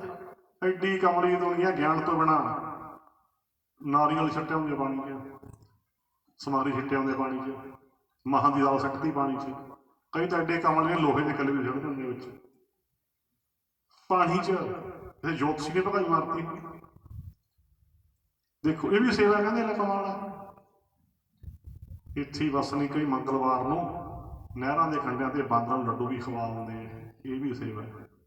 ਬਾਂਦਰਾਂ ਨਾਲ ਬੰਦੇ ਨਾਲ ਠੱਗੀਆਂ, ਬਾਂਦਰਾਂ ਨੂੰ ਲੱਡੂ ਖਵਾ ਆਉਂਦੇ ਆ, ਸੇਵਾ। ਇਹ ਵੀ ਸੇਵਾ ਕਹਿੰਦੇ, ਬੰਦੇ ਨਾਲ ਠੱਗੀਆਂ, ਬਾਂਦਰਾਂ ਨੂੰ ਲੱਡੂ। ਹਾਂਜੀ, ਪਤਾ ਨਹੀਂ ਕਿੰਨੀ ਸੇਵਾ ਕਰਦੀ ਇੱਥੇ ਦੁਨੀਆ। ਹਾਂਜੀ, ਚਲੋ ਰਹੋ ਵਿਚਾਰ, ਇਹ ਕੁਝ ਛੱਡ ਦੇਈਏ। ਬਸ ਸੇਵਾ ਸੱਚੀ ਤੁਹਾਨੂੰ ਦੱਸਦੀ, ਵਿੱਚ ਦੁਨੀਆ ਸੇਵਾ ਕਮਾਈ ਹੈ। ਦੁਨੀਆ 'ਚ ਵਿਚਰਦੇ ਹੋ ਕਿ ਭਲੇ ਦੇ ਕੰਮ ਕਰੋ, ਬਜ਼ੁਰਗਾਂ ਦੀ, ਮਾਤਾ ਪਿਤਾ ਦਾਦਾ ਦਾਦੀ ਸੇਵਾ ਕਰੋ, ਬੱਚਿਆਂ ਦੀ ਚੰਗੀ ਸੰਭਾਲ ਕਰੋ, ਪਿਆਰ ਕਰੋ, ਚੰਗੀ ਮੱਤ ਦਿਓ, ਸਮਾਜ ਵਿੱਚ ਵਿਚਰਦੇ ਚੰਗੇ ਕੰਮ ਕਰੋ। ਆਹ ਵੱਡੀਆਂ ਗੱਲਾਂ। ਇਹ ਸੀ ਧਰਮ, ਤਾਂ ਦੁਨੀਆ ਉਲਝ ਗਈ। ਤੋਰੋ ਨਾ ਪਾਤੀ ਪੂਜੋ ਨਾ ਦੇਵਾ, ਰਾਮ ਭਗਤ ਬਿਨ ਨੇ ਫਲ ਸੇਵਾ। ਅਗਲੀ ਪੰਕਤੀ, ਸਤਿਗੁਰ ਪੂਜੋ ਸਦਾ ਸਦਾ ਮਨਾਵੋ, ਐਸੀ ਸੇਵ ਦਰਗਾਹ ਸੁਖ ਪਾਵੋ। ਕਹਿੰਦੇ ਮੈਂ ਤਾਂ ਸਦਾ ਸਦਾ ਹੀ ਸਤਿਗੁਰੂ ਨਹੀਂ ਪੂਜਣਾ, ਸਤਿਗੁਰ ਪੂਜੋ, ਭਾਵੇਂ ਸਤਿਗੁਰ ਅੱਗੇ ਹੀ ਨਿਭਦਾ ਹਾਂ, ਸੱਚੇ ਗਿਆਨ ਦੀ ਗੱਲ ਹੀ ਮੰਨਦਾ ਹਾਂ। ਇਹੀ ਹੁੰਦਾ ਨਾ ਸਤਿਗੁਰੂ ਨੂੰ ਪੂਜਣਾ, ਵੀ ਤਾਂ ਗੁਰੂ ਦੀ ਗੱਲ ਮੰਨਦੇ, ਹੁਣ ਮੰਨਦੇ ਨਹੀਂ ਕਿਸੇ ਦੀ। ਸਤਿਗੁਰ ਪੂਜੋ ਸਦਾ ਸਦਾ ਮਨਾਵੋ। ਅਸੀਂ ਤਾਂ ਸਦਾ ਸਤਿਗੁਰੂ ਨਹੀਂ ਮਨਾਉਂਦੇ ਹਾਂ, ਬਸ ਹੋਰ ਨਹੀਂ ਗੱਲ ਕਿਸੇ ਦੀ ਮੰਨਦੇ। ਐਸੀ ਸੇਵ ਦਰਗਾਹ ਸੁੱਖ ਪਾਵੋ। ਐਸੀ ਸੇਵਾ ਦੇ ਕਰਕੇ ਅਸੀਂ ਮਾਲਕ ਪਰਮੇਸ਼ਰ ਦੀ ਹਜ਼ੂਰੀ ਵਿੱਚ ਆਤਮਿਕ ਸੁੱਖ ਪਾਉਂਦੇ ਹਾਂ। ਵਰਤਮਾਨ ਦੀ ਗੱਲ ਹੈ ਜੀ। ਐਸੀ ਸੇਵ ਦਰਗਾਹ, ਦਰਗਾਹ ਕੀ ਜਿਉਂਦੇ। ਹੁਣ ਬਹੁਤੇ ਕੀ ਸਮਝਣਗੇ ਮਰਨ ਤੋਂ ਬਾਅਦ ਦਰਗਾਹ ਦੀ ਗੱਲ। ਬਹੁਤੇ ਹੀ ਸਮਝਣ ਮਰ ਕੀ ਦਰਗਾਹ 'ਚ ਜਾਂਦਾ। ਇੱਕ ਗੱਲ ਇੱਥੇ ਦਰਗਾਹ ਲਫ਼ਜ਼ ਆ ਗਿਆ ਕਹਿ ਦੇਵਾਂ। ਦਰਗਾਹ ਕੀ, ਹੁਣ ਦਰਗਾਹ ਪਰਮੇਸ਼ਰ ਦੀ ਦਰਗਾਹ ਕਿਤੇ ਨਹੀਂ ਬਣੀ ਹੋਈ। ਤੁਸੀਂ ਕਹੋਗੇ ਆਹ ਕੀ ਗੱਲ ਆ, ਆਹ ਤਾਂ ਪੜ੍ਹੀ ਜਾਂਦੇ ਆਉਂਦੇ। ਸੋ ਮੈਂ ਨਕਲੀ ਦਰਗਾਹ ਦੀ ਗੱਲ ਕਰਦਾ, ਅਸਲੀ ਦੱਸੋ ਤੁਹਾਨੂੰ। ਪਰਮੇਸ਼ਰ ਦੀ ਦਰਗਾਹ ਕਿਤੇ ਬਣੀ ਨਹੀਂ ਹੋਈ, ਕਿਉਂਕਿ ਢਾਂਚਾ ਬਣਿਆ ਹੋਇਆ। ਬਹੁਤੇ ਲੋਕੀ ਸਮਝਦੇ ਆ ਵੀ ਤਾਹਾਂ ਕੋਈ ਵੱਡਾ ਸੌਰਾ ਮਹਿਲ ਬਣਿਆ ਹੋਊਗਾ ਰੱਬ ਦੀ ਦਰਗਾਹ। ਜਾਂ ਕਿਉਂ ਕਹਿ ਸਕਦੇ ਹੋ ਰੱਬ ਦੀ ਦਰਗਾਹ ਤੇ ਨਾ ਤੇ ਨਾ ਮੈਂ ਦੇਸੀ ਢੰਗ ਨਾਲ ਕਹਿ ਦਿਆਂ ਵੀ ਦੁਨੀਆ ਤਾਹਾਂ ਨੂੰ ਮੂੰਹ ਚੱਕ ਲੈਂਦੀ ਹੈ। ਦਰਗਾਹ ਕਹਿ ਦਈਏ ਨਾ ਤਾਂ ਕਈਆਂ ਦਾ ਤਾਹਾਂ ਨੂੰ ਖਿਆਲ ਚਲਾ ਜਾਂਦਾ, ਧਿਆਨ ਚਲੇ ਤੇ ਵੀ ਮੂੰਹ ਵੀ ਚਲਾ ਜਾਂਦਾ ਵੀ ਦਰਗਾਹ ਦੇ ਨਾਂ ਤੇ ਪਤਾ ਨਹੀਂ ਤਾਹਾਂ ਹੀ ਦਰਗਾਹ ਬਣੀ ਹੋਈ ਹੈ ਕਿਤੇ। ਦੁਨੀਆ ਦਰਗਾਹ ਦੇ ਨਾਂ ਤੇ ਤਾਹਾਂ ਨੂੰ ਮੂੰਹ ਚੱਕ ਲੈਂਦੀ ਹੈ। ਯਾਦ ਰੱਖਿਓ ਪਰਮੇਸ਼ਰ ਦੀ ਦਰਗਾਹ ਕਿਤੇ ਵੀ ਨਹੀਂ ਬਣੀ ਹੋਈ। ਇਹਨੂੰ ਇਦਾਂ ਵੀ ਕਹਿ ਸਕਦੇ, ਸਟੀਕ ਭਾਸ਼ਾ ਕਹਿੰਦੇ ਆ, ਪਰਮੇਸ਼ਰ ਦੀ ਦਰਗਾਹ ਦੀ ਕੋਈ ਭੂਗੋਲਿਕ ਸਥਿਤੀ ਨਹੀਂ। ਸਟੀਕ ਭਾਸ਼ਾ ਬੋਲਣੀ ਪੈਂਦੀ ਹੈ। ਪਰਮੇਸ਼ਰ ਦੀ ਦਰਗਾਹ ਦੀ ਕੋਈ ਭੂਗੋਲਿਕ ਸਥਿਤੀ ਨਹੀਂ। ਭੂਗੋਲਿਕ ਸਥਿਤੀ ਸਮਝ ਕੇ ਵੀ ਕਿਸੇ ਖਾਸ ਥਾਂ ਦੀ ਨਹੀਂ ਬਣੀ ਦਰਗਾਹ। ਜਿਵੇਂ ਆਪਣਾ ਹੁਣ ਇੰਡੀਆ ਹੈ, ਸਾਡੇ ਦੇਸ਼ ਨੇ ਵੀ ਪਾਕਿਸਤਾਨ ਹੈ, ਅਮਰੀਕਾ, ਕੈਨੇਡਾ, ਇੱਦਾਂ ਵੀ ਇੱਦਾਂ ਕਿਤੇ ਲੋਕੇਸ਼ਨ ਨਹੀਂ, ਕਿਤੇ ਸਥਿਤੀ ਨਹੀਂ, ਕਿਤੇ ਜਿਓਗ੍ਰਾਫੀਕਲੀ ਨਹੀਂ। ਪਰਮੇਸ਼ਰ ਦੀ ਦਰਗਾਹ ਜਿਓਗ੍ਰਾਫੀਕਲੀ ਨਹੀਂ। ਲਓ ਜੀ, ਹੁਣ ਪਹਿਲਾਂ ਤਾਂ ਇਹ ਸਮਝੋ ਜੋ ਮੈਂ ਤੁਹਾਨੂੰ ਕਿਹਾ, ਉਲਝ ਕੇ ਤੁਸੀਂ ਹੋ ਸਕਦੇ ਤੁਸੀਂ ਨਾ ਸਮਝ ਆਈ ਹੋਵੇ ਗੱਲ ਵੀ ਆਹ ਕੀ ਕਹਿੰਦਾ ਪਰਮੇਸ਼ਰ ਦੀ ਦਰਗਾਹ ਕਿਤੇ ਨਹੀਂ ਬਣੀ। ਨਹੀਂ ਬਣੀ, ਹਾਂ ਨਹੀਂ ਬਣੀ। ਹੁਣ ਬੁੱਝੋ, ਤੁਹਾਨੂੰ ਪਤਾ ਹੈ ਅੱਧਿਆਂ ਨੂੰ ਤਾਂ। ਹੁਣ ਮੈਂ ਕਹਿੰਦਾ ਤਾਂ ਰੱਬ ਦੀ ਦਰਗਾਹ ਕਿਸੇ ਇੱਕ ਥਾਂ ਤੇ ਨਹੀਂ ਬਣੀ ਹੋਈ। ਕਿਉਂ ਕਹਿੰਦਾ ਬੋਲੋ? ਹਾਂ ਗੱਲ ਬਾਹਰੀ ਨਾ, ਕਿਉਂਕਿ ਪਰਮੇਸ਼ਰ ਇੱਕ ਥਾਂ ਤੇ ਰਹਿੰਦਾ ਹੀ ਨਹੀਂ। ਪਰਮੇਸ਼ਰ ਇੱਕ ਥਾਂ ਤੇ ਰਹਿੰਦਾ ਹੀ ਨਹੀਂ, ਫਿਰ ਪਰਮੇਸ਼ਰ ਦੀ ਦਰਗਾਹ ਇੱਕ ਥਾਂ ਤੇ ਕਿਵੇਂ ਹੋ ਸਕਦੀ ਹੈ? ਰੱਬ ਕਿਸੇ ਇੱਕ ਥਾਂ ਤੇ ਰਹਿੰਦਾ ਨਹੀਂ, ਉਹ ਕਿਸੇ ਖਾਸ ਥਾਂ ਤੇ ਰਹਿੰਦਾ ਹੀ ਨਹੀਂ, ਫਿਰ ਦਰਗਾਹ ਇੱਕ ਥਾਂ ਤੇ ਕਿਵੇਂ ਹੋ ਸਕਦੀ ਹੈ? ਪਰਮੇਸ਼ਰ ਸਰਬ ਵਿਆਪਕ ਹੈ, ਇਸ ਕਰਕੇ ਪਰਮੇਸ਼ਰ ਦੀ ਦਰਗਾਹ ਵੀ ਸਰਬ ਵਿਆਪਕ ਹੈ। ਭਾਵ ਕਿ ਪਰਮੇਸ਼ਰ ਦੀ ਹਜ਼ੂਰੀ ਨੂੰ ਹੀ ਪਰਮੇਸ਼ਰ ਦੀ ਦਰਗਾਹ ਕਿਹਾ ਜਾਂਦਾ ਹੈ। ਧਿਆਨ ਦਾ ਪਰਮੇਸ਼ਰ ਵਿੱਚ ਟਿਕ ਜਾਣਾ ਅੰਤਰਾਤਮੇ, ਇਹੀ ਦਰਗਾਹ ਦਾ ਵਾਸ ਹੁੰਦਾ ਜੋ ਜਿਉਂਦਿਆਂ ਨੂੰ ਮਿਲਦਾ ਹੈ। ਧਿਆਨ ਦਾ ਪਰਮੇਸ਼ਰ ਵਿੱਚ ਟਿਕ ਜਾਣਾ ਆਪਣੇ ਅੰਦਰ ਹੀ, ਇਹ ਕੀ ਹੈ? ਦਰਗਾਹ ਦਾ ਵਾਸ, ਜੋ ਸੁਰਤ ਮਾਲਕ ਦੀ ਹਜ਼ੂਰੀ ਵਿੱਚ ਟਿਕ ਗਈ। ਸੋ ਪਰਮੇਸ਼ਰ ਦੀ ਦਰਗਾਹ ਸਰਬ ਵਿਆਪਕ ਹੈ, ਕਿਸੇ ਇੱਕ ਥਾਂ ਤੇ ਨਹੀਂ ਬਣੀ, ਕਿਉਂਕਿ ਰੱਬ ਇੱਕ ਥਾਂ ਤੇ ਰਹਿੰਦਾ ਨਹੀਂ, ਉਹ ਤਾਂ ਸਰਬ ਵਿਆਪਕ ਹੈ। ਪਰਮੇਸ਼ਰ ਕੋਈ ਵਿਅਕਤੀ ਨਹੀਂ, ਉਹ ਤਾਂ ਸਰਬ ਵਿਆਪਕ ਸ਼ਕਤੀ ਹੈ। ਵਿਅਕਤੀ ਨਹੀਂ, ਸਰਬ ਵਿਆਪਕ ਸ਼ਕਤੀ। ਜਲ ਥਲ ਮਹੀਅਲ ਪੂਰਿਆ ਸੁਆਮੀ ਸਿਰਜਣਹਾਰ। ਅਣਿਕ ਭਾਂਤ ਹੋਏ ਪਸਰਿਆ ਨਾਨਕ ਏਕ ਓੰਕਾਰ। ਕਥਾ ਭਾਵ ਨਾਲ ਪੜ੍ਹ ਲਓ। ਜਲਾਂ ਥਲਾਂ ਵਿੱਚ ਰਵਿਆ ਸੁਆਮੀ ਮੇਰਾ, ਪ੍ਰੀਤਮ ਮੇਰਾ। ਜਲਾਂ ਥਲਾਂ ਵਿੱਚ ਰਵਿਆ ਸੁਆਮੀ ਮੇਰਾ, ਪ੍ਰੀਤਮ ਮੇਰਾ। ਜਲਾਂ ਥਲਾਂ ਵਿੱਚ ਰਵਿਆ ਸੁਆਮੀ ਮੇਰਾ, ਪ੍ਰੀਤਮ ਮੇਰਾ। ਜਲਾਂ ਥਲਾਂ ਵਿੱਚ ਰਵਿਆ ਸੁਆਮੀ ਮੇਰਾ, ਪ੍ਰੀਤਮ ਮੇਰਾ।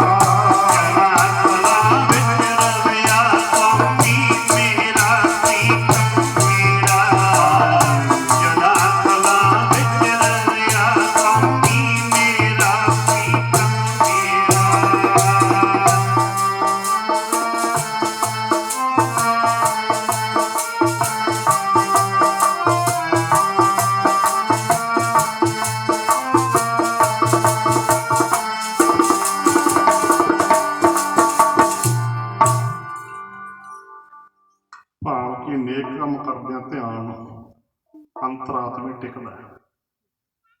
ਸੋ ਆਪਾਂ ਸਮਝ ਲਈ ਗੱਲ, ਸਤਿਗੁਰ ਪੂਜੋਂ ਸਦਾ ਸਦਾ ਮਨਾਵੋਂ, ਐਸੀ ਸੇਵ ਦਰਗਾਹ ਸੁਖ ਪਾਵੋਂ। ਸਮਾਪਤੀ ਦੀਆਂ ਪੰਕਤੀਆਂ। ਲੋਕ ਕਹੈ ਕਬੀਰ ਬਉਰਾਨਾ, ਦੁਆਰੇ ਉਹੀ ਗੱਲ ਕਹਤੀ ਨਾ ਕਿ ਲੋਕ ਕਹਿੰਦੇ ਨੇ ਕਬੀਰ ਕਮਲਾ ਹੋ ਗਿਆ। ਬਹੁਤੀ ਦੁਨੀਆ ਸੱਚਿਆਂ ਨੂੰ ਰੱਬ ਦੇ ਪਿਆਰਿਆਂ ਨੂੰ ਕਮਲੇ ਕਹਿੰਦੀ ਹੋਈ। ਆ ਸੱਚ ਕੀ ਹੈ ਵੀ ਦੁਨੀਆ ਗਿਆਨ ਤੋਂ ਬਿਨਾਂ ਕਮਲੀ ਹੈ, ਪਰ ਕਮਲੀ ਦੁਨੀਆ ਗਿਆਨਵਾਨ ਨੂੰ ਕਮਲਾ ਕਹਿੰਦੀ ਹੈ। ਕਿਉਂ? ਕਿਉਂਕਿ ਕਮਲਿਆਂ ਨੂੰ ਕਮਲਾ ਹੀ ਲੱਗਦਾ ਹੁੰਦਾ। ਬਸ ਹਾਲ ਤੇ ਇਹ ਬਾਣੀ 'ਚ ਲਿਖਿਆ ਹੋਇਆ ਹੈ, ਸ਼ਬਦ ਗੁਰ ਪੀਰਾ ਗਹਿਰ ਗੰਭੀਰਾ, ਬਿਨ ਸ਼ਬਦ ਹੈ ਜੱਗ ਬਾਉਰਨ। ਬਿਨ ਸ਼ਬਦ ਹੈ, ਪਰ ਗੁਰੂ ਦੇ ਗਿਆਨ ਤੋਂ ਬਿਨਾਂ ਜੱਗ ਕਮਲਾ ਹੈ। ਜੱਗ ਕਮਲਾ ਹੈ ਤੇ ਸਿੱਧ ਕਰ ਦੇਣਾ ਇਹਨੇ। ਤੁਸੀਂ ਦੱਸੋ ਕਮਲੇ ਦੀ ਨਿਸ਼ਾਨੀ ਕੀ ਹੁੰਦੀ ਹੈ?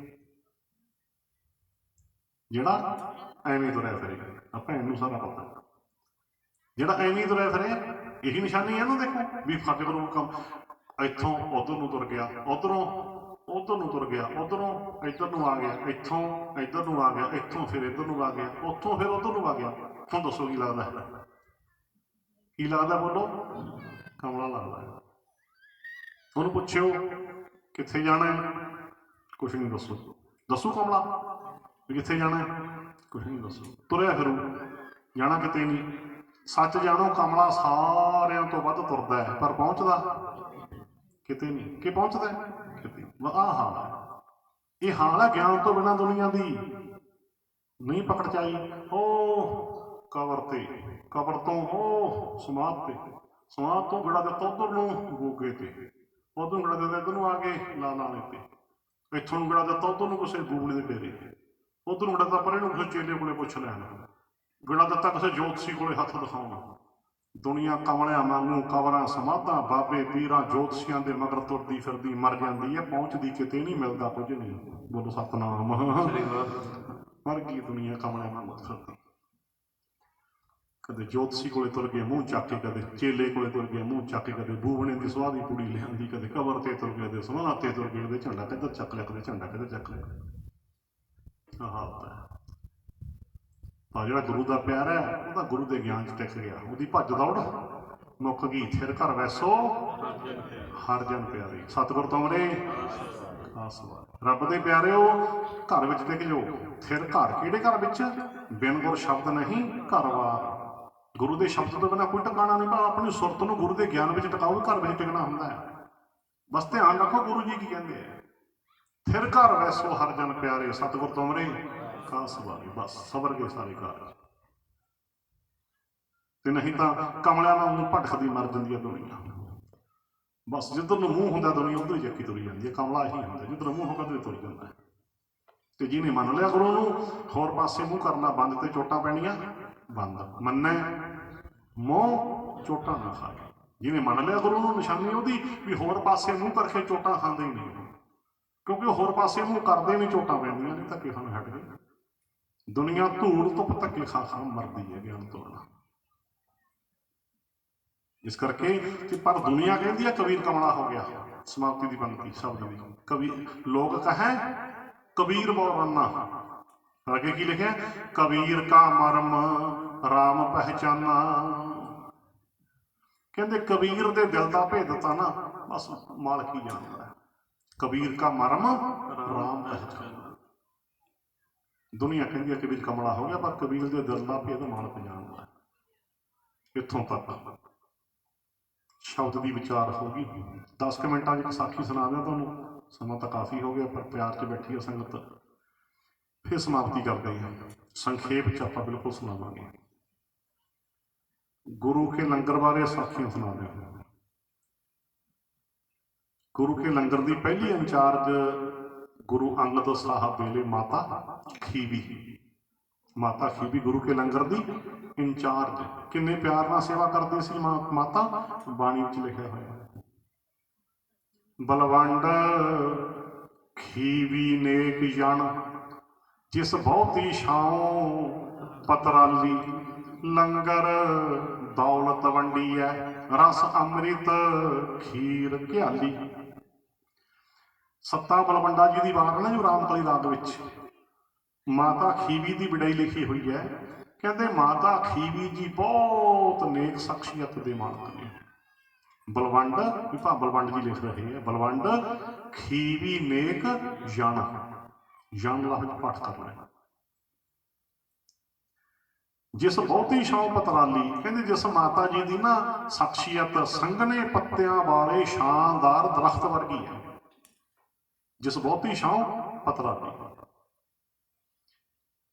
ਭਾਵ ਕਿ ਜਿਹੜਾ ਵੀ ਗੁਰੂ ਕੇ ਲੰਗਰ ਵਿੱਚ ਆ ਗਿਆ ਮਾਤਾ ਖੀਵੀ ਜੀ ਦਾ ਸਕੀਆਂ ਮਾਵਾਂ ਵਾਲਾ ਪਿਆਰ ਪਾ ਗਿਆ। ਕਿਵੇਂ? ਅੱਗੇ ਲਿਖਿਆ ਲੰਗਰ ਦੌਲਤ ਵੰਡੀ ਹੈ। ਕਹਿੰਦੇ ਲੰਗਰ ਵਿੱਚ ਮਾਂ ਜੀ ਮਾਇਆ ਵੀ ਵੰਡਦੇ ਹੈ। ਲੰਗਰ ਦੌਲਤ ਵੰਡੀ ਹੈ। ਰਸ ਅੰਮ੍ਰਿਤ ਖੀਰ ਘਿਆਲੀ ਤੇ ਨਾਲ ਨਾਲ ਨਾ ਘਿਓ ਵਾਲੀ ਖੀਰ ਛਕਾਉਂਦੇ ਹੈ। ਖੀਰ ਦੇ ਵਿੱਚ ਘਿਓ ਪਾ ਕੇ ਛਕਾਉਂਦੇ ਹੈ। ਤੇ ਮਾਇਆ ਕਿਵੇਂ? ਸਮਝ ਲਓ, ਕਈ ਨਾ ਸਮਝ ਚ ਆਵੇ ਕਿਸੇ ਦੇ ਵੀ ਮੰਨ ਲਓ ਮਾਤਾ ਜੀ ਨੇ ਖੀਰ ਪਾਈ ਕਿਸੇ ਨੂੰ ਤੇ ਨਾਲ ਨਾਲ ਦੇਖ ਲਿਆ ਮਾਤਾ ਜੀ ਨੇ ਇਹਦੇ ਕੱਪੜੇ ਬਹੁਤ ਨਰਮ ਜਿਹੇ ਹੈ ਜਾਂ ਪਾਟੇ ਜਿਹੇ ਹੈ।